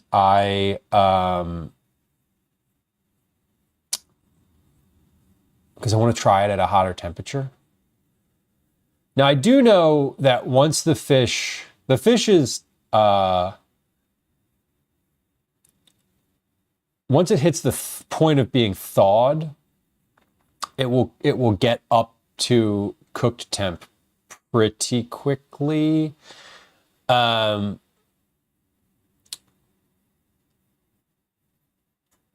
I really did not want this to take 50 minutes to bake in the oven. That was not the intention. Oh, shit. Okay, well, taking the foil off, I will say that I think it will take less time. I'm gonna look at it again at the 30 total minute mark and see where we land. I'm gonna see where it is at that 30-minute mark. Because if at the 30-minute mark that fish it should be completely thawed.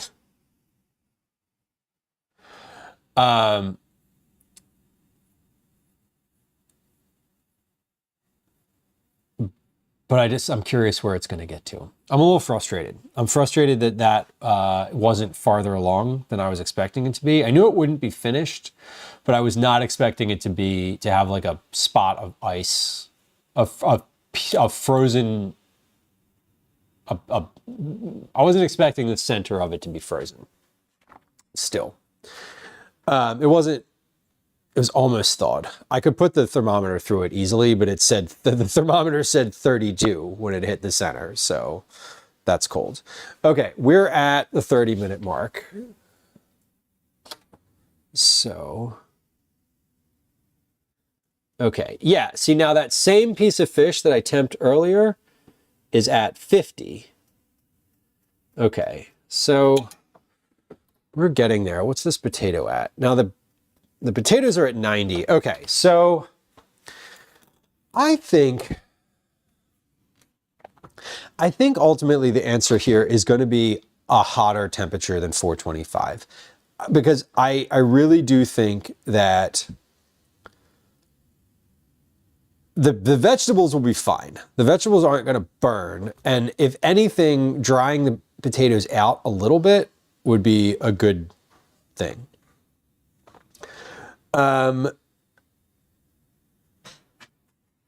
Okay, so this is definitely going to take another 15 minutes or so. Oh. Okay, it's fine. Which would make it 40 total minutes, which is basically the same amount of time as with the foil. Okay. I'm gonna let that one go for a second. Daisy's asking to go outside, so I'm gonna let her out. When we come back, I'm gonna do some dishes in the sink, and we'll just play a game of Words on stream. I'm not gonna run an ad because I don't have the energy to think about people having ads right now. But I'm gonna let Daisy out, and then I'm gonna take care of the dishes in the sink while I just ignore what's in the oven for a few moments.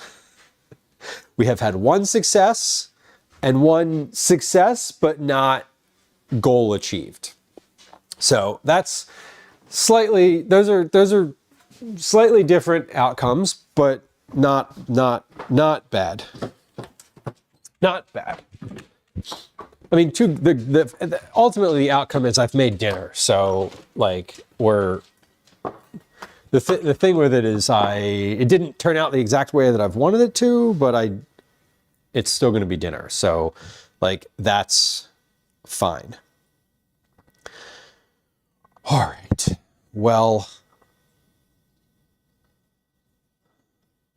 shit. All right. Well, at least the dog's using the bathroom outside.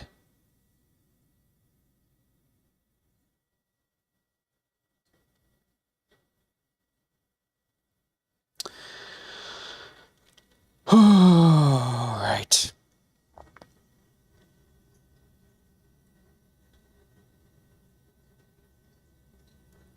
Come on, Days. There's still snow in spots on our patio. And she's like, not feeling it. All right. Good girl.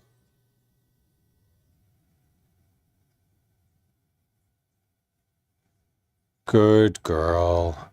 Are you done? All right, I think she's finished. Come on in. Yeah, like we were talking about animals. Like we have a couple steps that go down to our patio in the back. And when I let her out on the patio. And like when she's not able to navigate those steps, that's gonna be bad. Okay, I'm gonna come over to the sink and we're just gonna do a couple dishes here while I fret quietly over the stuff in the oven. When we come back, I'm gonna take that out. That's about 10 minutes from now. I may not take it out. We'll see. But about 10 minutes from now, we have to, we're gonna check it. So there's that. So at least we're gonna figure it out. All right, let's see if this camera over here at the sink will work because sometimes it doesn't and sometimes it does. And we'll see what day today is if it doesn't work. All right, well, we're all set up. So let's see.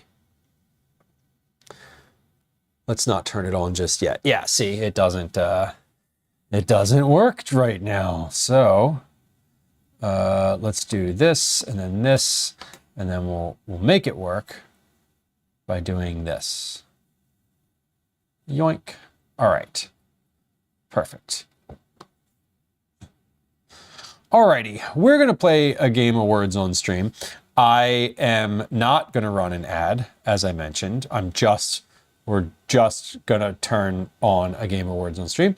That way I can kind of come over to the sink and get some dishes done. And you're not just watching me do dishes, that there is something to be done while that happens. Okay, but let's do that and then hold on, wrong camera. There we go. Okay, Game Awards on stream is live and I have chat over here as well. If anybody is saying anything that I need to, should be responding to.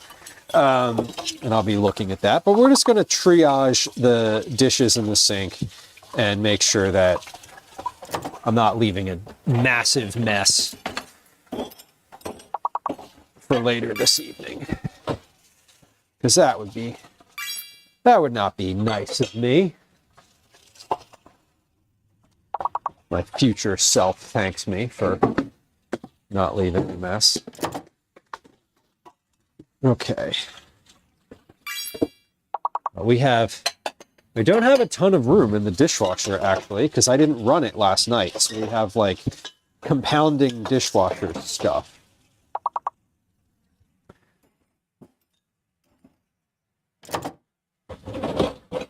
Compounding days worth of dishes in here.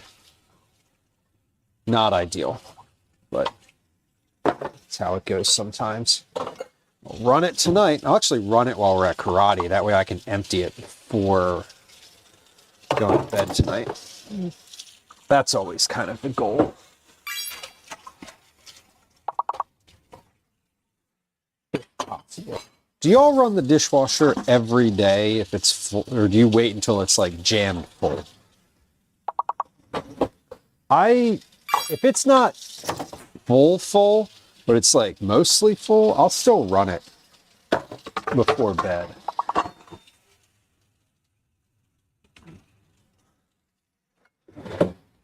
All right. Gentle reminder, if you see someone posting in chat and they have a little lock next to their name on the screen, you can still enter the words that they're putting in chat into your chat and have them count, because words on stream is a community game. Don't you know? All right. Some of these things we're gonna let soak, these pots specifically, because I don't really have space for them in the dishwasher. And yeah, because of that, because I don't really have space for them in the dishwasher.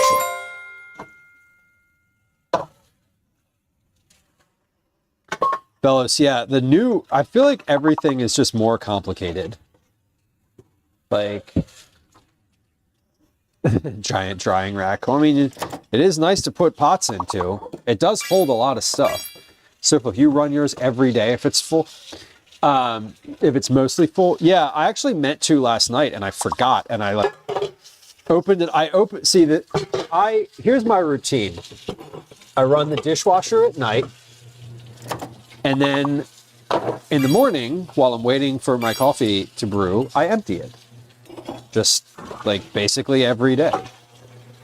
And when I forget to run it, it's always a little like surprising, because I'm like, oh, I totally meant to do that. And I meant to run it this morning, but I got so confused as to why it hadn't been run that I didn't do it. And now here we are, dishwasher's full. And and I can't fit any of my other stuff in it. Yeah, I emptied the dishwasher, and then I put the dishes away from the drying rack, and I emptied the dishwasher. That's what I do, like first thing in the morning. It's basically like every single day. That's just the routine. Hey, congratulations. Callie, get yourself dressed.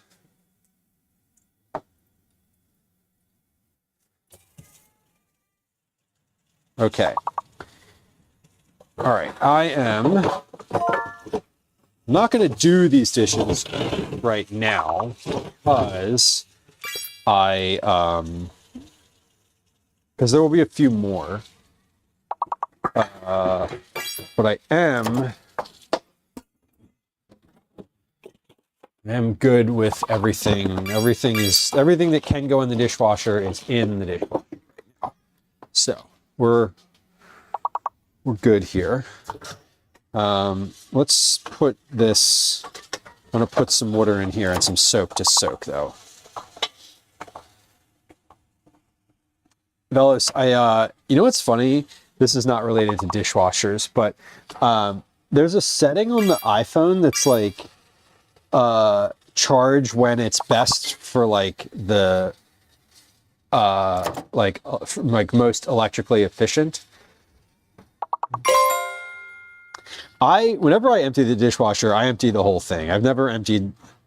I have definitely never emptied just like a little bit of the dishes. I don't think I could do that. I don't think my various neuroses would allow for that. Okay, so this can go back over here. All right, well, I can smell that fish now. So that's good, I suppose. Yeah, I think obviously, if you're not in a good place to, like, for like physicality's sake to be able to do that, totally makes sense.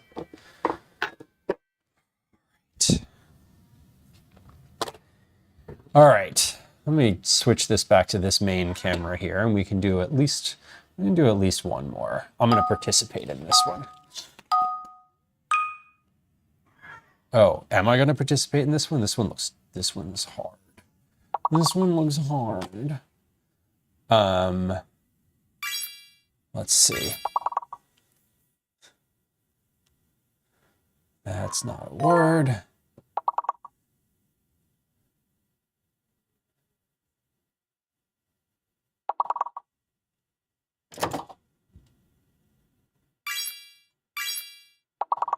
Polite, good word.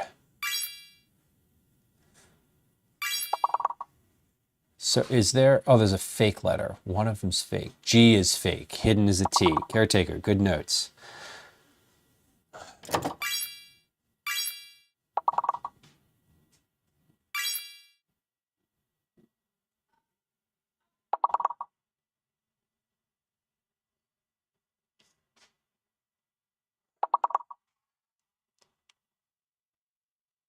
Oh, fellas, yeah, anything like that that just like, oh, I don't have to scrub that. I always forget that I can clean stuff in the dishwasher. I forget that I can clean the stove burners in the dishwasher. I feel like that would be helpful, but I don't ever remember. I've never done that, but I know I can.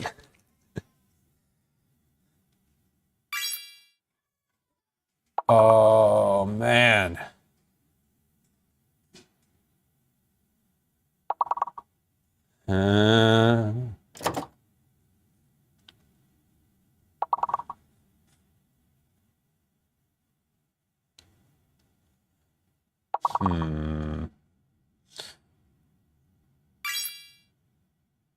What, Callie, what even word is that?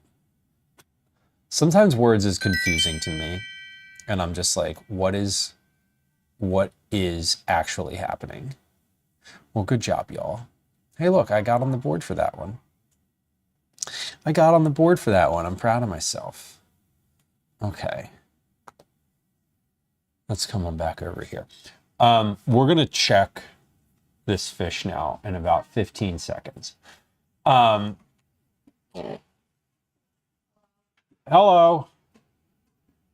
4, 3, 2, 1.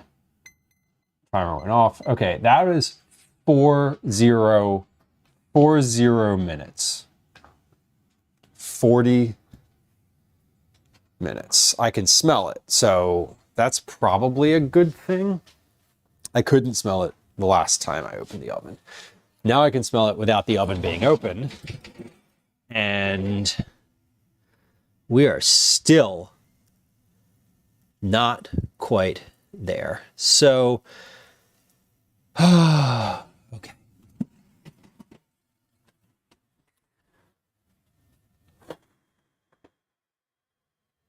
Fish is still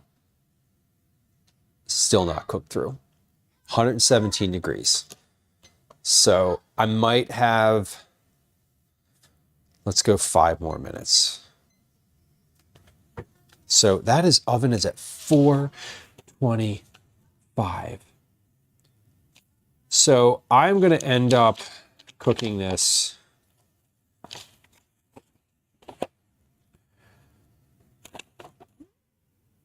for the exact same amount of time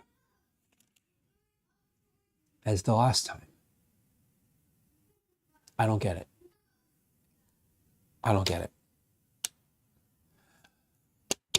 450 next time. We're going to increase the heat even more. Okay. That's just how it's going to have to go. I know. I'm just like, how? I know why. Because everything's frozen. It's going from frozen to cooked.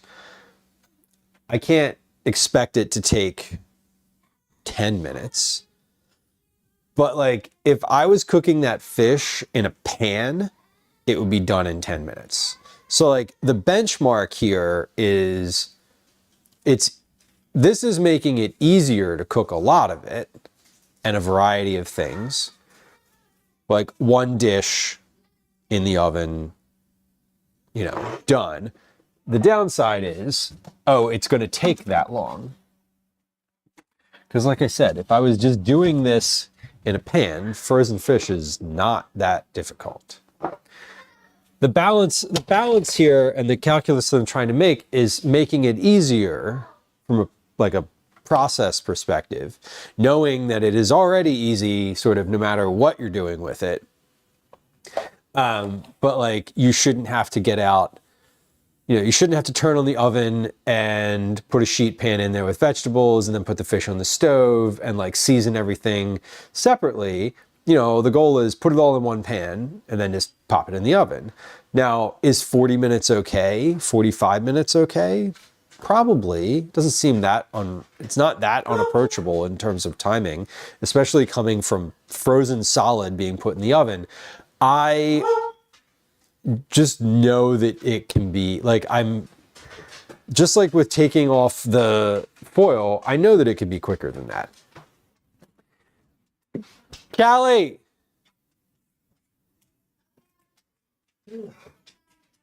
Yeah, you gotta get dressed now. Okay. Well, y'all, we got about 2 minutes more on that timer. I think I got about 5 total minutes left here. Callie Kong, no. Calvin, my son, Callie is his nickname, or one of the many names that he goes by, that I call him.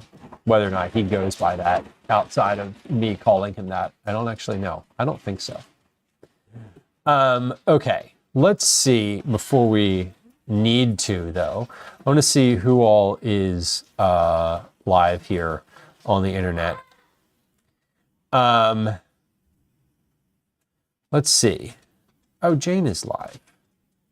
We're gonna see if hopefully Jane stays live and we can raid Jane. Jane has been live for an hour. Jane is co-working. Who else is cooking? I want to look for cooking today. Man.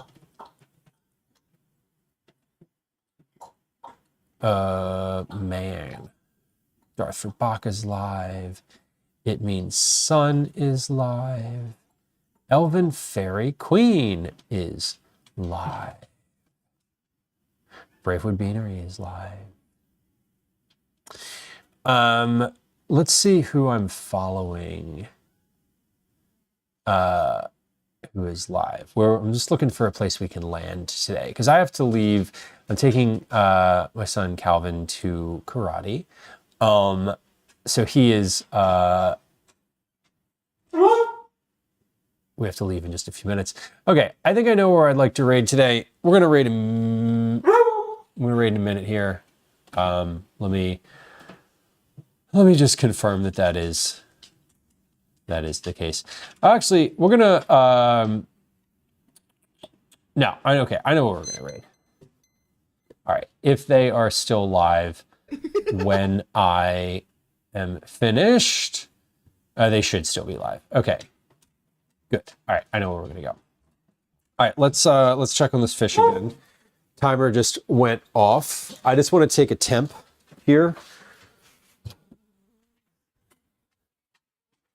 130. Okay, so about another 5, and we should be finished here because I was at 117 earlier. I'm now at 137. So, all right, I think I've got to go because we need to get out of here. We need to get to karate. So, unfortunately, I'm gonna need to raid. We'll be live again on Thursday. This is the first time I've raided without having actually finished the thing. No, I finished the other dish. So that was good. But we have like 5+ more minutes in the oven, and I need to get myself ready to go to karate, which includes like using the bathroom. So we're gonna head out. Where's my stream manager? There it is. Okay. We're gonna raid the Zachary Mike. Zach is a friend of stream. Zach is I see something about crock pot. Hold on, let me check. I'm not like checking to make sure it's appropriate. I'm just checking to make sure what it is he is actually streaming. You know what? Crock pot recipes, he says. Oh my God. Okay, but Zach's like 30 minutes into stream. So Zach is they're about to hit the stride of their content, like the reacting to things.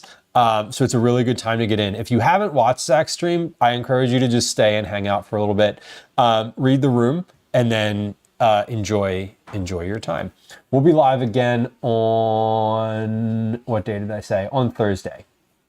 We'll be live again on Thursday. Here's some raid messages in chat. Thank you, SoFluff, for those. Here is some goodbye sounds in case you want them. Oh, that one's always so creepy. Thanks for hanging out today, y'all. I appreciate it. Today was an interesting one conversationally. I'm going to reflect on how I sort of facilitated some of that and what we could do better to keep the conversation a little lighter and moving along and feeling less antagonistic. So, anyway, we're gonna try again on Thursday. I hope to see you there. Have a lovely rest of your day. Have a lovely rest of your evening, and we'll see you on Thursday, sometime around noon, maybe 12:30. Okay. All right. Okay.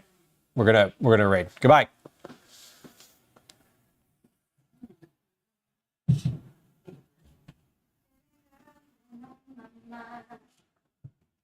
Oh, I'm so sorry. Are you okay? They would have been on Teen Mom. I always kind of wonder, like, because that was around the time that Teen Mom was like popular. They'd be divorced. You know what? You're probably right. It is kind of crazy that they've stayed together after all this time. Eat it, Dads! Thanks so much for raiding with a party of 22. Appreciate it. Hi, hello. Hey, what's up? Hello. Married to the money. Y'all, is that who sings that? Is that Fetty Wap? Is that his name? Yeah, y'all missed the IT party. I was struggling.